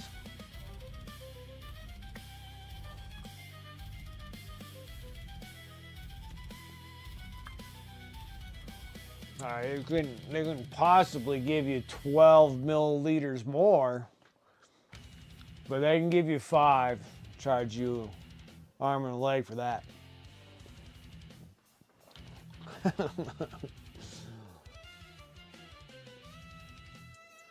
Alright, next is we're going to go in the silver since I have the silver already available. What I did on the other one was I painted all these stuff. All these stuff. Yeah, that makes sense.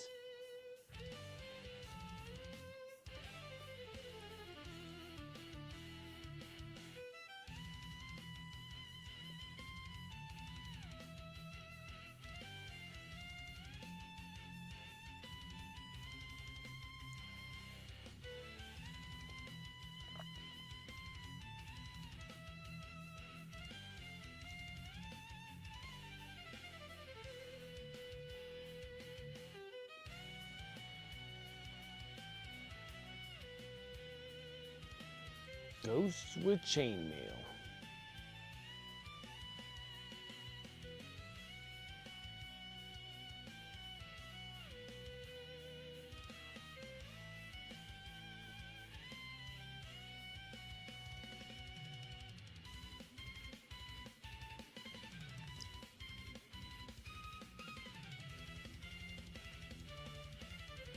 Oh, say that you love me again. That's what the face is on here. So like, oh, kill me. Kill me.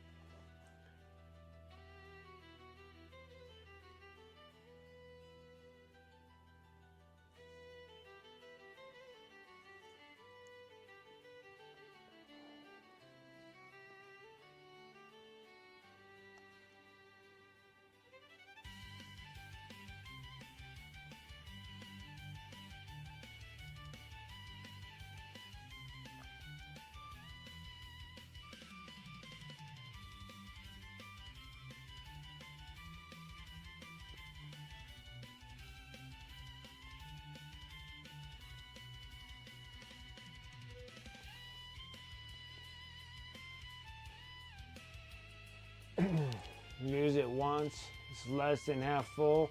Nobody warned me that non-oil always gets knocked over. It's like a contractual obligation or something. A contractual obligation. That's so funny. It's true. It seems like that's what everybody does. Everybody talks about wearing non-oil all the time. I don't normally use non-oil. All the non-oil that I do have is all been sold off. Like I sell all my GW paint. Because I just don't use it. And actually those paint bottles have been sitting there for some time now. Probably got to start bundling up and seeing if I can get them sold as bundles.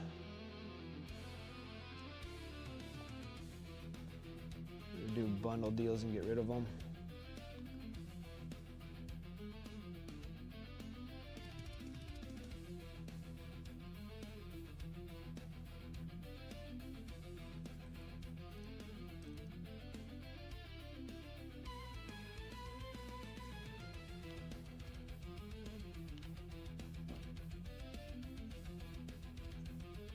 Let's see.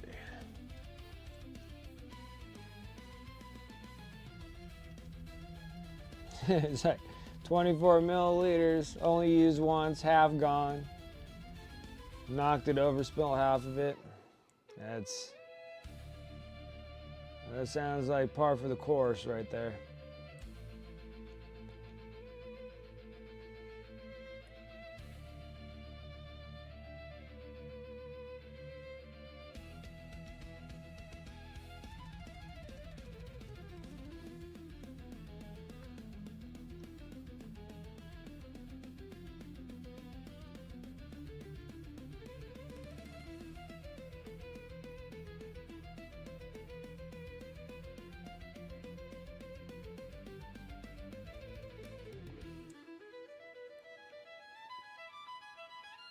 Valkyrie, what's up?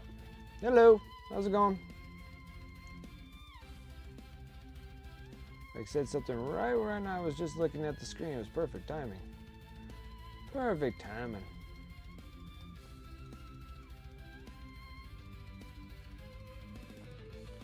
But yeah, it is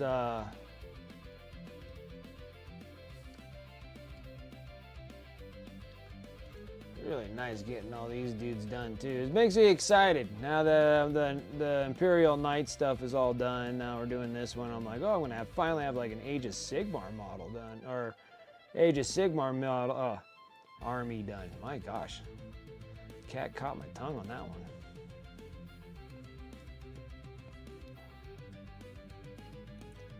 It's gonna be awesome.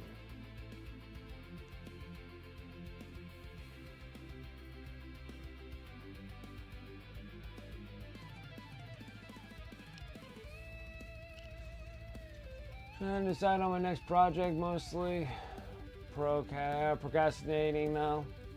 Yeah, that's part of the hobby. Talking about the things you want to do, but not really doing them. I get you, 100%. I do that often.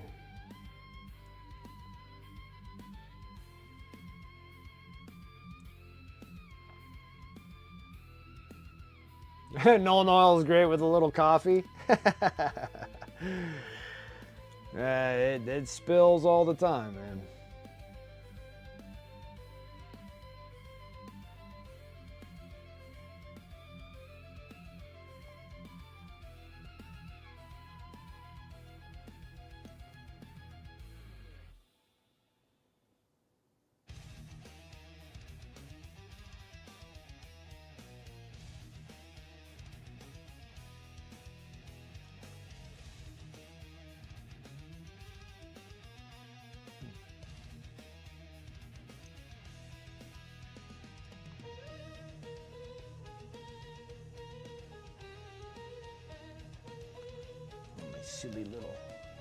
My silly little ghosts.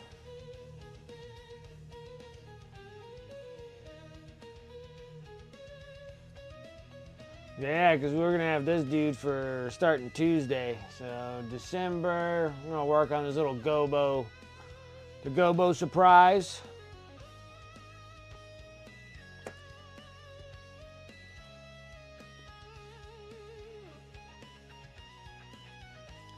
It's gonna be fun. We got plenty of those little Christmas models. I just need to make sure we still keep doing them.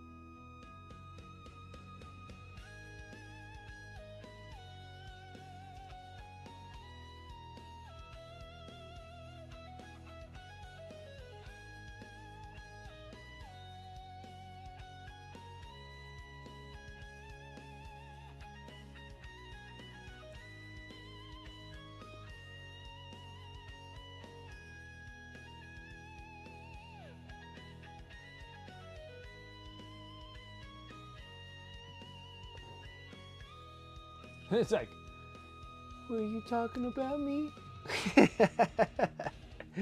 Just the pose on this thing is hilarious.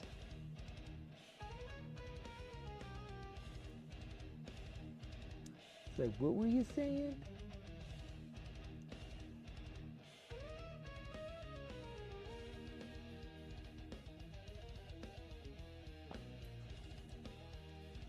Black Templar army, nice. Love Black Templars.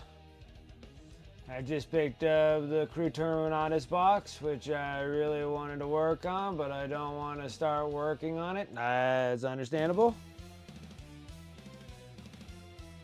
That's a lot of termies. That'd be a great box. That's an excellent box.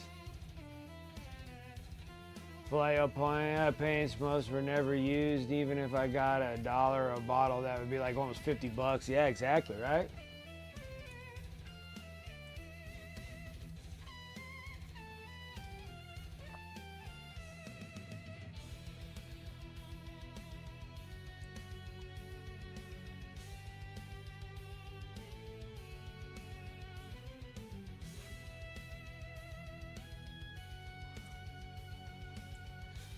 Well, I always stop my son from saying that he doesn't have nothing to do anymore. Like, he always says, like, I don't have anything to do. I'm like, I can get you things to do. You can start by building miniatures. After a few times of him saying that and learning his lesson, he never says that he has nothing to do. He never says it to me anymore. He's like, I'll do anything but that. He's really good at it too. But I think it's just the overwhelmingly amount of freaking stupid crap I have.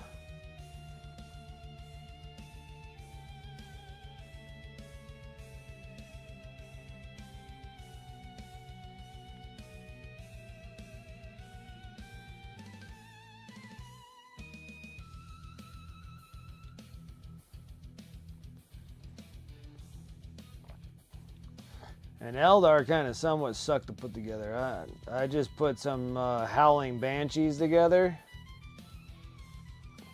And I was building the last couple days because I got the Combat Patrol magazines that come in, so I'm trying to like make some room by building them and having them kind of ready to go. And I'm just like, man, these things suck. And I was putting together Chaos stuff, which I put tons of them together. And then one of my magazines was, I was missing a magazine. I literally got a package and it just didn't have one of the magazines. I sent a message to Ashed Partworks and they sent me another one. So it came in the mail yesterday. I was like, oh wow, that was quick. Like, hey, I'm missing this magazine. It came with all the others, but this one. And then it was like, and it was good because it was like, it was the Hellbrute. I was missing one of the things for Hellbrute. If it was one of the other ones, I probably wouldn't care. Right, if I'm missing a magazine for the Legionnaires, it's just like, ugh, I already got so many of them anyways.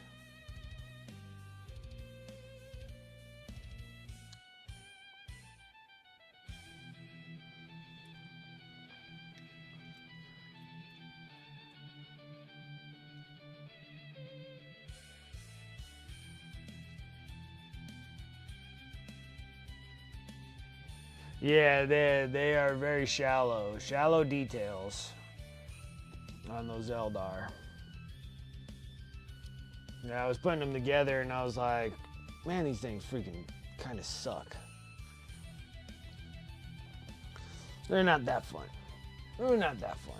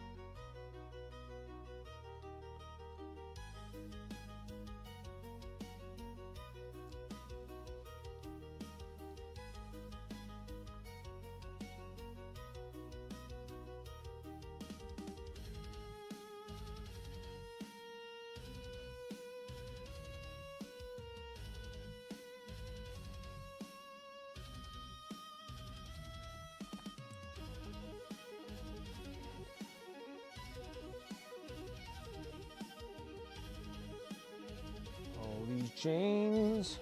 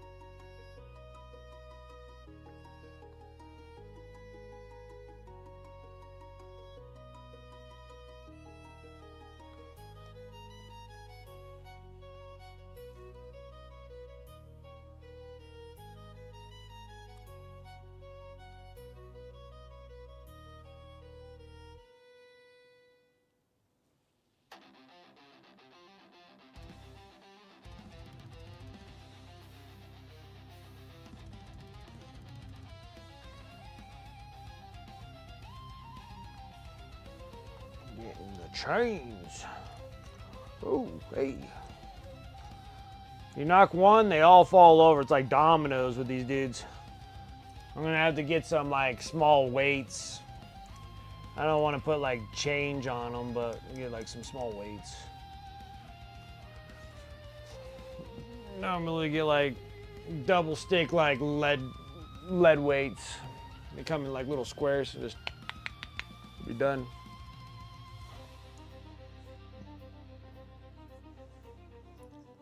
I did used to put like pennies and stuff, but I'm like, when you got like 100 of them, like $1 worth of pennies.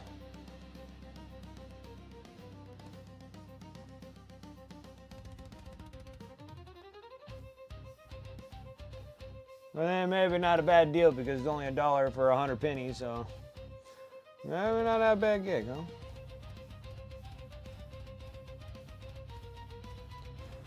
Glue a penny on the bottom of that one.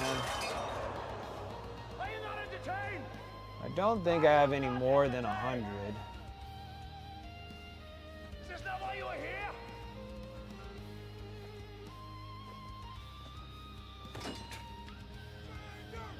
Russell Korn yelling at me to tell me to stop. Had a pretty good session today. Getting these Nighthaunts up and going. It's kind of exciting actually doing Age of Sigmar models. I love them. I think they're like the best of designs is the Age of Sigmar. So let's go a little recap of what we've done. All the knights are all done. We finished the assassin that goes with one. We got the little baby Rex. These are the ones that are gonna get varnished after I'm done streaming today. We're gonna varnish these guys. Little baby Rex that goes with the Canis Rex. And then today, we finished the Inquisitor. He's all nice and dry and ready for a varnish coat. So the Inquisitor's all good to go.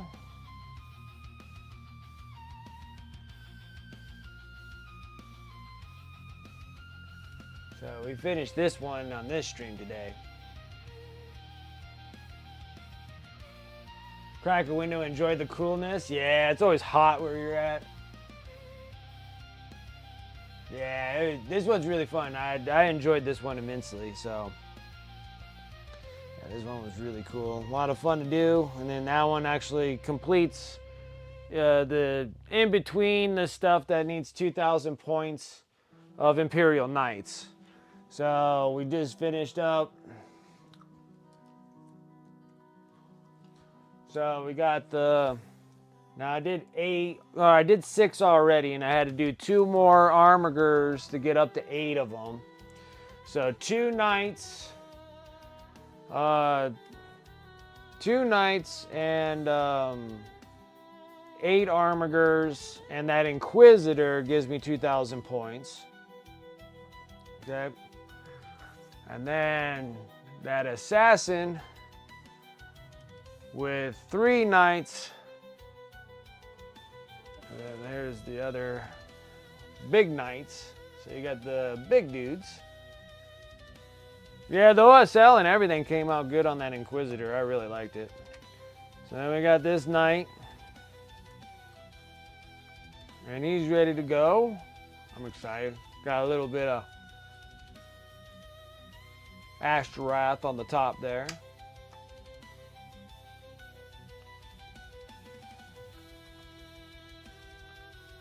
Yeah. And so 3 of these things with 5 Armigers, and the Assassin does another different kind of 2,000 points. So I have some variations there that I can change. So it's really nice. We got that done, and then we were working on these Nighthaunts. I got, I don't know, about 40 miniatures of them that we got to do.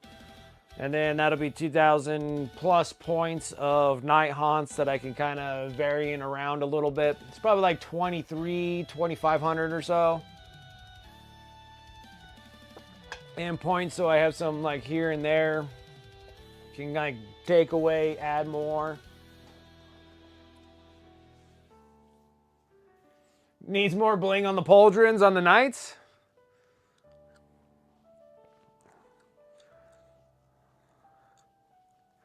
I mean, maybe we could. Like, yep. We need to do more on the pauldrons. These are too plain for you guys.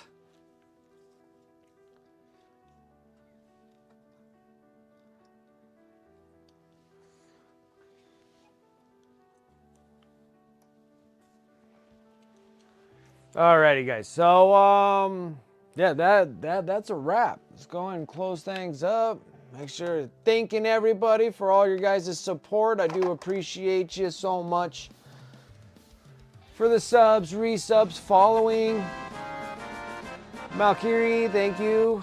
I appreciate that follow as well. Thank you so much. And everybody else that followed on the stream. And then over on YouTube, I do dual stream from here and YouTube at the same time. So over there on YouTube, just make sure you give me a like and a follow over there. We're doing that Destiny grind. That side quest is 500. Main quest is 1,000 follows over on YouTube, or subscriptions over on YouTube. Trying to work my way up there on the YouTube world as well as here over on Twitch. So I do appreciate the support when you guys give it, so thank you. Shout out to sponsors above. It's all blinged out with awesome freehand. He looks kind of unfinished. I guess we could try to put something else on the pauldrons. Just like, he's just Death Company though, so there's not really a whole lot of like stuff to put on them. But we definitely can. I'll probably think of something that we can do. Maybe on both pauldrons we just put stacks of like dead bodies or some kind.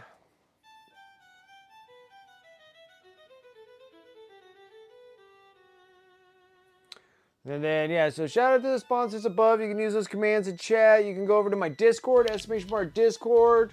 You can come hang out with us over there. All my sponsor affiliate links are there as well, including my eBay, !eBay. And pretty much everything that I paint on the stream I normally throw over on my eBay store. I've been working on Necrons off camera to go through that.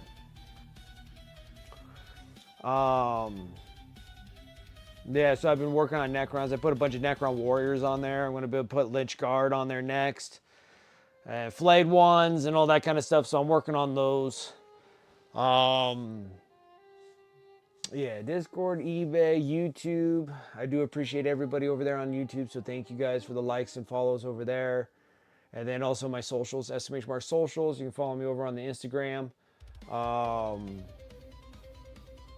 probably should show you guys. I always keep forgetting about this. Let's do this real quick.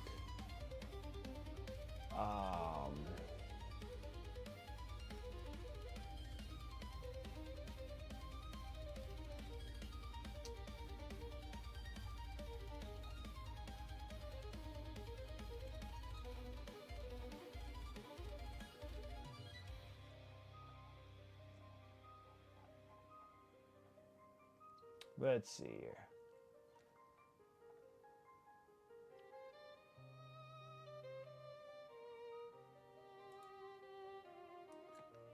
Okay, so this is what we're going to be doing for next year.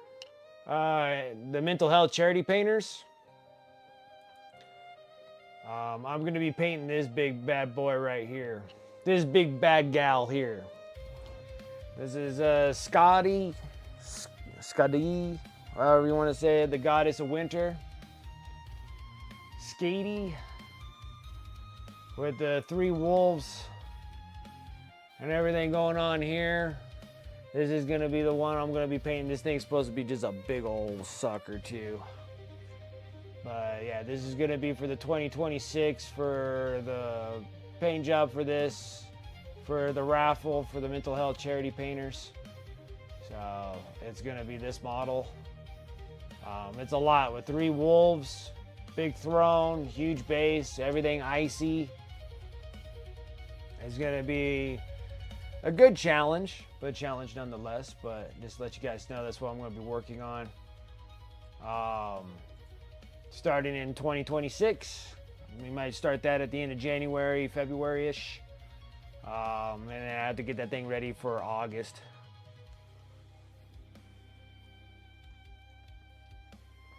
Okay. So that's pretty much everything that I got for spiels. Let me go and refresh myself, see who is out and about.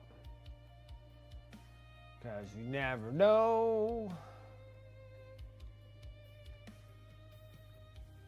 I guess we can go over to Painty Paint Paints, unless he's planning on bouncing out. But normally he does night streams.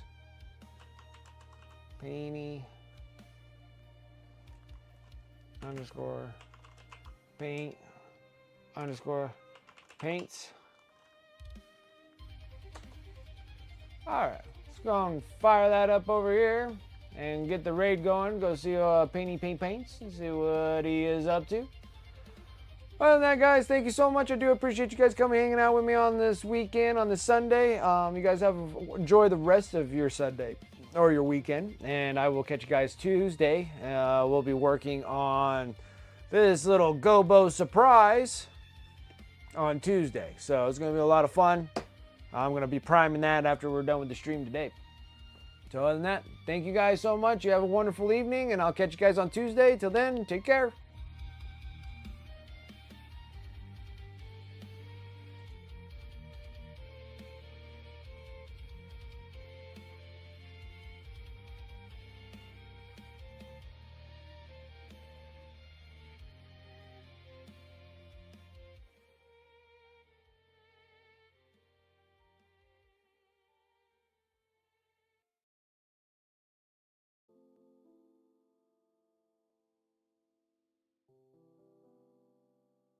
Oh, thank you, Wicked_Minis coming in with the awesome people.